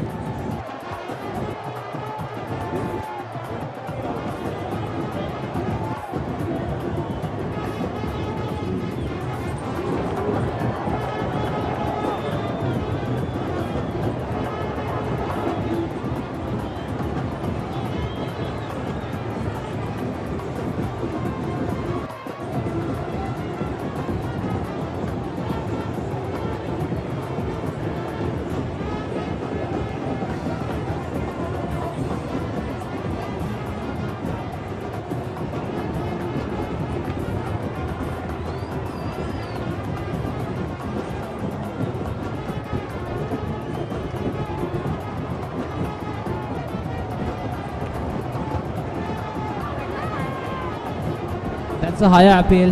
That's a high appeal. But once again turned down by the umpire.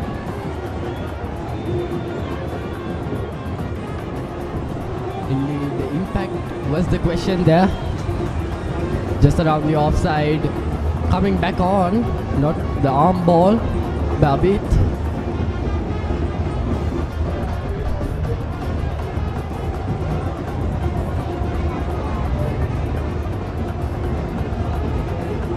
So Ramir Pereira, looking at his past matches, he has batted 20 innings and in that he has scored 383 runs at an average of 22.5. So he scored 250s before and this is his third 50 overall for this year.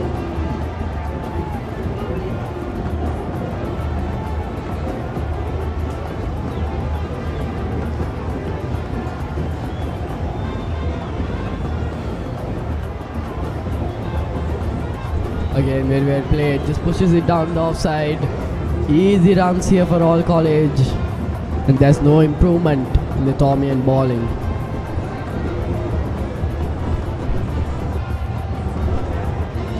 So far, Ramiro Pereira and Dasis Manchanayaka looks very comfortable with their position. Both of these cricketers looking very satisfied with what they have done. Once again a quick single out of it. The ball straight to the hands of Senadi Bulankulama.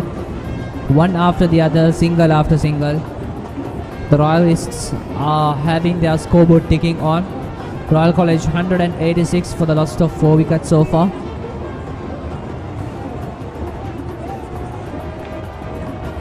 The biggest nightmare of St. Thomas's College is coming true little by little. Once again a higher appeal. This time what is it going to be? No, this time once again turned down by the umpire. The Royal batsmen are getting lucky day up time to time.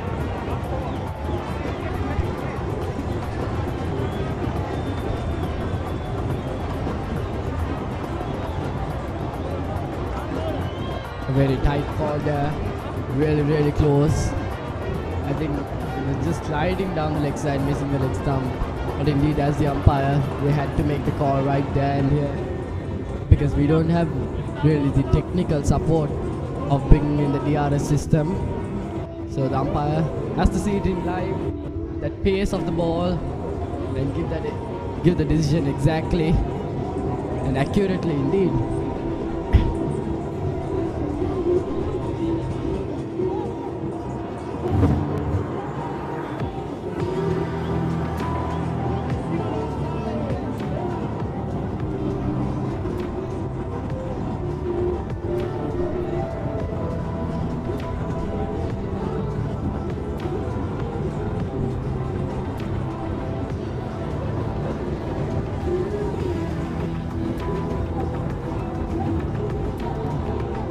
The 48 over to be balled by a spinner.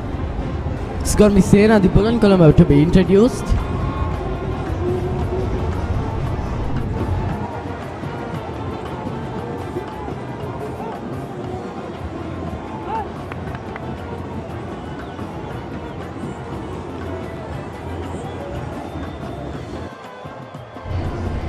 So it's going to be Senadi Bulankulama, the right arm leg spinner.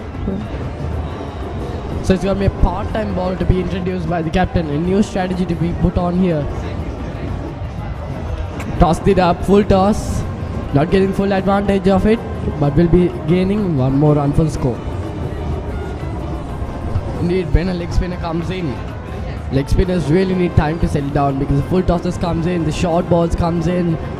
So until they settle in, runs are going to be leaking. But if they do settle, if they get that perfect line and length and that certain degree of turn, indeed it's going to be really tough for the batsman to go with it. And thus Manchanayaka comes into the 80 run mark with just 20 runs away from his century, from his first century in the Battle of the Blues. Beautifully balled, beautifully balled. The right length and line is perfectly put on there. Ramon Pereira has to be really careful there.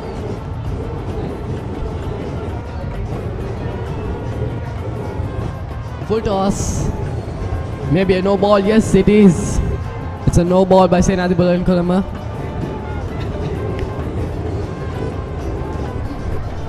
Senadi Bulankulama not so successful beginning. One of the key players of St. Thomas' team. I think 4 generations of Bulankulama has been played, and Senadi Bulankulama is the 4th person of their generation.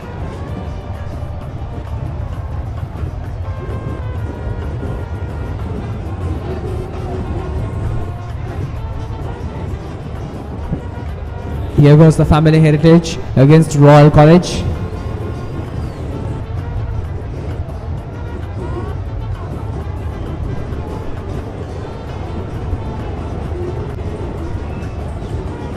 Once again, Ramiro Pereira playing in a defensive position.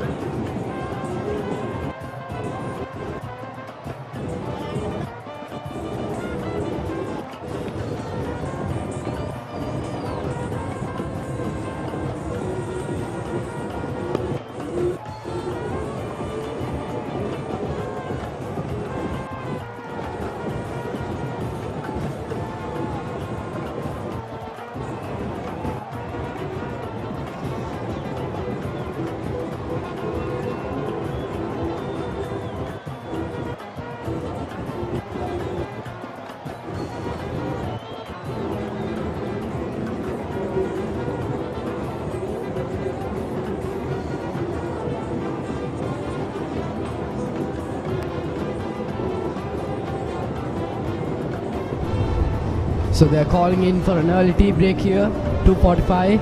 So the average time for tea is at around 3 o'clock, and the average overs to be played is 60. So we are a bit short of 15 minutes. They're going to be going in for the last session pretty early as well. So that allows the batsmen and the whole team to get a refreshment. And we'll be back with the summary in a few minutes.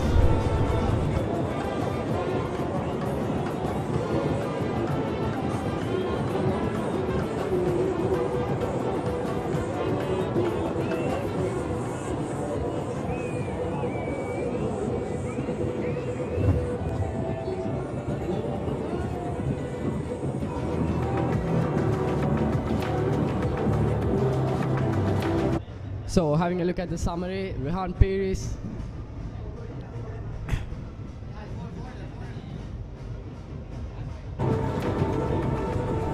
So having a look at the summary of Royal College, of the 144 bat of the Blues, Royal College were put on the bat by St. Thomas College captain Ramesh Mendes. Rehan Piris and Sinet Jawala came on the bat, but just in the first few overs, both of them were settled in to go for the dugout. Manpola had really put on a really great innings there, 30 runs of 71 balls, but indeed after that it was all Dust Manchanaik. It was all Dust Manchanaik and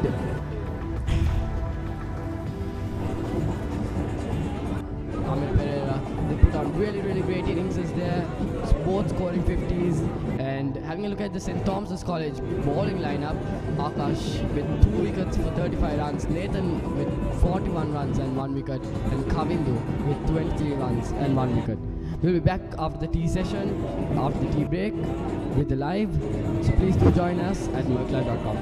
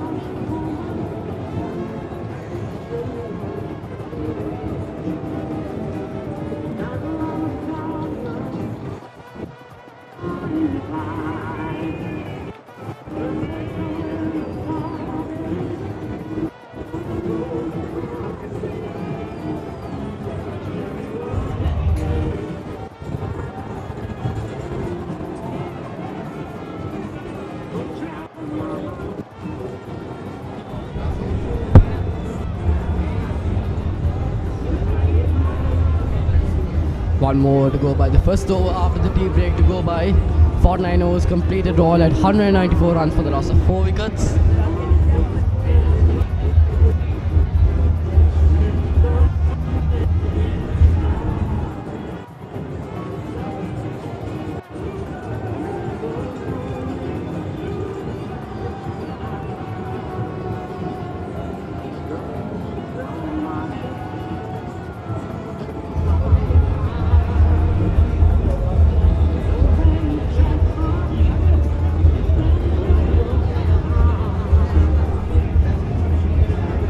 So it seems to be like a pacer coming in from the tennis court end.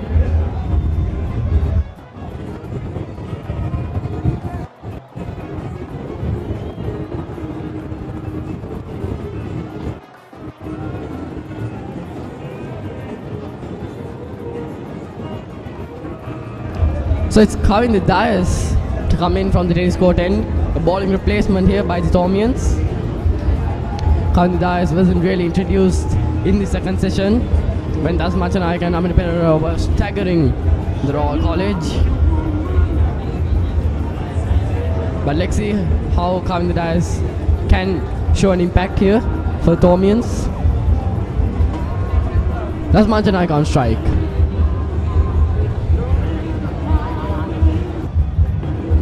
Beautiful ball. Is Tasmachanayaka alright? And hits his chest.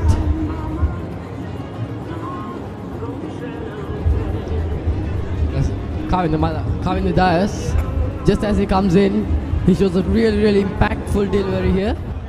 But how will Tasmachanayaka counter it? As we can see, Kavin the Dias, even though from his first few overs and even now, his angle and the swing he is creating is still there.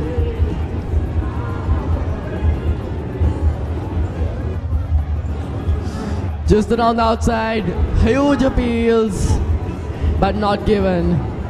There's been many appeals from St. Thomas's College, but not many have been successful so far. An interesting start here.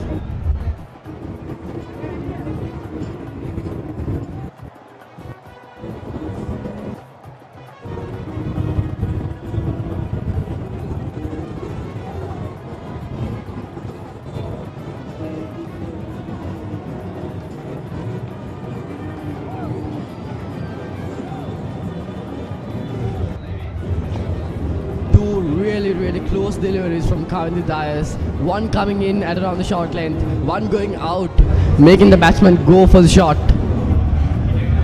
This time around the full length. This is beautiful from Kavin the Dias, changing the lengths and lines every time he bowls. And not only that, he's wearing his swing as well. Tasmachanayaka has to be really careful. He should not go for the shots, not go for the strokes until he gets to know the bowler very well. And that's really important in settling down. And he does have the freedom as he has faced around 100 balls. He has that confidence. He has scored 81 runs. And around the full length again. Bowling wicket to wicket here, Kavin the Dias.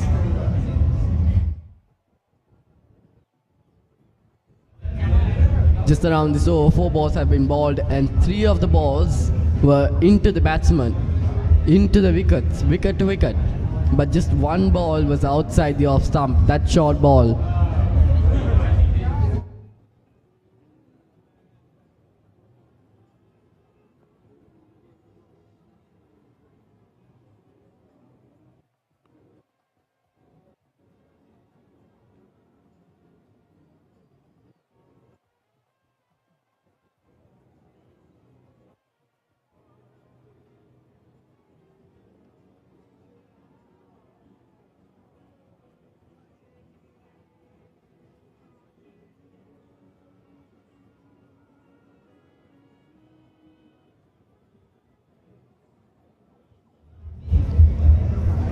So we can see St. Thomas College with 2 slips, a cover point, a short cover, a mid-off and a mid-on and a mid-wicket in the inner circle, and a wide third man. We can say a deep backward point outside of the circle. So even though many overs have been passed, 50 overs gone, St. Thomas College with a really attacking field here. They haven't really opened much.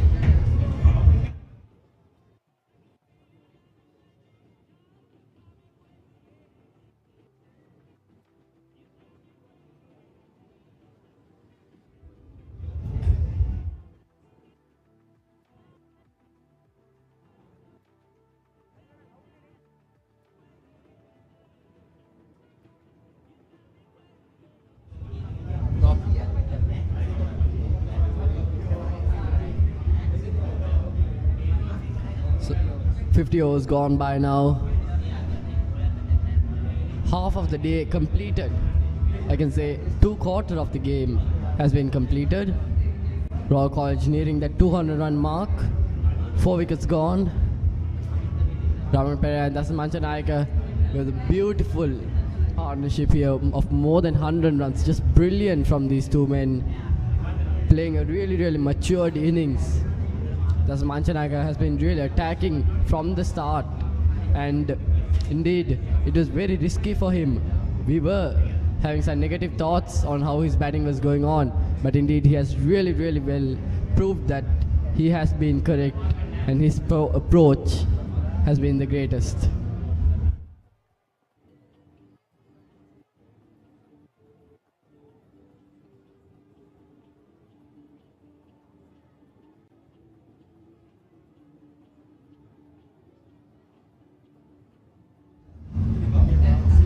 That's the Manchanayake now. Abhit coming in from the Vidya Math end. Comes down the track, flighted a bit. A small run out chance there. Just a bit of confusion.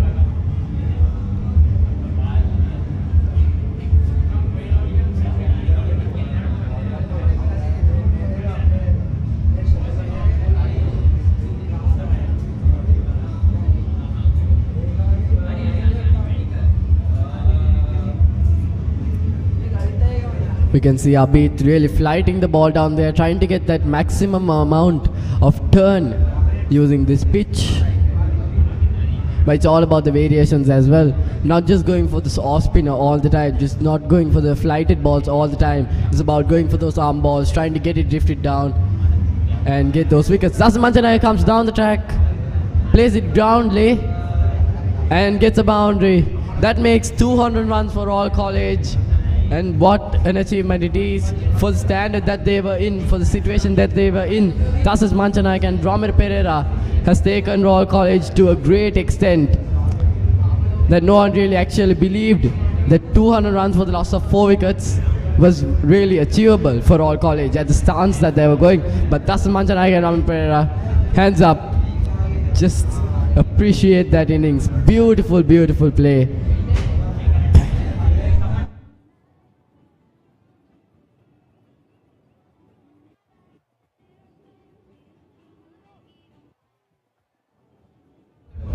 We can see the prefects waving the flags. Beautiful sceneries here at the SSC grounds. The traditions continue, the culture. It's just about the Battle of the Blues. It's just not about the match. It's about the atmosphere. It's about the crowd. It's about how it is attached to everyone's mind. Last ball of the 51st over. That one there. 5 flighted balls, and as I was just saying about the variations, Abhit put it straight on the arm ball, drifting on at around that off stump. But Raman Perera does know that something is going to be coming into his bat and plays it really cautiously.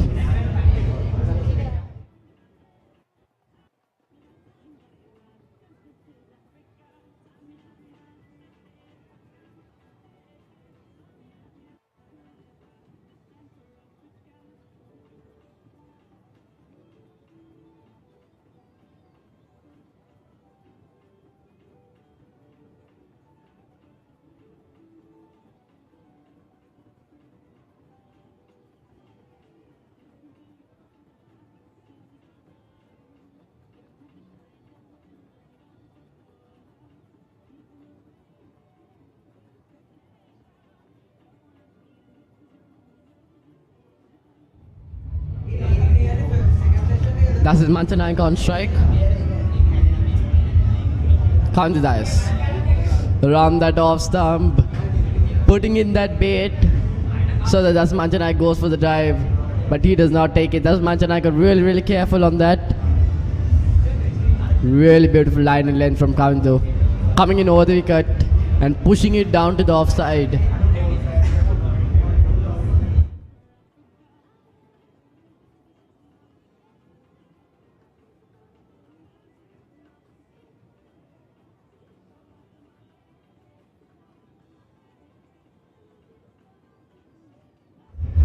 Das Manchanaik inching closer to that century. 14 more runs needed. And also he is closing in to that nervous 90s. He's gone for the shot. He took that bait. But close. That was really, really close. Carving the dice. He's putting out all of that pressure on Das Manchanaik. How close was that? How close was that? He went in for that drive. He went in for that shot. In just a moment, I thought, was that 100 gone? Was all that hard work gone? But happily for me as a royalist, I'm still smiling as he's still in the crease, but not for the Thomians. That was a loosener, just around the short lane, no fielders down that area, and that will just go on down to the boundary. After two beautiful deliveries, he puts in the short ball, and Das Manchanaik does not stall. He goes for the boundary and he moves on to the 90-run mark with just 10 runs away from reaching his century. And it's also remarkable that he's coming into the nervous 90s. Hope he doesn't get very nervous and lose his concentration down there. This century is a really memorable one for him if he makes for it.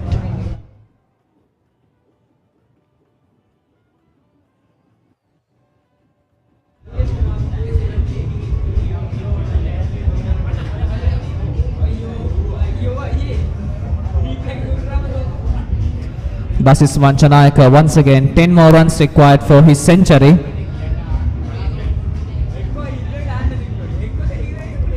Just a quick single out of it.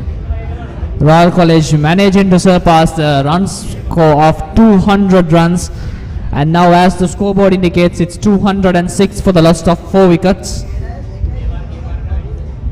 All the bowlers including Kavindu Dias, the bowler on who is bowling right now, are on immense pressure since Royal College managed to have a run count of about 120 or more runs as the partnership between Ramiro and Dasis.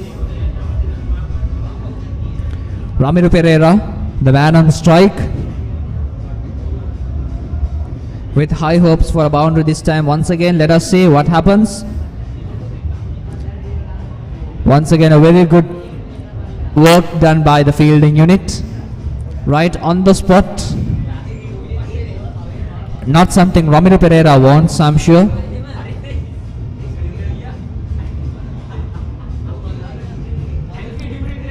Nathan Caldera, the fielder there.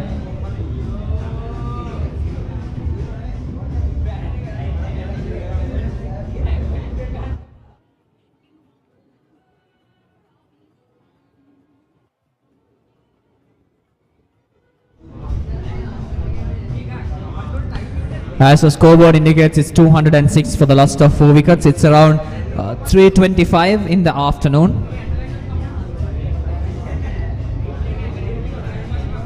About 2 hours or so about the match will go. At least about 47 or so overs left. Sorry, my apologies, 37 overs left.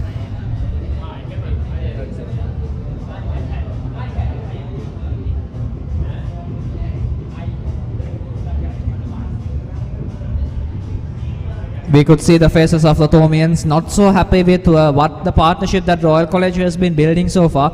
Ramiro Pereira and Dasis Manchanaik managing to come up with a total score, contributing a lot to the 206 run score that Royal College has totally come upon.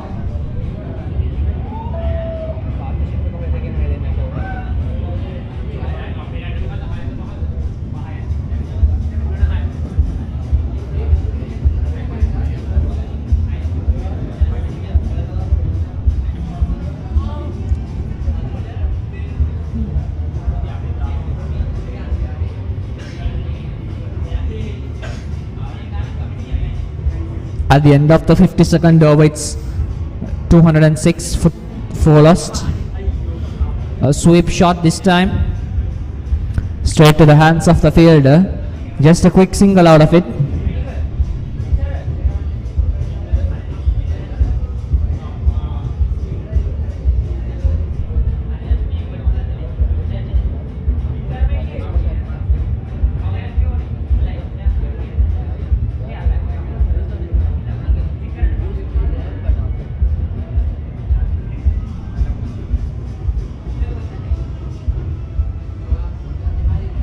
Once again, a very good delivery and a very good work by the fielding unit there.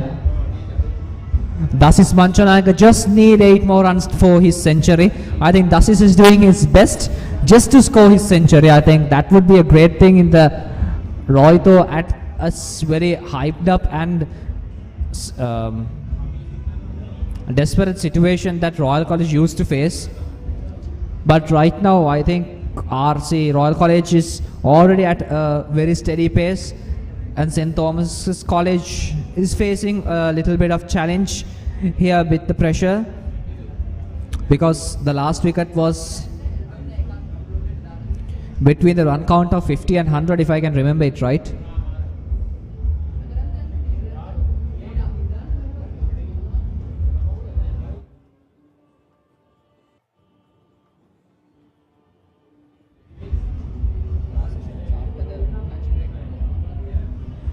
And it's quite essential to mention that after the lunch break there has been no wicket felt after all. Only during the first session all these 4 wickets of Royal College has been down. Once again a quick single out of it. A total run count comes up to 210 for Royal College for a wicket lost of 4 wickets. All the spectators are looking forward for Dasis Manchanayaka to score 7 more runs in order to have his century, and Ramiro Pereira need about 32 runs in order to have his century. We could hear the that the spectators are hyped from both the sides.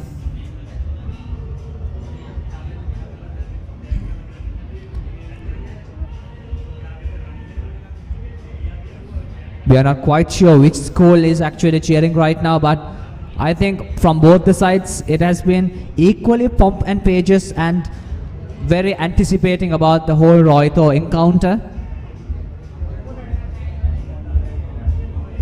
The partnership between Ramiro Pereira and Dasis Manchanayaka, 147 runs as the partnership between these two fabulous batsmen from Royal College from Reed Avenue, bringing up a total of 210 for the loss of 4 wickets. I think 147 for the last 147 as the partnership is a great deal between these two batsmen. I think that has given enough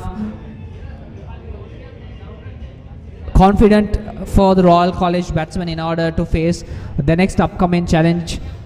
Since it's all the 210, about 80 more runs or 90 more runs is quite adequate to give a very good challenge to Thomians. Once again, between the fielders, who would win the race? The fielder managing to catch the ball, Charuka. I think a couple of runs from that delivery. As the scoreboard indicates, it's 212 for the loss of 4 wickets.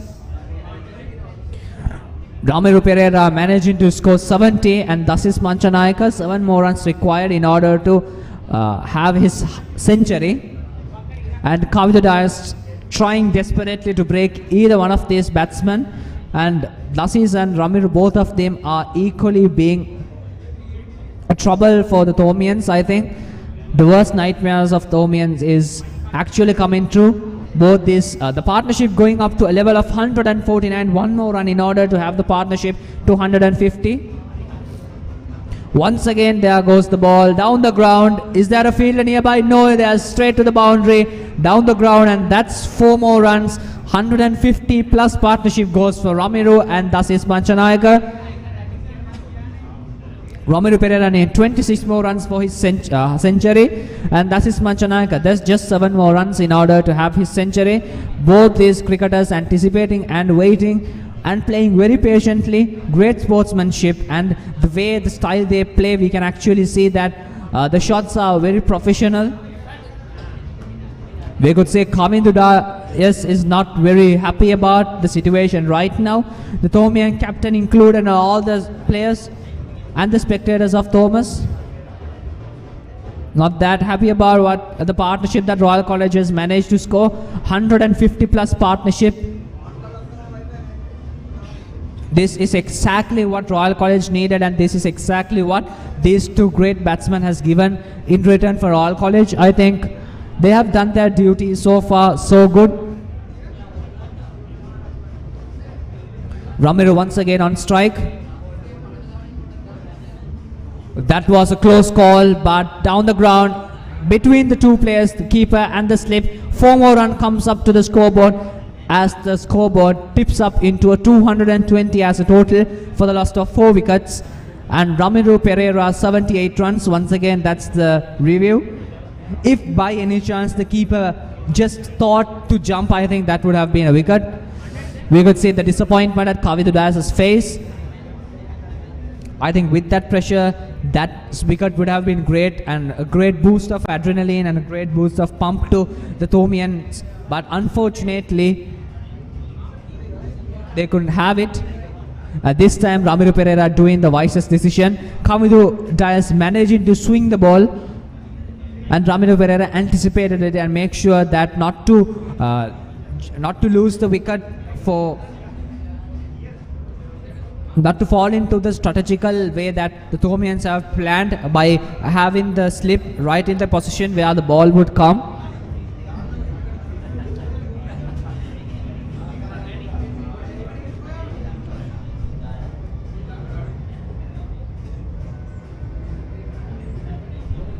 Once again played in a very defensive manner, no runs out of it. Beautiful bowling from Kavinduda, indeed. Appreciating his variation, he bowled 2 balls outside the off stump, waiting the batsman to go for the shot, and this ball is going in wicket to wicket. So indeed, batsman has to be really careful on whether he's got to go for that stroke. He shouldn't really be playing pre-minded shots, going with the shot before even the ball comes in.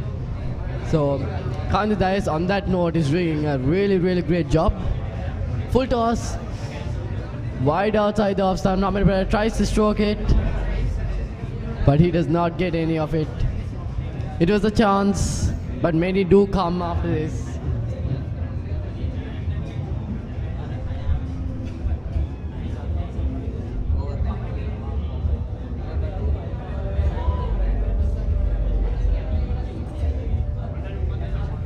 The bicycle parade for St. Thomas's College with much pomp and pages.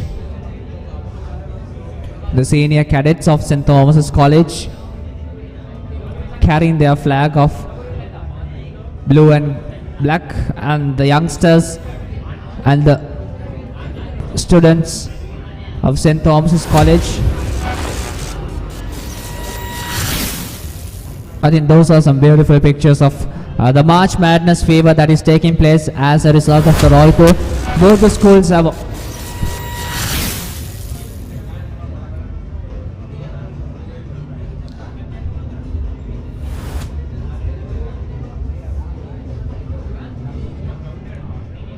once again, we are back with the 144th Battle of the Blue encounter between Royal College and St. Thomas's College. Not to mention that this is the most anticipated and the most oldest as well as the most popular schoolboy encounter in the country Sri Lanka. Of course, up until now, Royal College has managed to score up to a point of 220 for the loss of 4 wickets.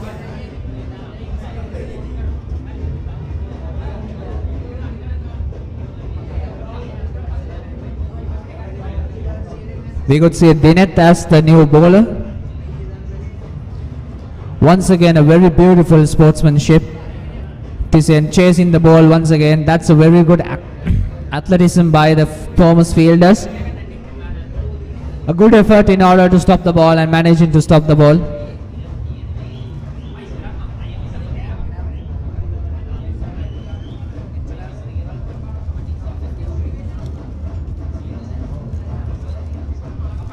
The technique of the slide stop was on point, Asif.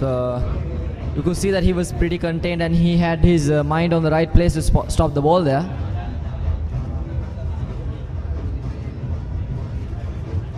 And as you can see, Dasis Manchanaka is getting closer and closer to his big match ton.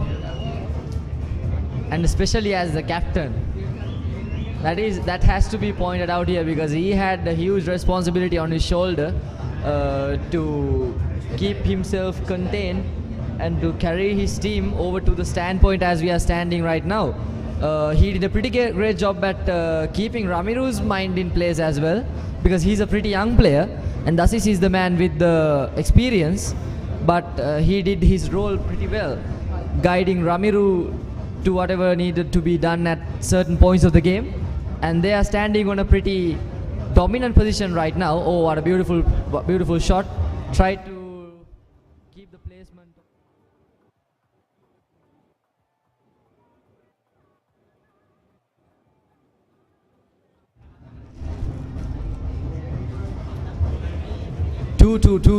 Two for 4 as we are standing. Abith with the ball.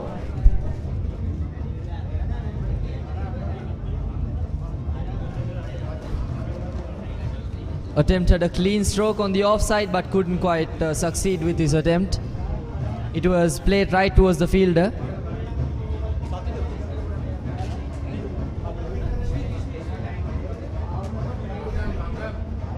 Even though Dasis looks pretty exhausted right now, he is very tensed up. Desperately trying to place it on the offside for a couple maybe. But couldn't quite place the ball at the right place.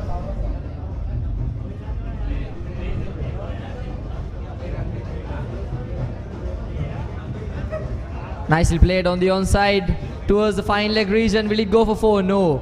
There was protection on the line. But he will back 2. Thank you very much. I beg your pardon, that was just 1. I thought they would go for a couple there. But that was actually pretty smart from both the batsmen because they should not be going for risky runs at this point of the game. They want to keep this partnership standing. Beautiful greenery here at the SSC.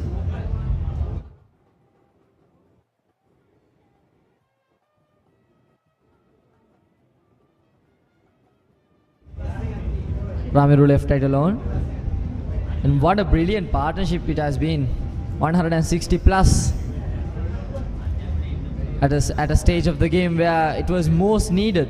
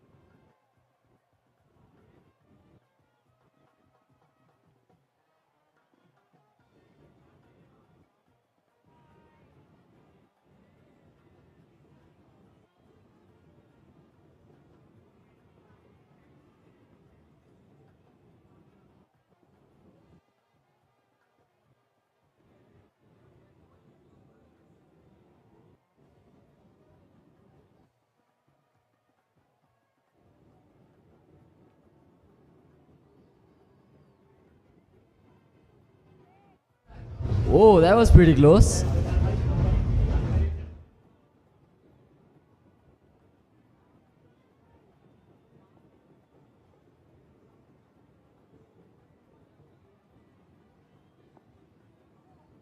Dasis Manchanayaka, 4 runs away from his big match ton. He was going for the reverse sweep, but then he changed his mind halfway and worked it beautiful towards the mid-wicket region for a single. And he should keep in mind that there is also protection on the silly point. Thus is now just 3 runs away from his ton.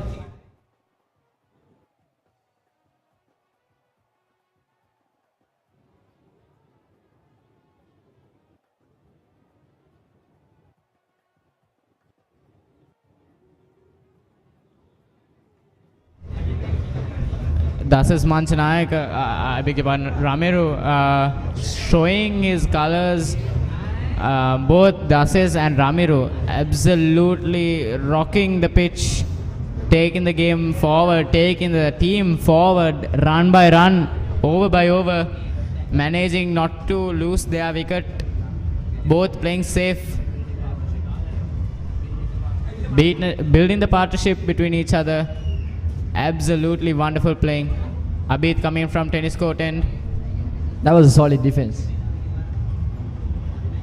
But as you said before the lunch break, Kevin, they had absolutely used the break for their advantage. They regained their energy. Instead of losing their grasp on the game, they have actually regained their energy and right now they are putting back their 100% on the game. Beautifully worked towards the onside. Will he go for a boundary? No. Brilliant fielding at the line. So 2 runs were bagged from that shot. Yeah, I saw Ramiro during the tea break. He was absolutely the tea break. He was absolutely watching the pitch while the team was having their short break. He was absolutely looking at the pitch. Where can he hit? Where are the best places? What type of the what does the ground look like? And maybe thinking of the weather as well. So he was really studying the whole arena, you might say, and absolutely not taking his his concentration off the game. That's what you need in a game like this. Again, the world's second oldest encounter happening right here for the 144th time in a row. So I mean, being honest, we couldn't have done it without St. Thomas. St. Thomas couldn't have done it without us. So it's like a team effort from Royal and St. Thomas both. And there should have been a key word you should have used, Kevin. Uninterrupted encounter. Nothing in the world has been able to stop us, both the Royalists and Thomians, from this making this encounter reality each year.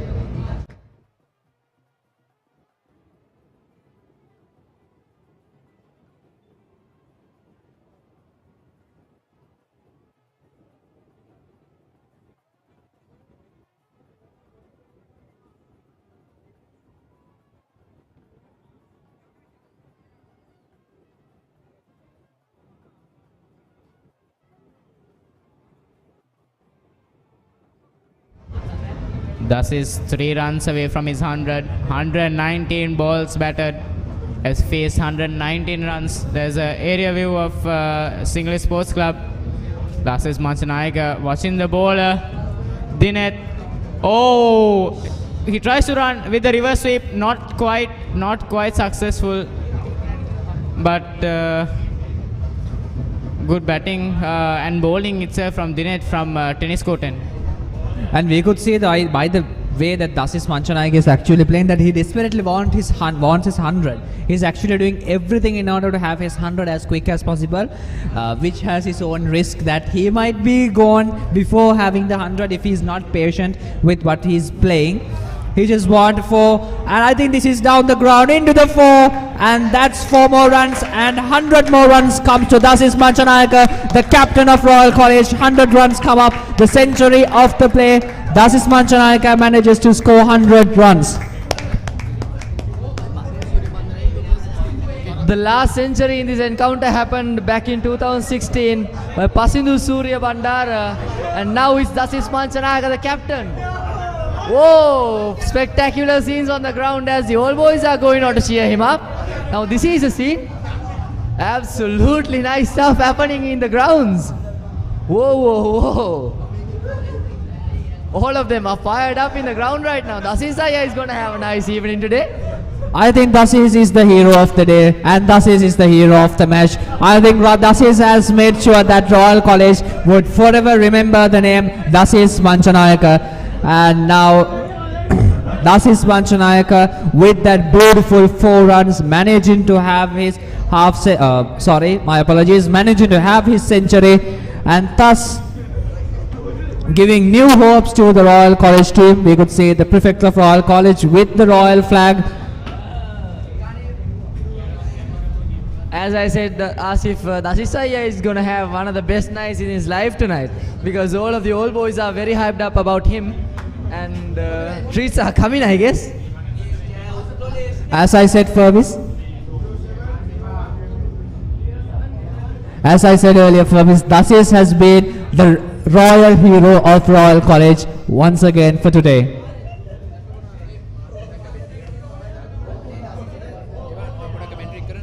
And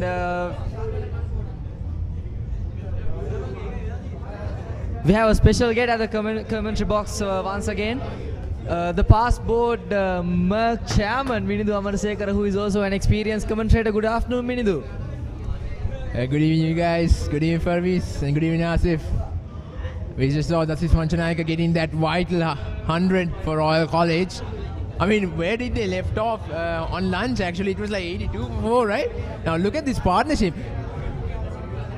It's absolutely been brilliant, and he has been timing the ball to perfection. Once again, goes for the shot this time. It could have been a chance, but it's going to run away to the boundary.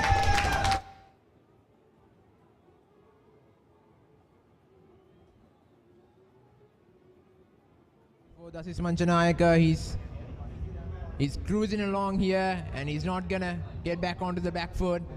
Again, it's a missed opportunity for St. Thomas's College to get rid of this consistent batsman. But so far the runs have been taken, the scorecard has been taken, and look at the atmosphere for I mean, like, the crowd has gathered around. They know that this is a chance for them this year, especially the Royalist fans, don't you think? Absolutely, Minidu. If you look at the crowd, they are electric right now. Very hyped up about Dasisaya's 100. What a beautiful shot on the onside. Is it going to go all the way for 4? Yes, it does. Yet another masterclass by Dasis Manchanayaka. It's raining force in SSC ground by Dasis Manchanayaka once after his 100. I think he is hyped up with adrenaline. He just wants to strike back and forth. I think now Thomians are having the pressure that Royalists used to have. I think the tables have turned. I think Thomians are now in trouble. Yeah.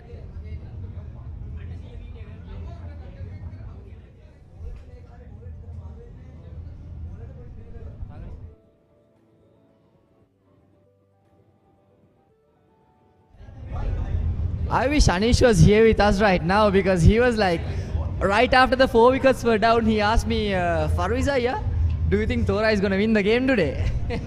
And I responded, don't be too quick to judge my kid.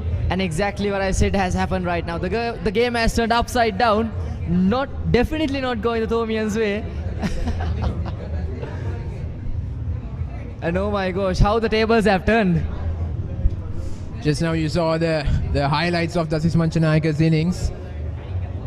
A brilliant, a prolific batsman in the making. And these two have turned the tables around. The Thomians at one point looked like, you know what, we can wrap things around quickly. But now that thought actually has changed. Now they are thinking of getting rid of this single batsman who is Dasis Manchanayaka, of course. And of course you can't put aside Ramiru Pereira, who has, actually you should give credit to him for making this partnership.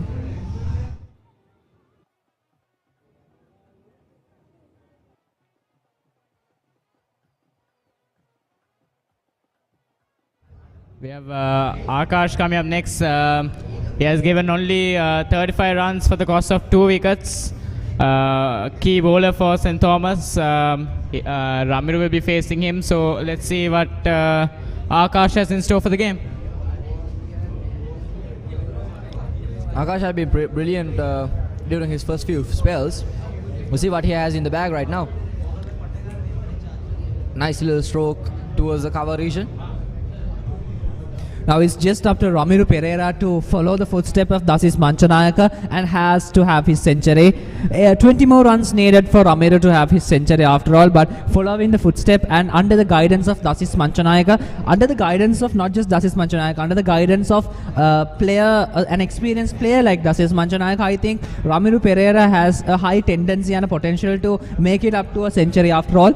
And once again down the ground, straight to the hands of the fielders though.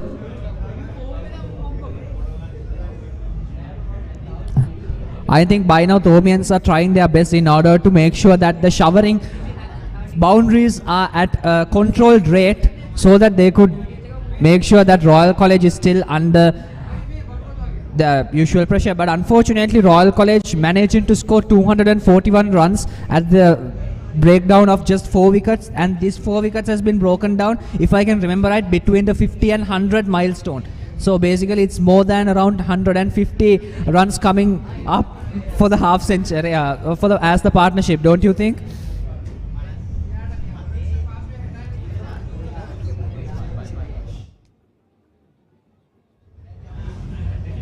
I have been daydreaming at the moment. Even if a wicket gets dropped at this moment, we have a few more explosive batsmen in the lineup, such as Sandesh Ramanayaka.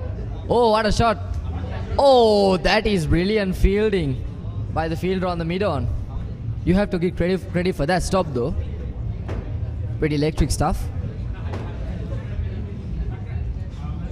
And a nice and a pretty fantastic thing that could happen for the Royalists right now is, even if a wicket gets dropped at this point of the game, and imagine Sandesh Ramanayaka coming in and smashing a quick 70 runs out of around 30 balls and making the whole crowd to go electric. Imagine that happening, Asif.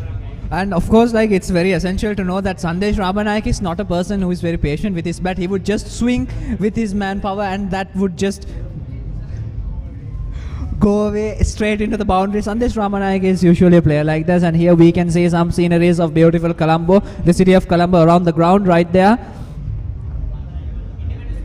The Independence Square quite visible from an aerial view.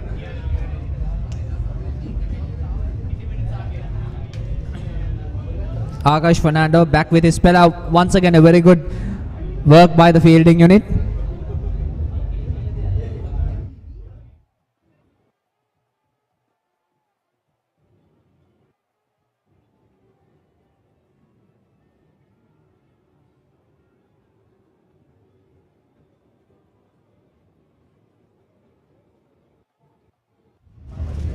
Just the last delivery of the over is going to be bowled, and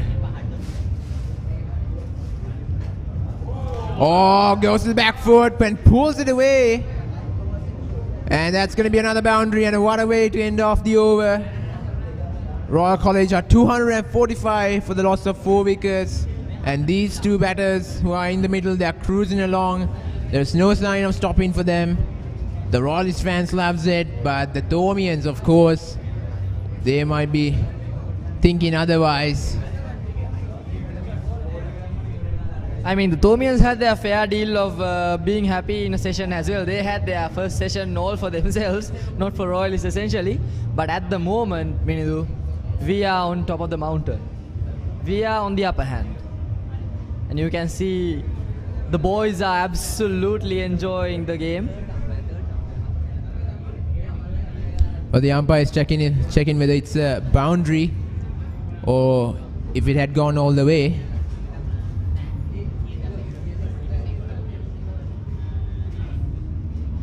They'll soon be making the decision. If it had gone all the way, 2 more additional runs for Royal College and for the Dasis Manchanayaka as well. So it seems like it's bouncing. It seems like it's bouncing right. No, I think it looks a bit like 6 though.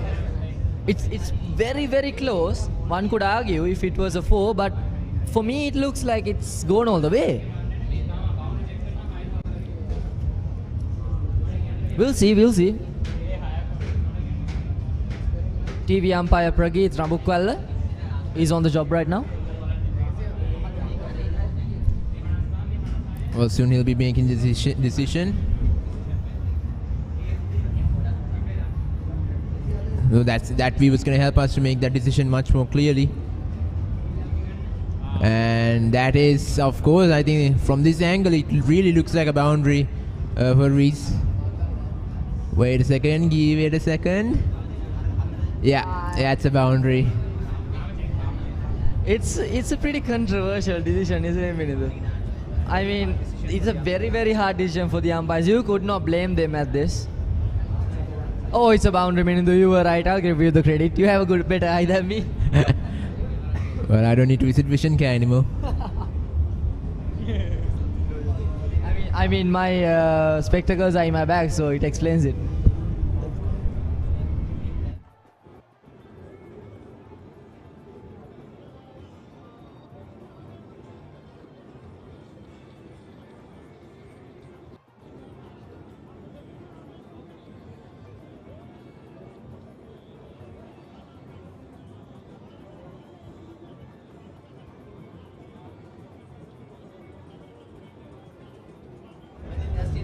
Beg your pardon, ladies and gentlemen. I think they're still going ahead with the decision, whether it's a boundary or a maximum. That's why all the camera angles.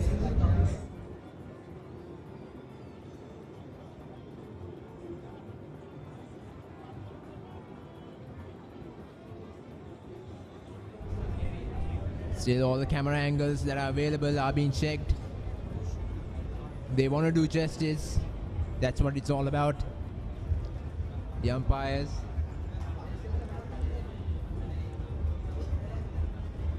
Well, whatever decision the umpire makes, it's going to be controversial in the end, right? It's anyways going to be controversial by any party.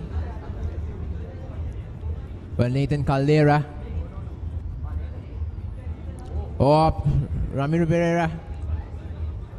That just goes through the gully region there. Didn't time it well, but just lucky. Yeah, I mean, he timed it just enough to work it towards the third man through the gully region.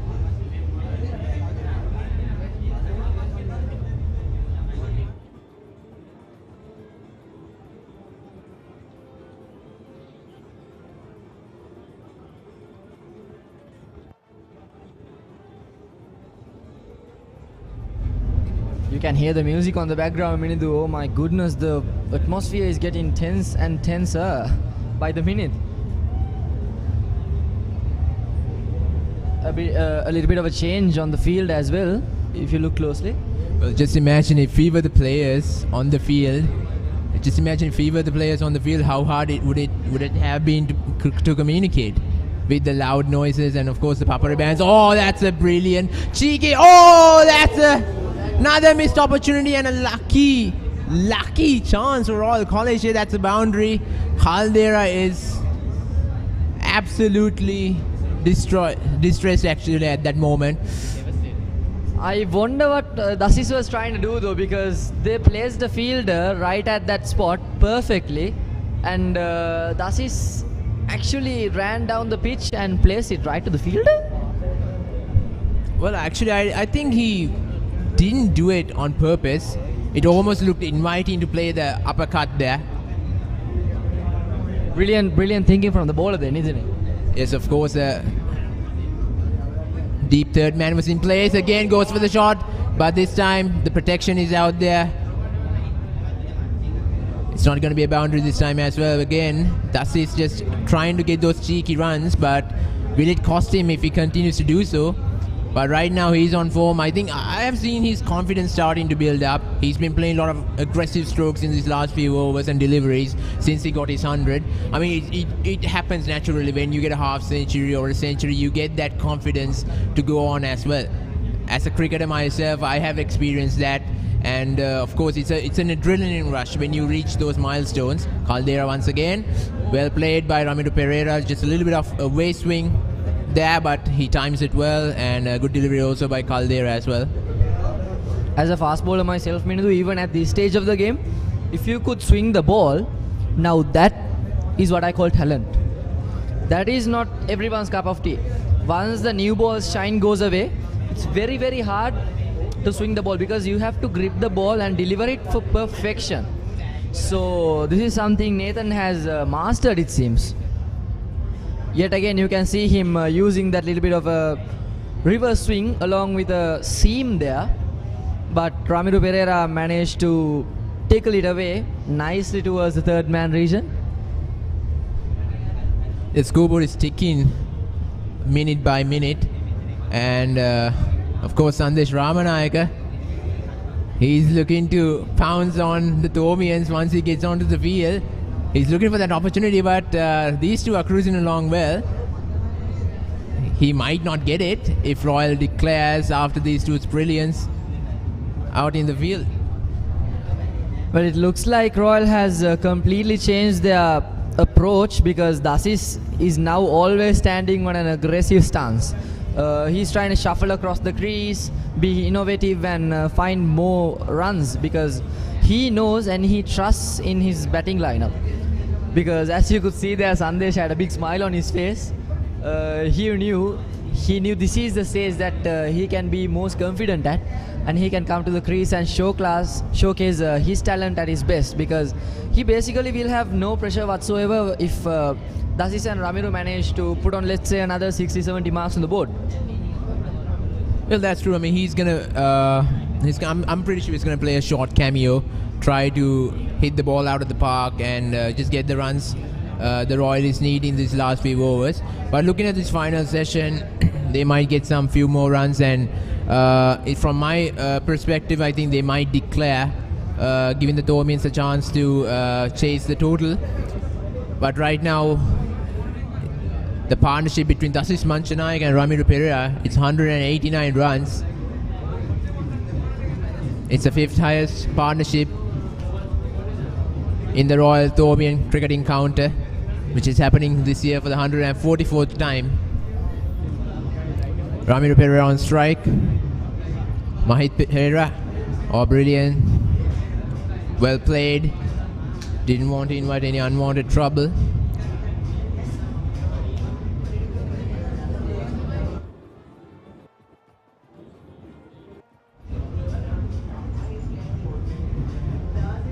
The delivery on the offside, tried to play it through mid-wicket region, but short mid-wicket. Feels that one there. It was almost like a sweep shot. A sweep cover. And that's the time. He locks it away, and that's going to be another boundary.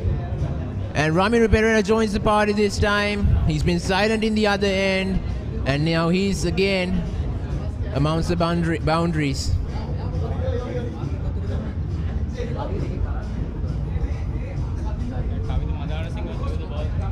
It's just a brilliant stroke by Ramiro Pereira, and of course a brilliant innings.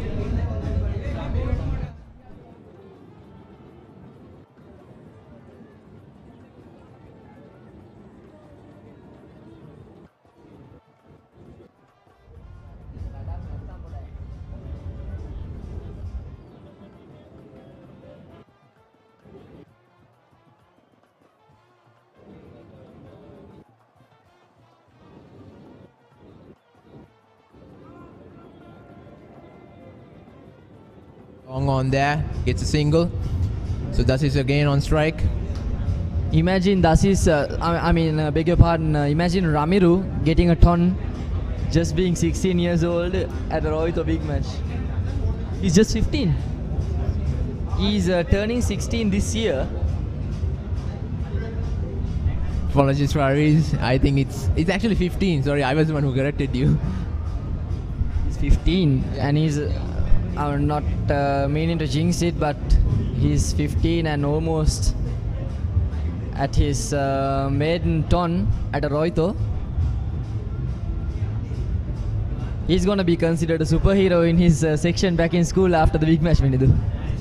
Of course, a young talent. I mean, imagine the number of years that are coming ahead for him, especially the experience that he gains from the young age as well. These types of experience will actually live as memories. Oh!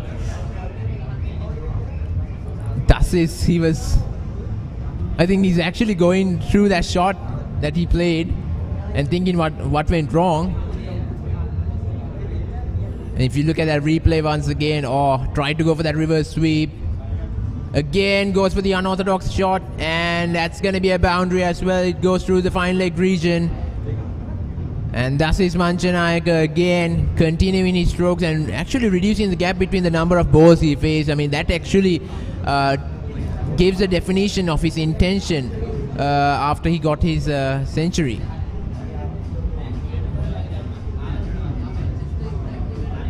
And the Thomians are trying to come up with strategies to get rid of this batter and get him back to the dugout. Mahith Pereira's over came to an end.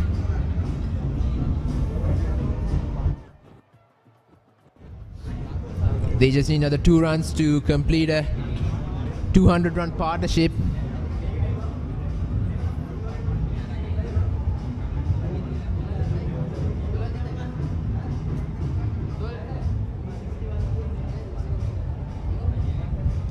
Look at the atmosphere at the SSC grounds. Different batches from respective schools. They have showed up in large numbers. I mean, it's actually a weekday, a working day, but these fans, they will forget about any other endeavor they have throughout the day, and they won't miss out on this encounter, this tradition, because the tradition means a lot to these fans from both schools. Nathan Caldera once again. It's been a tough day for him. It's been a tough day for the bowlers after the first session itself.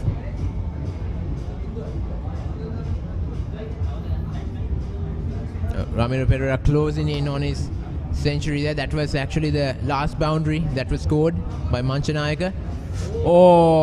Right outside the off stump. Puts his front foot and tries to play through the cover regions, and just knew, you know what, I won't be able to make it this time, and try to keep his bat out of the way. To be honest, Nathan looks pretty frustrated because he had delivered a bunch of very good balls, but he was not lucky enough to get that nick of Ramiro's bat. If you can see there, it was a very good delivery, inviting him to play the drive. A short ball targeting Ramiro's weak pull region, but once again a good delivery, but not quite lucky enough. Well, that's a good strategy by Caldera again, putting that short delivery. Looking at the intent, Ramiro Pereira had played those previous deliveries. It was almost like inviting him to play the pull and getting that top edge. Again, that could have been a chance, but again the luck doesn't go in favor of the Thomians. Royals are well on top on day one, of course. I mean, like I said, these sessions, they actually can't predict the result of every day. I mean, any team can come up on top in various sessions, and that's how you get a summary throughout the summary from the whole encounter. Another few more overs left in the day, and Pereira is almost closing in on his, of course, a well-deserved century, but can he make it through? That's the question. Plays it well. What a brilliant shot, but well fielded. There's backup as well, Senandi Bulankulama. And also the outfield conditions are not allowing that ball to travel all the way to the boundary as well, but because it is a bit damp still, we haven't seen a fully clear sky all throughout the day. So because of that reason, the flow is still a little bit damp if you go out there and check it out. But it was a beautiful stroke by Ramiro, right off the middle of the bat, right through the region where he intended to play it, but not quite lucky enough to push it all the way to the boundary.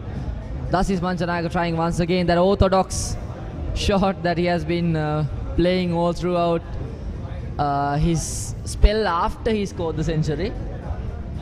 Well, he again tried to loft that short delivery over third man, but this time couldn't connect bat on ball. Some camaraderie there between Nathan Caldera and Pereira. It's good to see these types of instances in these encounters. It's not all about fights and brawls. It's all about that sportsmanship between these two sides and the amount of respect.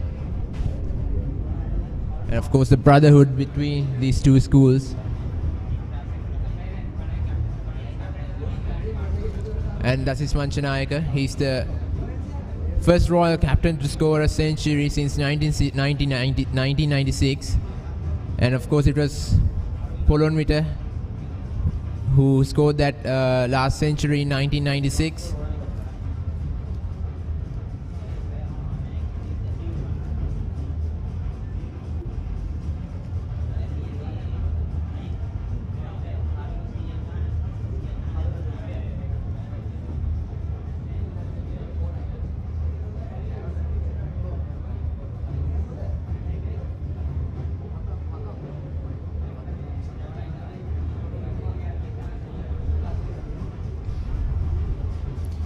A little drinks break has been called for the players.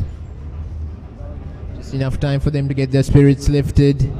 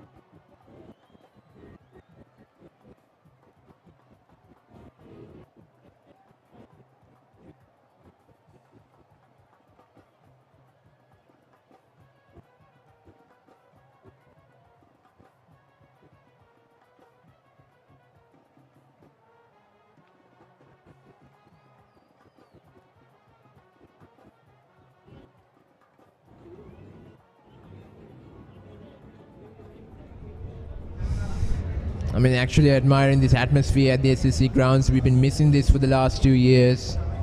I mean, looking back at last year, it was pretty much isolated, an encounter which was played in an isolated location. It was almost like that. But now the fans have gathered, plenty of time to catch up with their old batchmates and of course enjoy this traditional encounter between these two well-respected schools in Sri Lanka. And of course Ramesh Mendis trying to come up with strategies with his fellow 10 players. And play continues once again. Thus is Manchanayaka.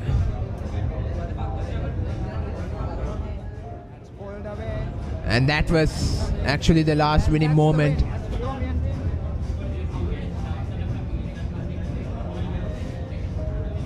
This is the last winning moment for St. Thomas's College in 2019 as well.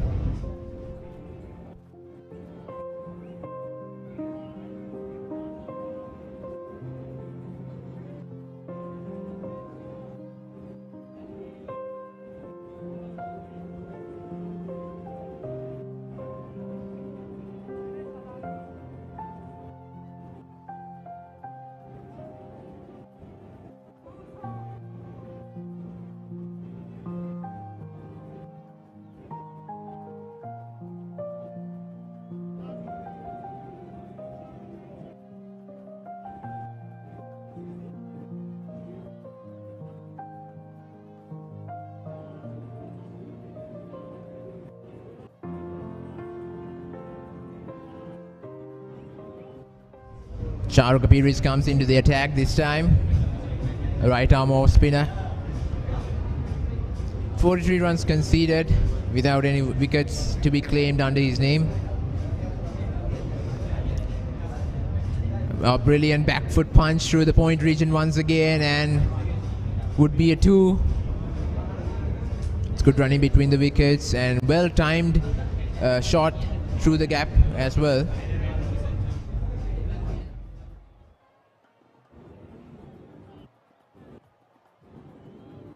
And of course, ladies and gentlemen, with that, the 200-run partnership has been completed by these two batters who have put up a brilliant foundation for Royal College. This is more than what Royal College has been expected out of the two batsmen right there. I think now Royal College is in a very stable and a very steady manner. I think they have enough run in order to put enough pressure on St. Thomas's.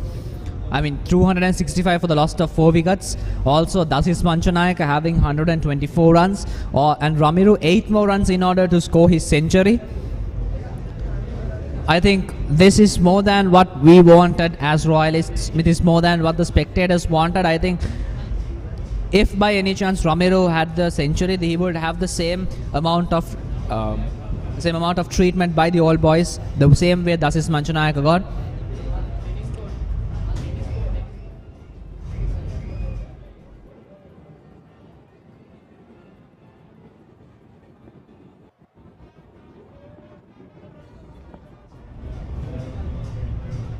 Charuka with his spell.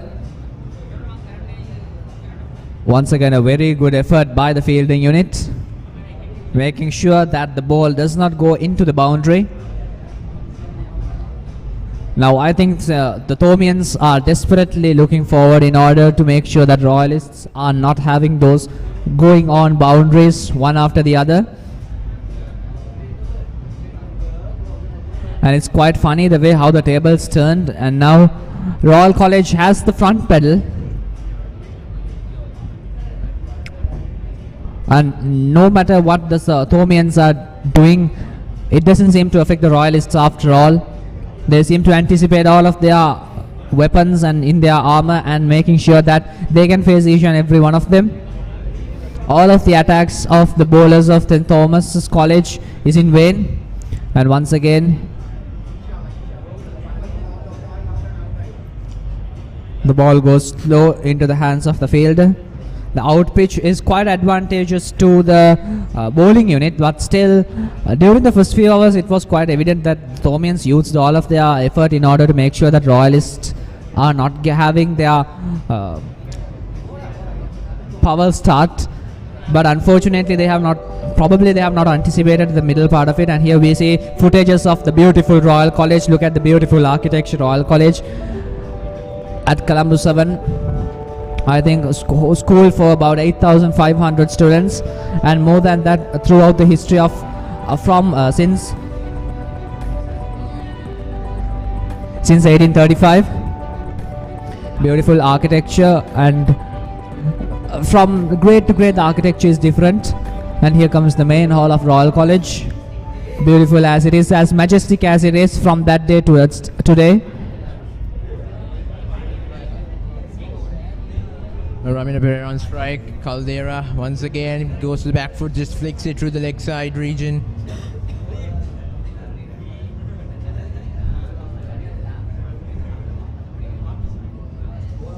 And of course the Thomian players looking a bit frustrated at the moment because they are well on top on after the end of the first session, and all of a sudden the tables, like I said before, have turned around. And these two are the main reasons for that to happen.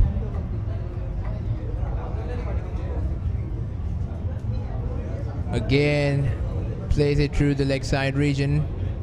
It goes to final leg. If you take a look at Dasis Manchanayaka's stance, he's more focused on the leg side and try to open up that space on the offside to go over the top and to play some strokes, which allows himself to navigate those spots after he lofts it to the players. So it's a different stance from him, a very different stance compared to other players, especially the different stance compared to Ramiro Pereira's at the moment. So he's more aggressive, looking to open up the space on the offside, like I said before. Actually, Ramiro Pereira is an elegant class of a batter. Once again, goes to the back foot and just elegantly punch that short delivery to the back point region.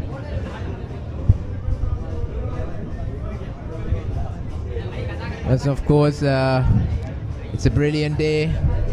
And once again, Vinithu, we should make sure that the Royalists having this partnership in this manner is quite adequate to add the pressure of St. Thomas.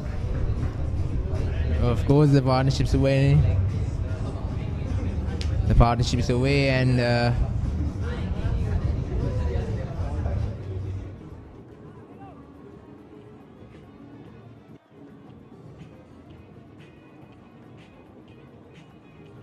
Again, this was a beautiful shot played by Ramiro Pereira.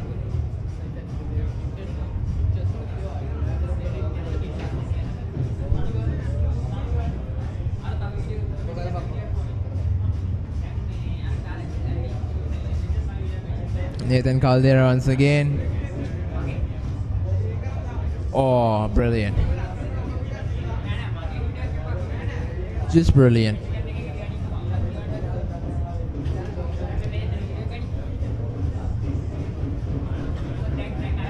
What do you have to say about the atmosphere right now, Furbies?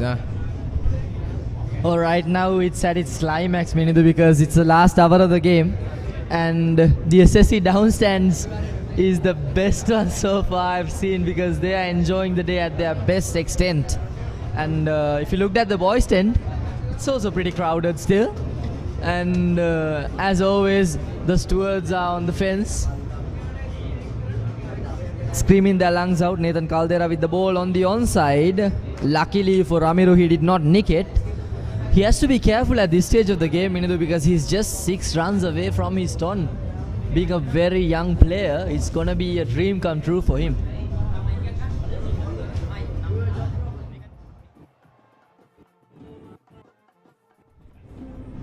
Well, it's actually, I mean, like few overs ago, we saw few spectators walking into the field after Dasis got his century. So that is how the atmosphere has been in these past few hours. They're having their fun and also enjoying the match at the same time.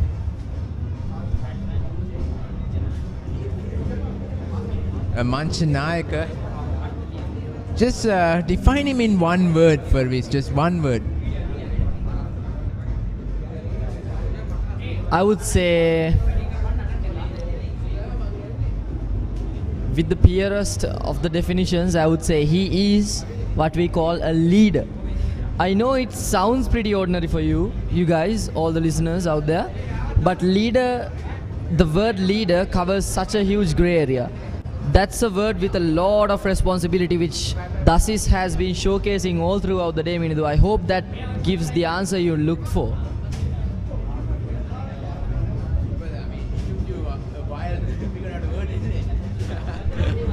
It took you actually a while to figure out that word. I mean, me being the poetic commentator I am, I was trying to go a little bit Frida Drury there. Well, it might take us some few more years. Few more years, that's gonna take us a whole lot of years, Minidu. But I was gonna look for that poetic word for you, but I could not come up with one. But I came up with a decent one, I guess. Well, it was decent. Don't have to give it too much of credit, you know. Minidu being Minidu.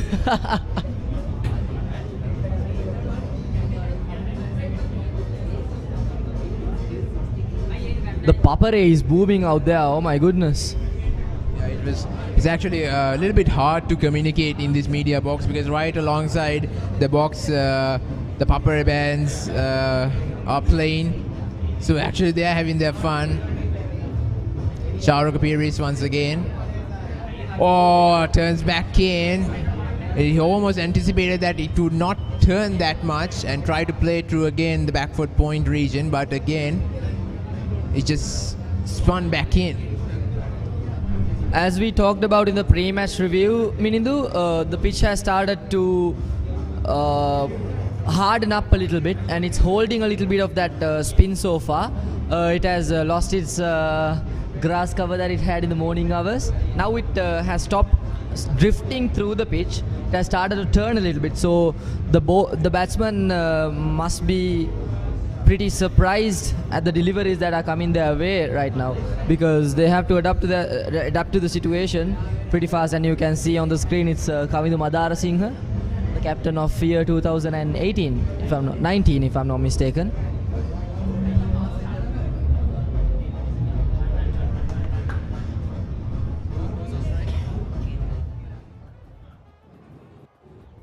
Beautiful shot by Ramiro. That's the end of the over, and Ramiro is again on strike. Lovely partnership by Dasis and Ramiro. I think we all three can agree. They've been carrying the team from even before the lunch break. They went for the lunch break. They came back strong.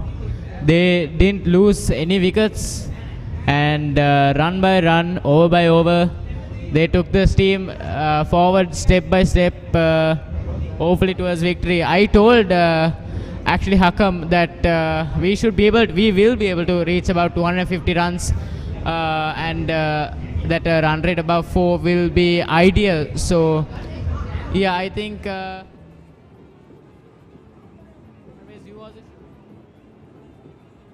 say something like maybe agree with me, Farvez. Yeah, exactly, Kevan. Oh, there's an appeal by the bowler there. But however, tickled that for a single, and it has been given as a leg bias. So yes, Kevan, as you were saying, we always kept hope for the Royalists, kept rooting for them, not letting our hopes down all throughout the day. And the two horsemen in the crease have proved us right. They have proved us right that it is okay to keep your hopes on a Royalist shoulder. That's what Royalists do. They're actually not regretting that decision right now. They kept their hopes alive. Actually, these two kept the hopes of the Royalists alive. And Caldera once again. Ooh, just pulls out.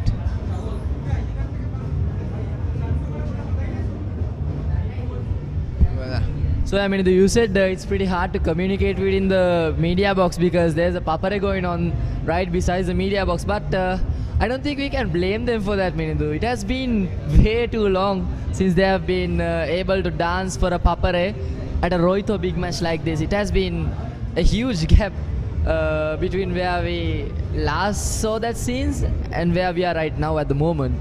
And it costed us a lot of fun. Das is tickling it for a single beautifully. Well, actually, I mean, it's a different atmosphere when the papare band starts to play. You know that when a papare band starts to play, a match is around the corner, or a match is actually nearby whenever you go through some place or some area in this country. So that's what we are experiencing at the moment, the typical big match atmosphere that all are not just the Royal Thomian fans, I think all the fans of schools cricket have been missing. Caldera again. Oh, that was a foolish delivery, but drives it to short cover. Mahit Pereira.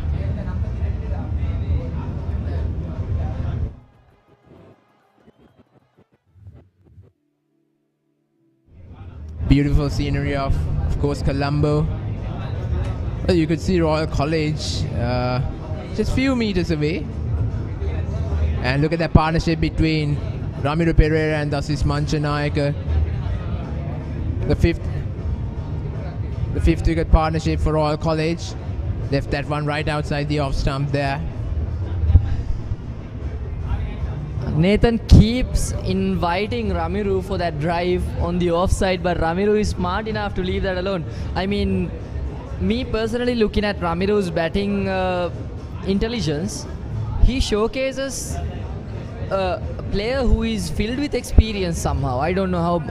Could be that he had played a lot of school level matches and also club level matches, but of course, and he also has been practicing a lot under our provisions of our great coaches of our college. And Ramiro is showcasing very matured batting intent when he's at the crease. He has not gone for unnecessary shots that much, and he has left a lot of balls alone, which is very hard to do for a young batsman. As soon as a young batsman sees a delivery outside the off stump, he always tries to drive it through the covers region or whatever the region he fancies. But as you can see, Ramiro, 160 deliveries faced and 95 runs scored so far. What a haul it has been. Just imagine the experience he's gaining with just 15 years of age. I mean, look at the years that are coming by for him. Just 15 years of age, has already played 2 big matches. And I mean, the last big match he played was when he was 14 actually.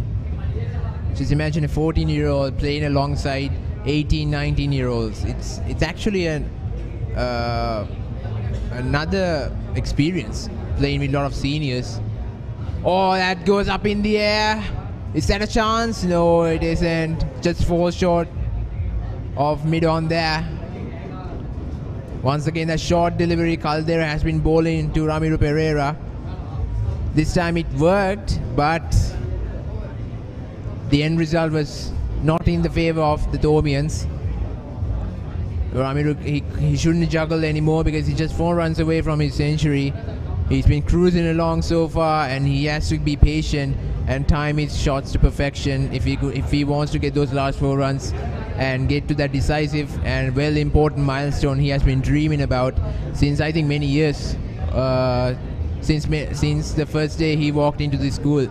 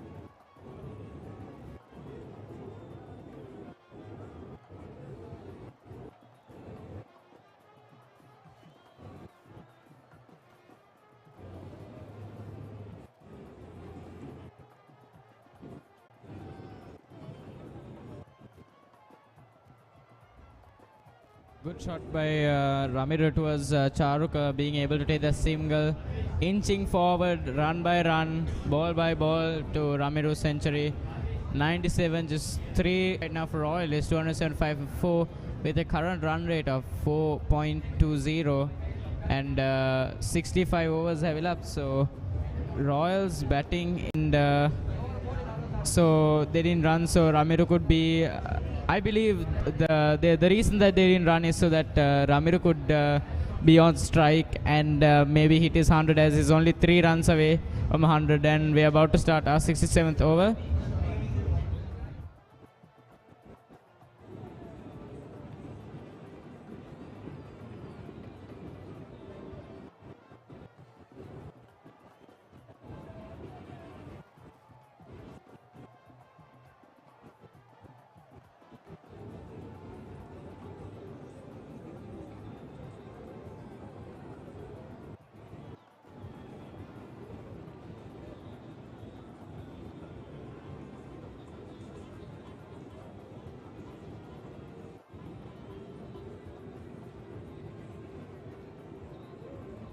Royal College 275 for 4.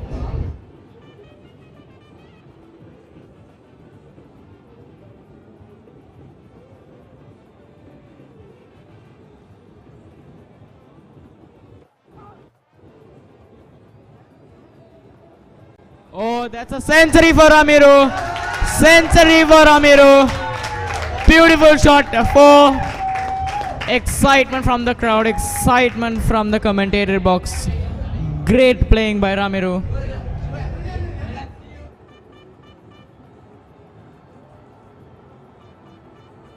Let me tell you, Kevan, Ramiro is going to be the hero in his entire section for the next few years.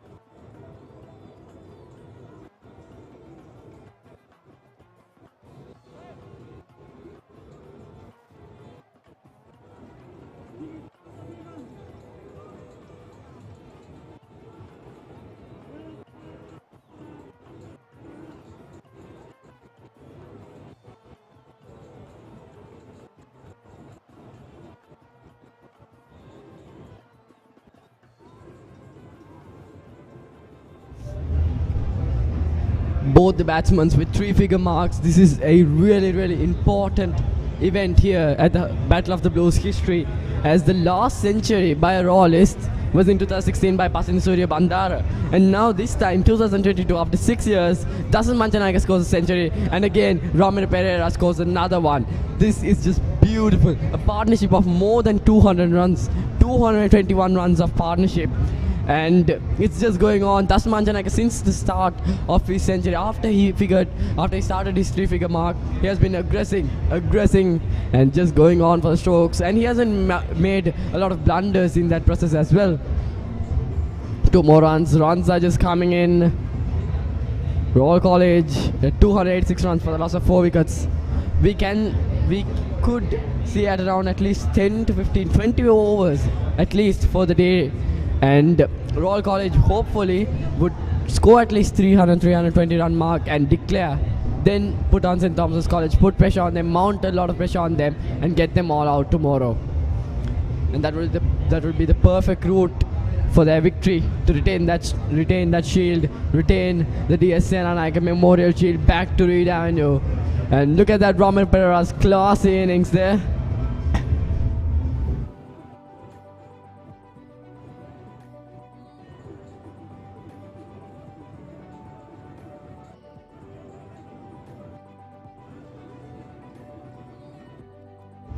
So it's 4:40 now. If we could see the game go on until 5:30, we could actually see at around 20 more overs, most probably.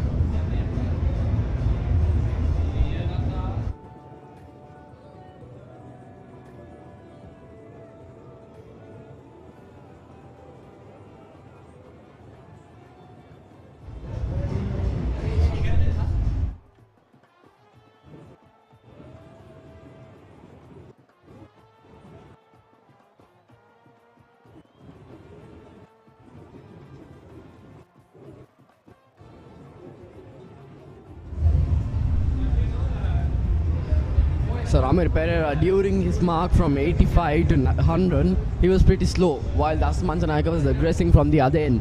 Now that both of them have achieved their century mark, the 3-figure mark, that milestone, now they have the freedom to go. They have that mindset, they can go for it.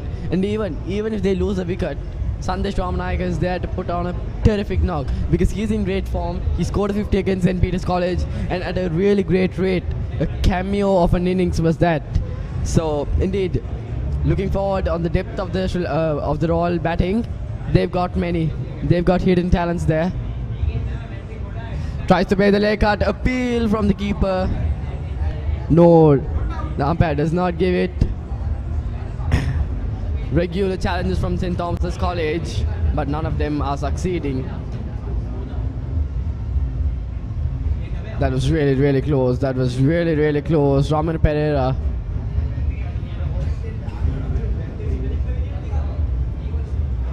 Charaka Beris.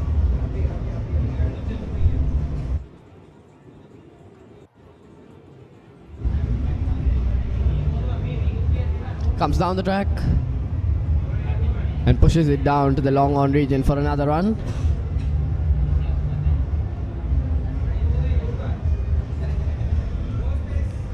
Indeed, the Thomians look really down, picking up 4 wickets in the first session, in the first 25 overs. And now for the rest of the game so far, since lunch break to now, 1.5 sessions gone by and not one single wicket. That's how dreadful they are, and that's how much they are wanting for a wicket. The Royal Tens are just super excited, super hyped up, and they can see something, they can see a light. Swept down the leg side, and that might run down to the boundary. Fielder cuts it off. Another run. Runs are keep on coming. Runs. The tally just keeps on moving for Royal College.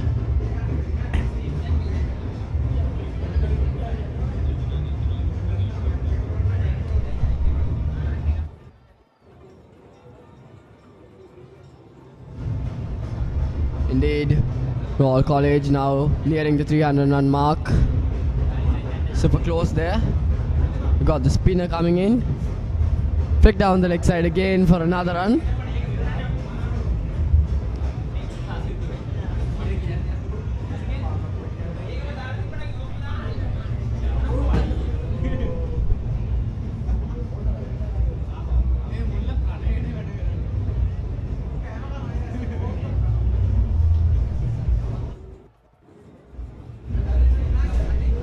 Some footages of the Papa Race commentators there.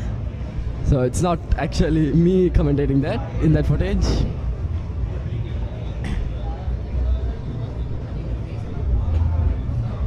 We got Charaka Paris. The reverse sweep there. Again, Tassis Manchanaika feeling that he's really got some. He is really frustrated there. Tassis Manchanaika. But indeed, he's played a gem of an innings here. Should have that concentration. Going for those strokes, going for the unorthodox shots. Have to be real careful, and another single. Look at that. That is really, really matured innings from Das Manchanaika. He tried to go for boundary, he tried for an unorthodox shot. He didn't achieve it, he went for a single. And not only that, he will be able to retain the strike for the next over, which gives him an advantage. He knows the balls very well, how it's going to be coming. And for him to strike further, strive towards the victory. Royal College now 290 runs after the loss of 4 wickets after 68 overs.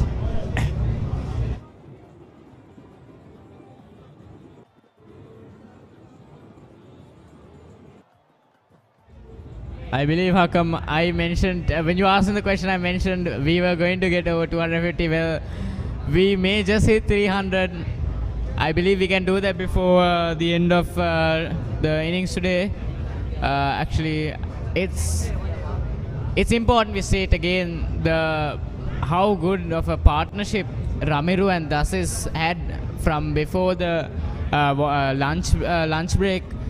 They carried the team run by run, over by over, ball by ball, to getting to such a score like this without the loss of any wickets. Now we start the 68th over, and it's looking towards the more positive side for the Royalists, this big match. But as everyone stated before, we have another 2 more days left, so it's very difficult to say, isn't it, Hakam? Das Manchanaika slashes it, just smashes it down to the long on region for a single. And it's also very ironical that at the start of the lunch break, when Royal were 89 for the loss of 4 wickets, I had mentioned that the Thomas bowlers have put Royal into a hiding. But now I can, as a Royalist, I can proudly say that Royal has put St. Thomas into a hiding. Look at that, 291 runs for the loss of 4 wickets, 2 centurions, and a partnership of 230 runs. That the score just says it all. How Royal has put St. Thomas's. Oh, Ramir Pereira, that is, goes for the big shot, and it's caught. Oh, I beg your pardon, it just bounced in front. Just got lost in the match there. Whether to look at the screen or the match, and really sorry.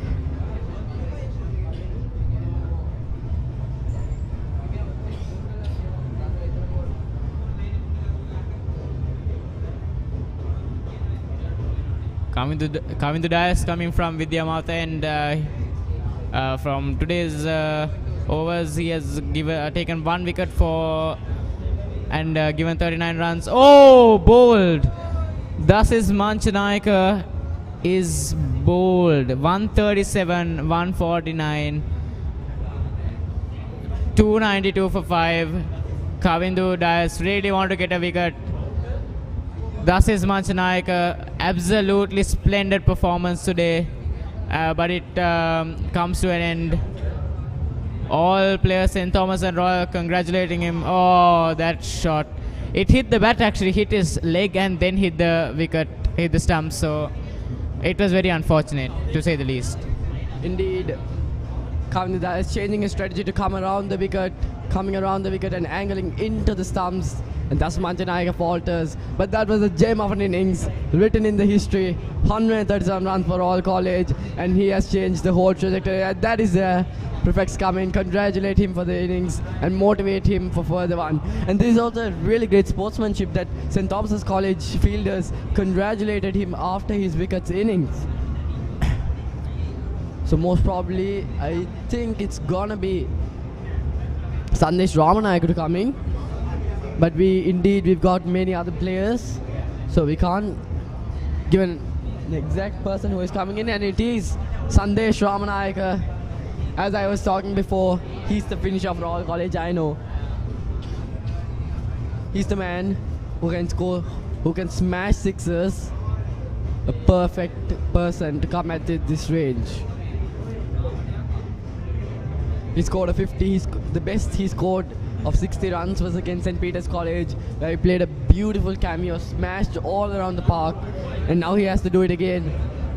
The day is almost coming to an end. It's at around 4:50 now, I think. So if the game goes on until 5:30, overcast conditions here, so we could see the game go until 5:15, 5:30. So if that goes until that, Sandesh Ramanayaka should be able to punish the bowlers, put up a huge total on the board, and then declare or play until they get all out and put up a really good score for Thomas to play for.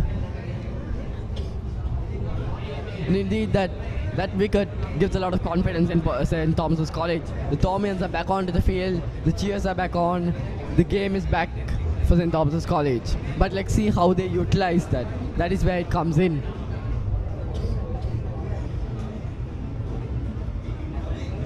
The shorter ball, that's Sandesh Ramanayaka tries to take the quick single, pass it on to Ramir Pereira.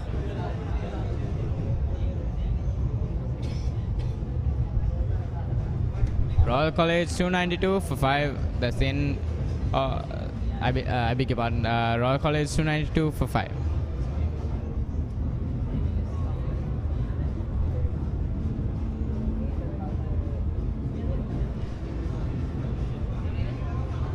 Coming to Dallas, coming from Vidyamouth, and Ramiru's on strike. It doesn't look like he wants to waste any time here at the pitch. Oh, some great bowling and great fielding by Kamindu himself.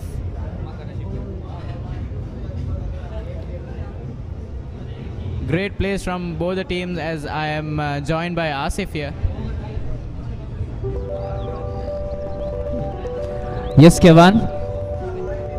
We have some beautiful sceneries here, right here. I think this should be St. Thomas's College, most probably, if I know it right. Beautiful architecture we could see. I think both these schools having a prestigious history for more than 100 or 150 years. Since it's obvious, like the Royto itself is 144 years, that means that both of these schools should be more than 150 years.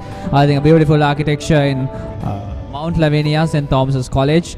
A big ground, a home to 2,500 students right now studying there, and of course a great deal of old boys who has been great personalities in the country. So back to the match. Royal College 292 for 5 wicket loss, at it's the 69th over going so far, and the captain of Royal College was dismissed for a run count of 137. Very I think he has done his duty, but 13 more runs he would have his 150. I was anticipating his 150, but unfortunately he was dismissed. And now Sandesh Ramanayaka has come now, and with Ramiru Pereira, who is still the man on strike, 105 for the loss of no wickets. And as for the Thomians, Akash Fernando, who has dismissed 2 cricketers from the Royal College side for the run count of 40 runs. Here comes Akash with his spell. Once again, Ramiru playing in safe hand. Since he already has his 105, he doesn't want to lose the wicket right now. I think Ramiru himself wants to make sure that he would break down Dasis Manchanayaka's target. I think that would be a little competition which would actually take Royal College into the next level, of course. And plus Royal College just need 8 more runs in order to have the run count of 300 runs. And Sandesh Ramanayaka being the new batsman, he should have a little bit of more time in order to get set into the pitch and all. Once again, a poor performance by the fielder. Goes down the ground into the boundary, and 4 more runs come up for Royal College, and thus it comes for 296. One more good strike by Ramiru Pereira. But we should really appreciate the effort by the Thomian fielder right there. But unfortunately, it's not quite enough to stop the strike from Ramiru Pereira. Royal College, 4 more runs required in order for their 300 run card. Personally, I don't think during the beginning of the match, nobody really anticipated that Royal College would go up to a level of 300, but due to the partnership for more than, I think, 180 to 200 runs from Dasis Manchanayaka and Ramiru Pereira, thanks to that partnership and that contribution, Royal College has managed to come up to a target of 296, and it's no doubt that it would go up to a level of 300 undoubtedly, and still 69.2 overs gone so far.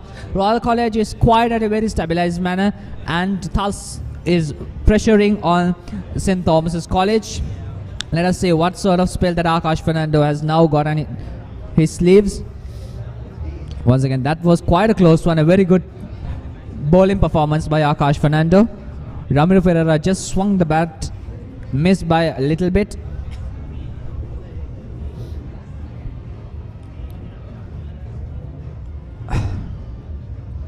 I think Ramiru Pereira is a young hero for Royal College.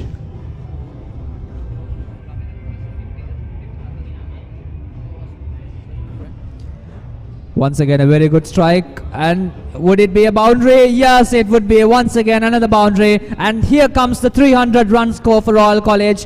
Royal College, 300 runs for the loss of 5 wickets at the end of 69 overs and 4 deliveries. Ramiru Pereira, 113.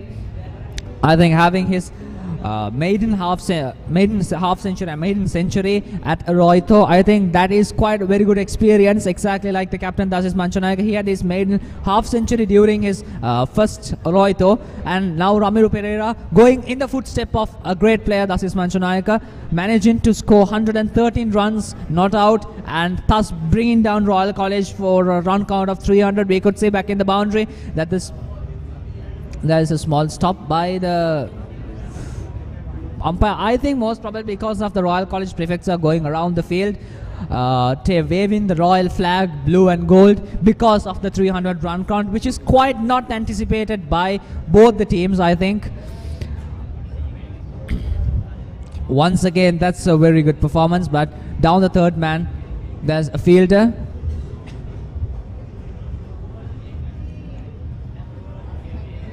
I think just a single out of it. 301 for the loss of 5 wickets. Ramiru Pereira 114. Sandesh Ramanayaka not just given the chance right now, not just given the chance to have a very good beginning yet. I think Sandesh Ramanayaka, with his stamina and with a prolonged amount of rest that he took so far, is quite ready to take the legacy of Ramiru Pereira and Dasis Manchanayaka into another partnership between these two players. A higher appeal once again by the ump, and the finger lifts up, and there goes Ramiru Pereira, dismissed at 114 runs so far. Akash Fernando breaks down the next wicket for Royal College. 301 for 6 loss at the end of 70 overs. Ramiru Pereira, the young hero of Royal College.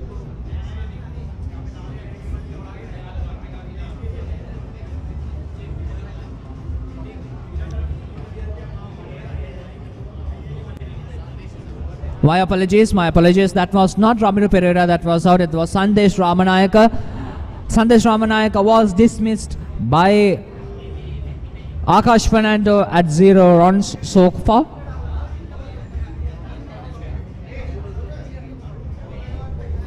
Not something that Sandesh Ramanayaka wanted, but since this is cricket, anything could happen. Sandesh Ramanayaka goes down for a duck. And the 6th wicket goes down for Royal College at a run count of 301 run.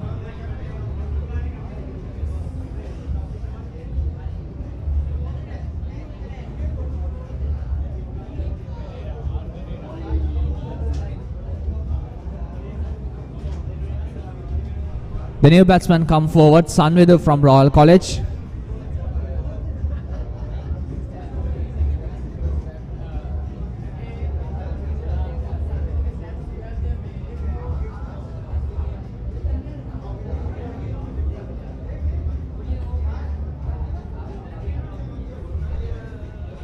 I beg your pardon for the mispronunciation during the previous commentaries. The player with 113 runs, the young hero, is still on strike. Not giving up so easily. But Sandesh Ramanayaka not so fortunate, but like Dasis Manchanayaka or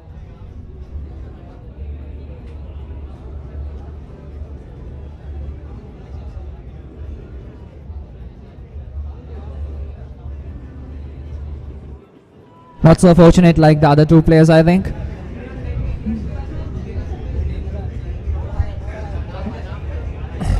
Once again goes high up in the air. I think that's supposed to be going straight to the boundary, and that's one more six for Ramiro Pereira.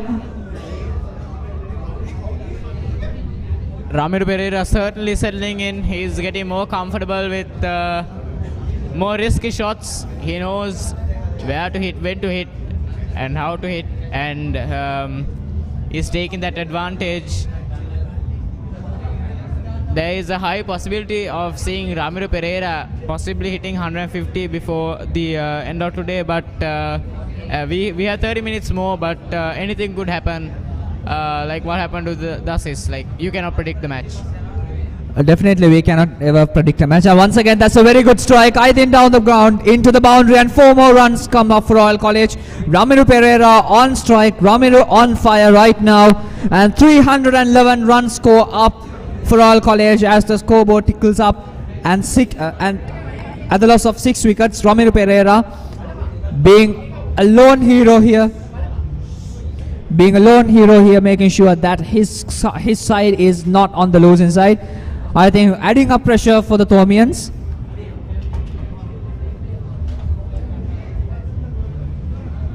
Building up pressure for Kamidu Dias, who has already broken down 2 wickets for Royal College at a cost of 50 runs. And here we could see the Royal College stewards and prefects. Once again goes high up in the air down the ground, but there's a field, number 55 Romesh. Just a quick single out of it. And here comes the new batsman Sanvidu on strike for the first time at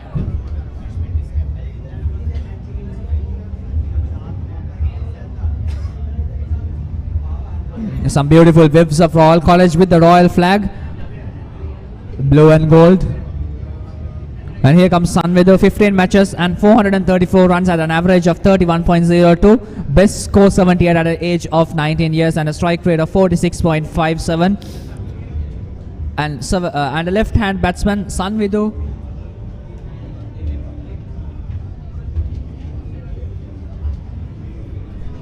Kamidu Dias to Sanvidu.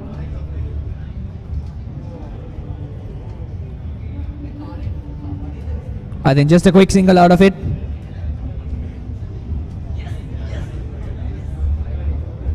Sanvidu not making sure, like, every ball counts, every run counts, so making sure that he would have it the maximum out of it.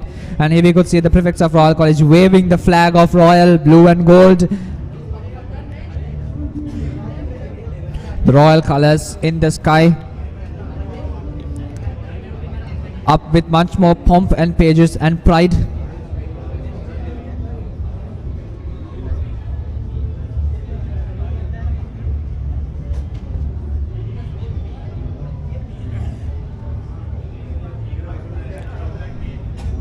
Once again, not much done by the final delivery. At the end of 71 overs, it's 313 for the loss of 6 wickets.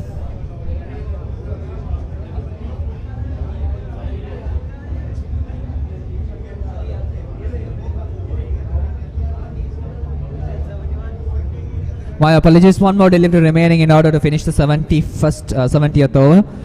Here comes the final delivery of Kamidu Dias. And once again, that's a good strike down the ground, but straight to the hands of the fielders there.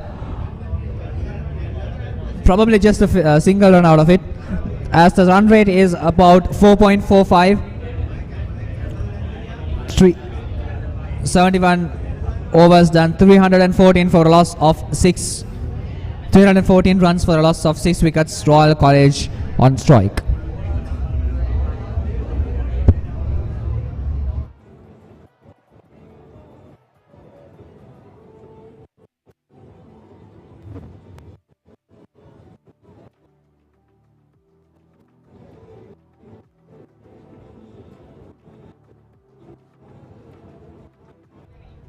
The Royal College cricket batting lineup: Rehan just 4 runs, Sineth and Ovina not so much, but Ovina Abampol has been able to score 30 runs, and Dasis Manchanayak and Romero Pereira more than a century, 137 and 126 respectively. Sandesh Ramanayaka, Uvindu and Sineth and Rehan could not score much runs in this, typically like a Sri Lankan cricket team. But still, I think Royal College so far has managed to score a very good run, and a fall of wickets 4, 12, 19. And of course, we could say Akash Fernando 3 wickets on 49 at an economy of 4.4, and Kamidu Dias 2 wickets out of 53 runs at the cost of it.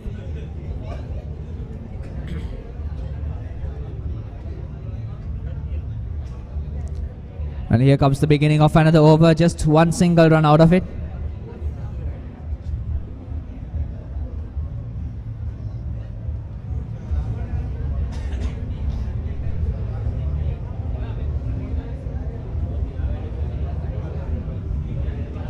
Around half an hour remaining, and there's about 20 overs more yet to go. Right, 90 overs per day is usual, essential in a test match, but still it's a 3-day match. I don't know what would they do, but still I think it's already beyond the clock that we are having right now, since I think the beginning of the match got a little bit delayed.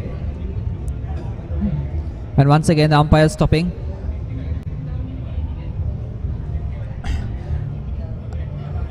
As the scoreboard indicates, it's 315 for a loss of 6 wickets. Sanvidu, the man on strike. And we could say it's quite cloudy and it looks really gloomy, and we could anticipate a little bit of shower after all. And now that's something unnecessary done by the wicketkeeper, and that has cost 1 run by the Royalists, managing to take every chance in order to have the quick singles and ticking up their scoreboard.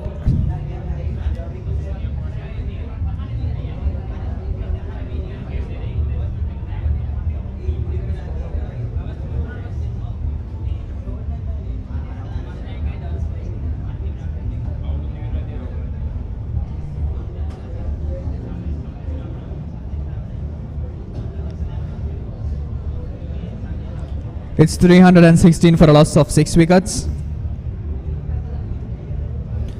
It seems to be the umpires are in some sort of waiting for some sort of decision to be taken, checking whether that is out. That does not seem to be out after all. It's safe enough. Probably the decision is pending. Let us see what the third umpire must say, and it's green light, which means it's not out. The batsmen of Royal College are safe, and thus gives away 1 more run by the Thomians, and that's a very good strike, but not quite adequate in order to go into the boundary. I think a quick single out of it most probably, as it ticks once more. 317 for the loss of 6 wickets. Ramiro Pereira 128. Here comes 10 more runs Ramiro Pereira scores. He has already broken the record of Dasis Manchanayaka. Dasis Manchanayaka being dismissed for 137 runs. Let us see if Ramiro Pereira is able to break that record and score more than Dasis. I think that's exactly what everyone wants to do happen. Ramiro Pereira, young. And once again a very good strike. Let us see if it goes to the boundary. No, it's low. The outfield itself is quite disadvantageous for the batsman, since it's already slowing down the ball. But at this rate, I think the singles are quite adequate in order to, since it's already a build-up pressure for the Thomians. I think more than boundaries, the singles are quite adequate in order to build up a very good run rate. As per the run, it's 319 for 6 wickets. One of the highest totals, I think, during Rohito. I think last year even they could not score more than 300 from either teams. Akash Fernando trying his very best in order to break down another wicket. Akash Fernando, one of the most talented bowlers from St. Thomas's, broke down 3 wickets for the cost of 53 runs.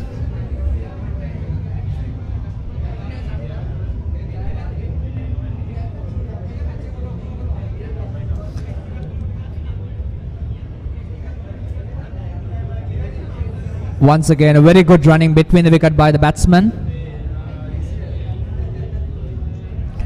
a couple of runs got by the Royal College batsman. Thus, it's 321 for a loss of 6 wickets, and it's the end of the 72nd over. The scoreboard indicates 321 for 6.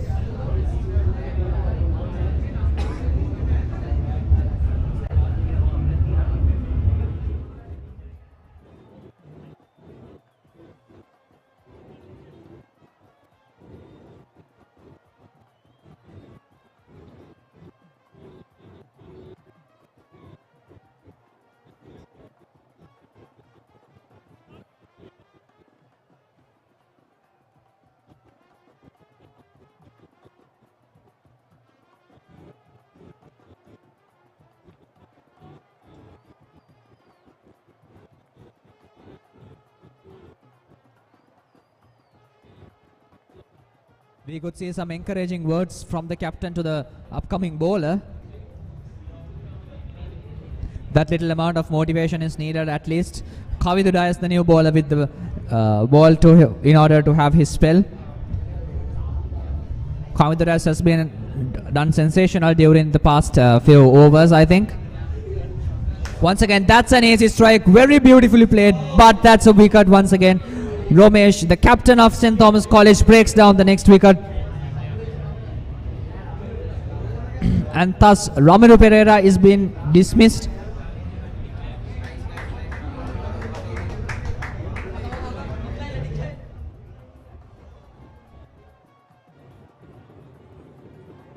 That's a very good catch by the fielder, the captain of St. Thomas College, thus dismissing the batsman. And here comes the new batsman, Bulan Veeratunga.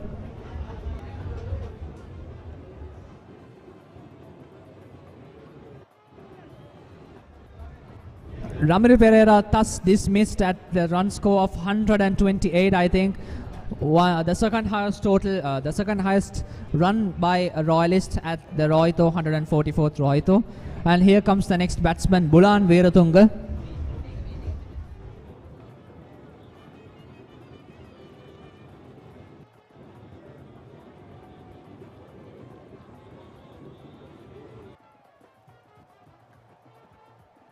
Beautiful sceneries of Royal College, and here comes Bulan Veeratunga, 12 match and 111 runs at a best of 33, 12.3 average. Bulan Veeratunga, a bowler more than a batsman, and has done adequate in his little amount of delivery, little amount of matches given to play. Bulan's main role in the team is as a fast bowler.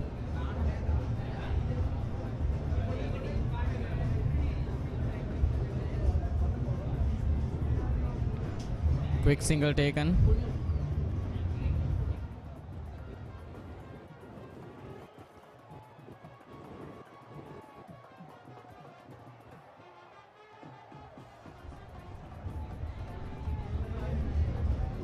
So the new batsman Bulan Veeratunga and Sanvij Senator Arachi currently in the crease now. Two new batsmen at the crease.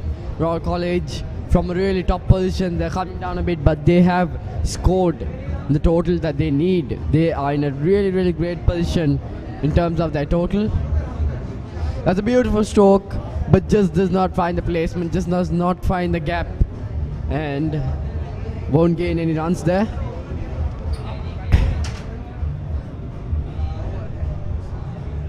And indeed, this live broadcast is brought to you by Merc Live. We really appreciate you sharing this link and subscribing to our YouTube channel, as well as please follow our Instagram, Facebook and Twitter accounts for many updates regarding the big match and the other events that are being played by the Royal College sports teams as well as the Royal College school. Off cutter tries to get the quick single, and they do gain it.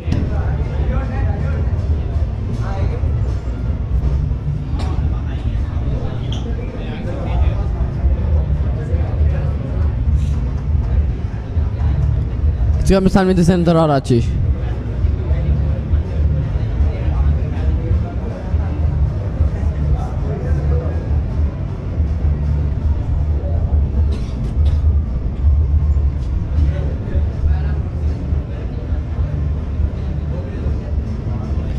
Beautiful ball, beautifully played.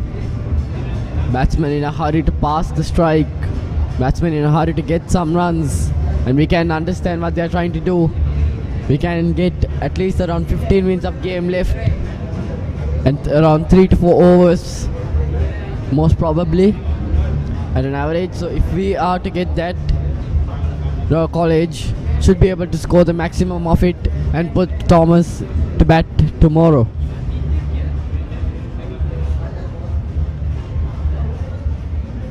Pulled away. The keeper does not grab it, but only a single as the fielder cuts it off at the deep. And they bring 2 runs there. That's brilliant running from Sanvita Sentharacha and Bulan Merathunga. Every run counts. Every single run counts.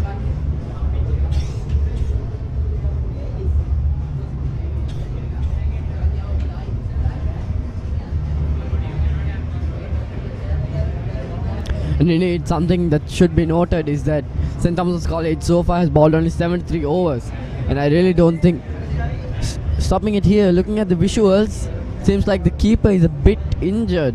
Maybe got some cramps, hopefully nothing serious, as he has a long day of batting to do tomorrow, as well as fielding after the Thomian innings. So hopefully that the Thomian wicketkeeper does not have any major injuries in there. Let's see the umpire doing some help.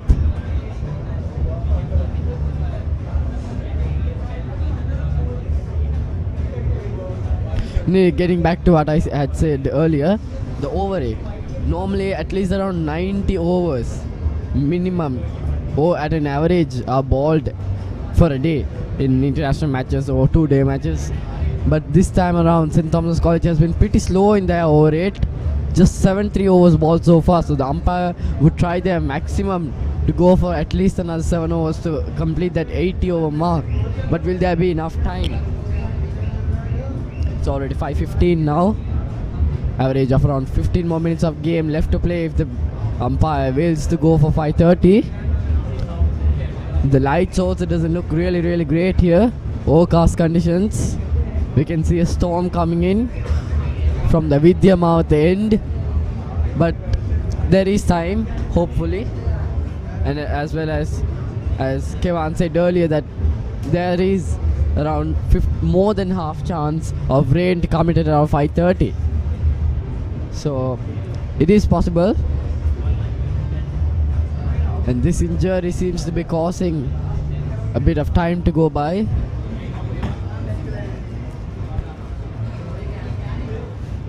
It does look a little bad there for the keeper. So having a look at the most dismissals in the match. We got the wicket keepers.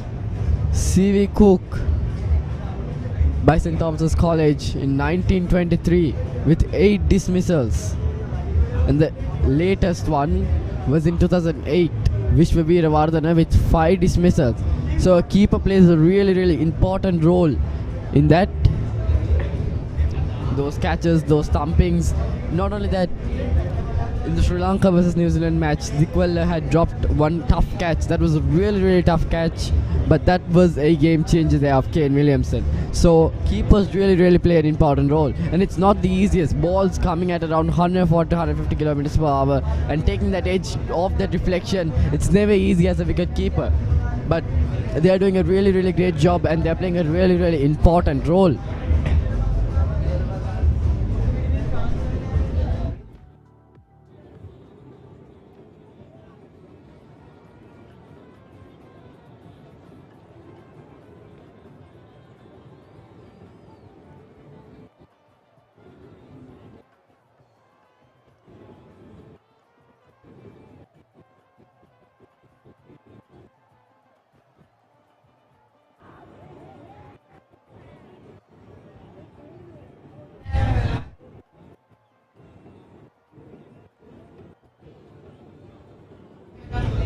Look at that.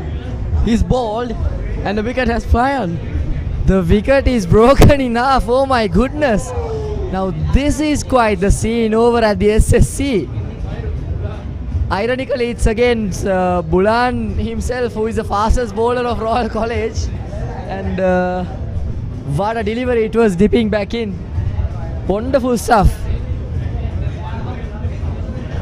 The Thomian fast bowlers are absolutely taking on the tail end of the Royal batsmen, aren't they?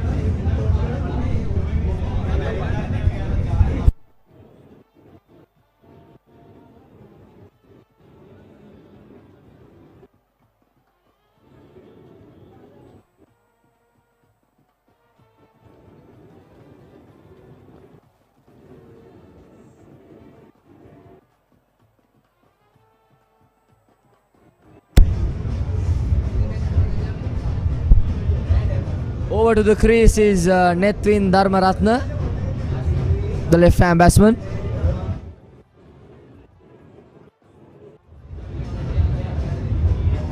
Beg your pardon for the crackling voice, ladies and gentlemen. I've been giving some cheers for our boys down at the boys' tent. Had a little bit of fun there as well.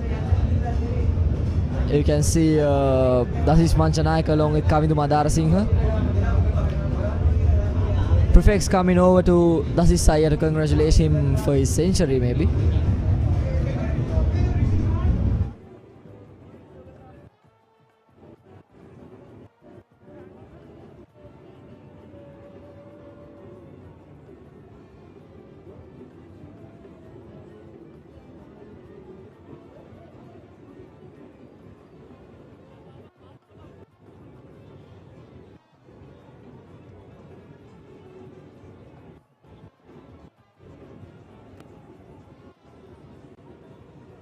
It actually looks like, if you look at the sky right now, there's a huge dark cloud roaming over the SSC sky at the moment. Anytime now, there's going to be a huge pour in. The umpires are thinking twice to carry on with the play because it looks pretty dangerous to keep on playing with the current light and the thrashing fast bowlers on strike. It's going to be quite dangerous for the batsmen if they keep on going. As you can see, ladies and gentlemen, from the west end, if I'm not mistaken, a huge cloud which is pretty dark is coming towards the SSC.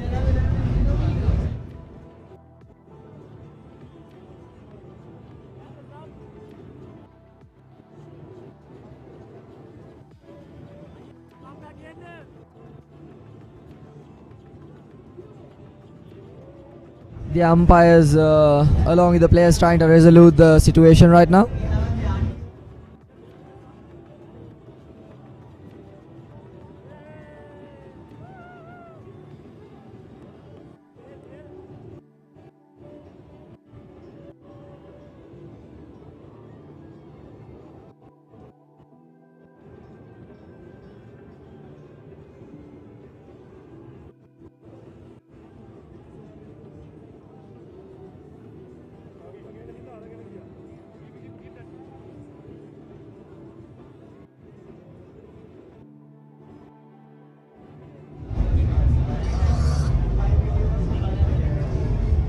It's 5:20 now. Time's going as well at an average of around 10 to 15 minutes left. And also we can see the lights are getting pretty damp out here. And as Furviz earlier said, pace is coming at really quick speed. We just saw a wicket break into half. So let's see how the batsmen are going to counter it. Nethwin Dharmaratna is on strike and Akash looking to take his 5th wicket haul. So close. It was right at the money. Oh, a run out attempt. And they'll lose the chance to take the batsman on the 9 strikers end, who is Sanvindu. Could have been very costly for Royalists.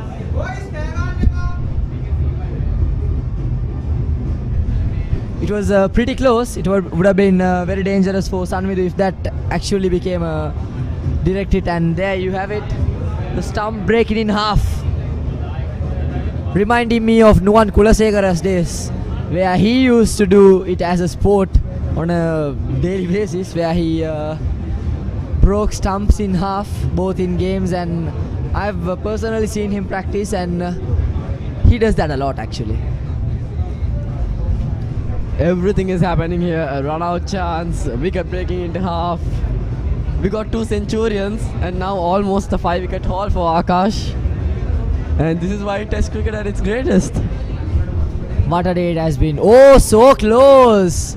Akash is desperately trying to fire it at Nethwin, whereas he could get his 5-wicket haul, which is going to be very glorious for him personally, and which will be very immaculate in the Thomian bowling lineup's figures.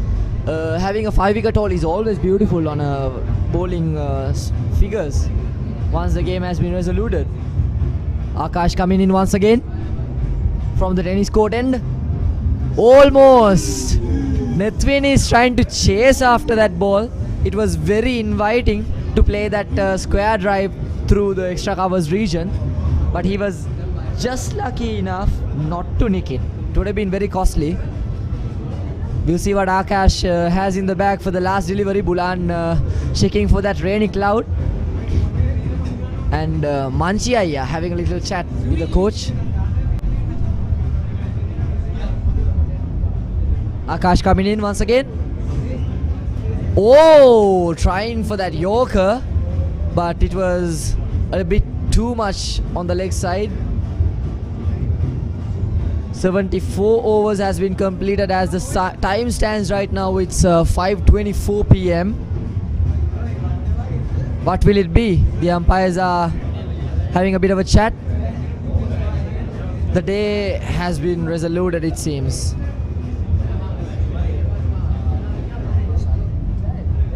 Not sure if they have declared or if it is the rain. Oh, it's the rain, it seems. The covers are coming in to protect the pitch for the days to come. Oh, how come, what a day it has been.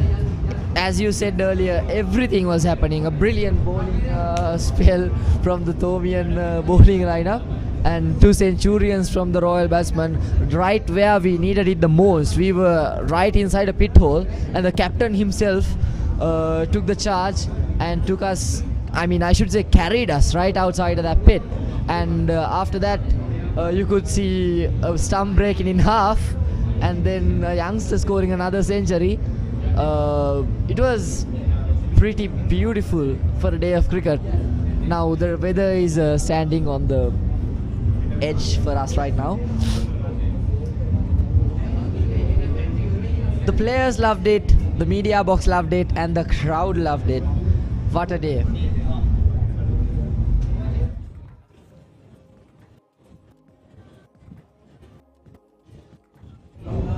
So there was a bit of a delay when starting the match because there was a bit of a bad light in the morning hours, so they had to start it a bit late, and only 75 overs out of the 90 overs that should have been bowled have been bowled for the day, and hopefully they will start the match a bit early tomorrow, whereas they can do a couple more overs than they anticipated for today. And I really hope the weather will be good tomorrow. I saw in the forecast that the rainy clouds will be there after 5 p.m. and I hope that the weather forecast does not let us down.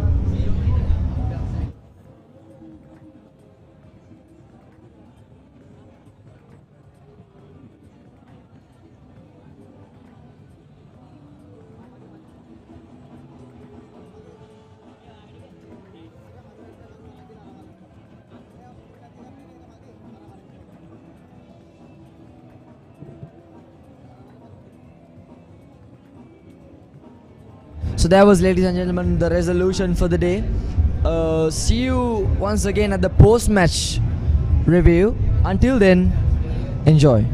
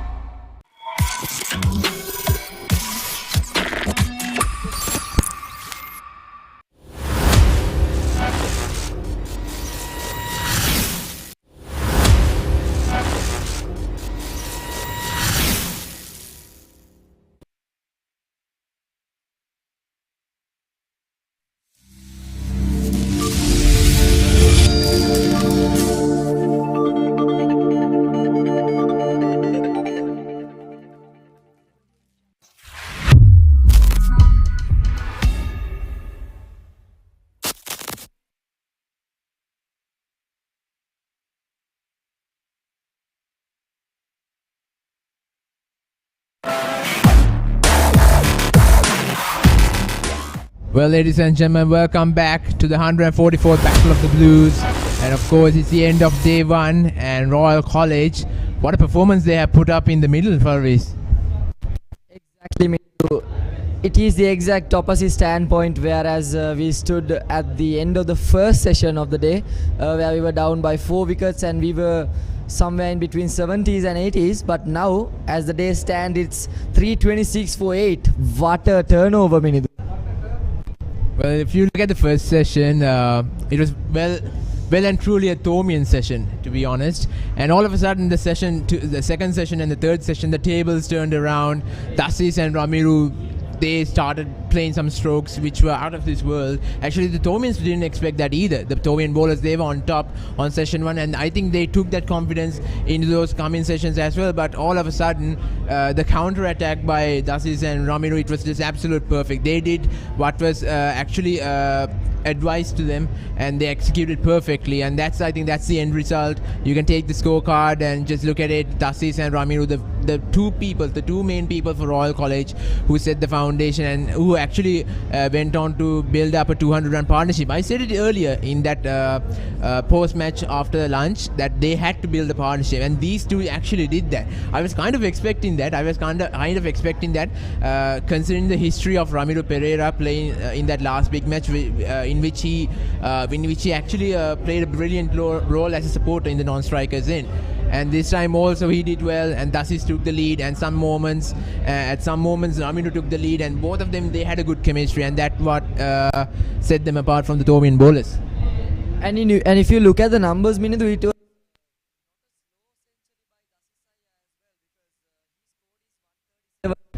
for 150 level of performance, if you ask me. He actually, as you said, he started ultimately 128 runs, a 15-year-old at a Rohito scoring 128 runs.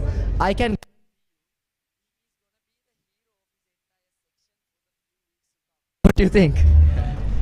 Well, I mean, when he goes back to school, when everything is normal, when the March Madness and all the season is over, he's almost going to be a celebrity, that's for sure. I mean, not just in his section, maybe in the entire school as well, whenever he walks around at different places.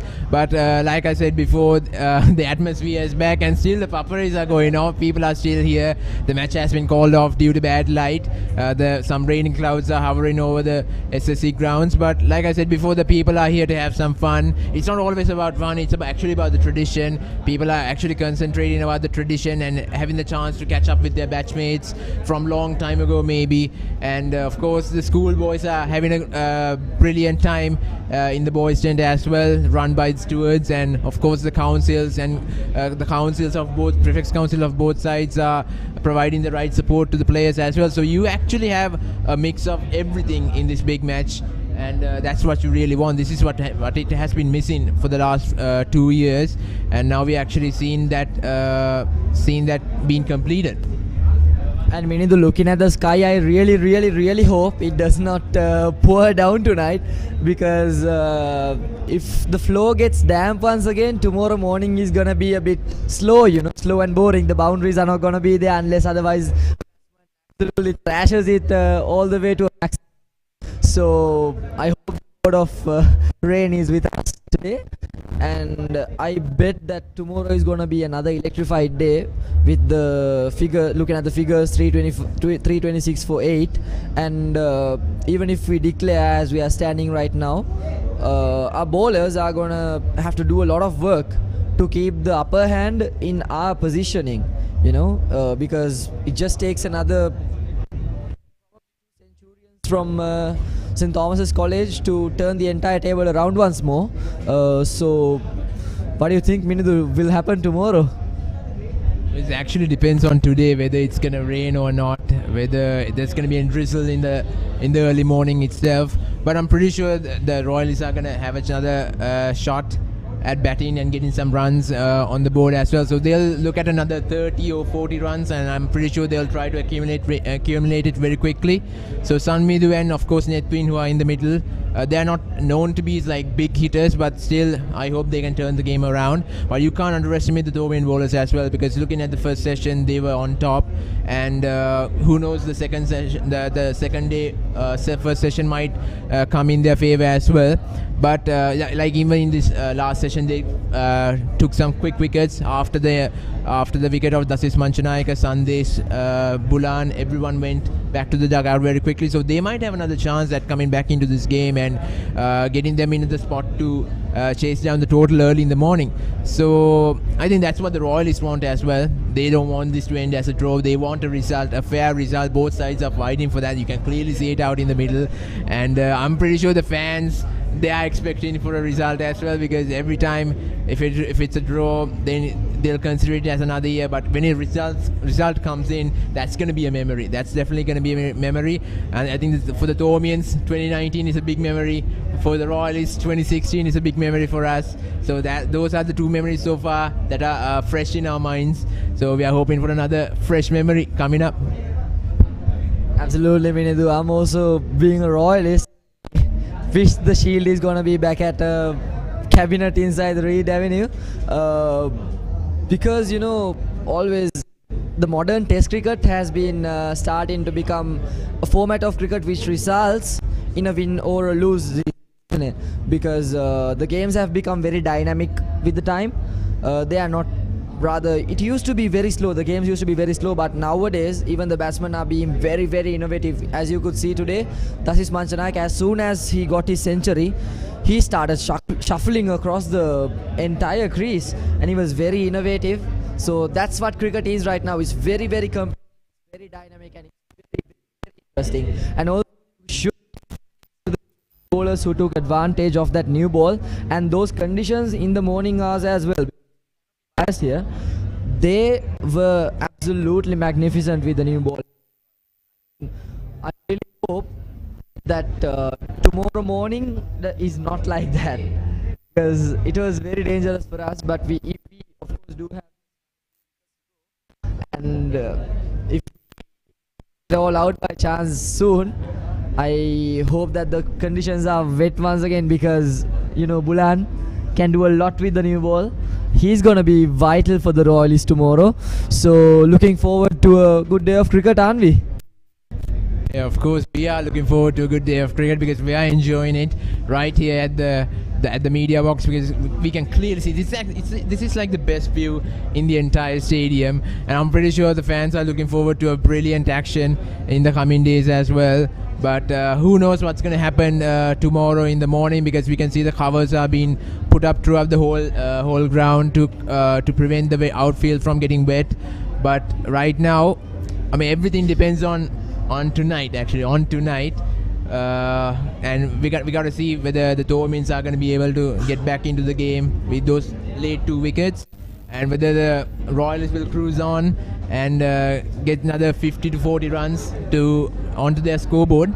Well, we'll have to see. Of course, Minidu, even now you can see a lot of boys are on the ground, even though they are boys hovering around with a lot of flags, the prefix, on duty. And I think we should wrap up for today, because we can expect a huge eventful day tomorrow as well. So meaning to take the liberty of wrapping the day up. Well guys, actually I'm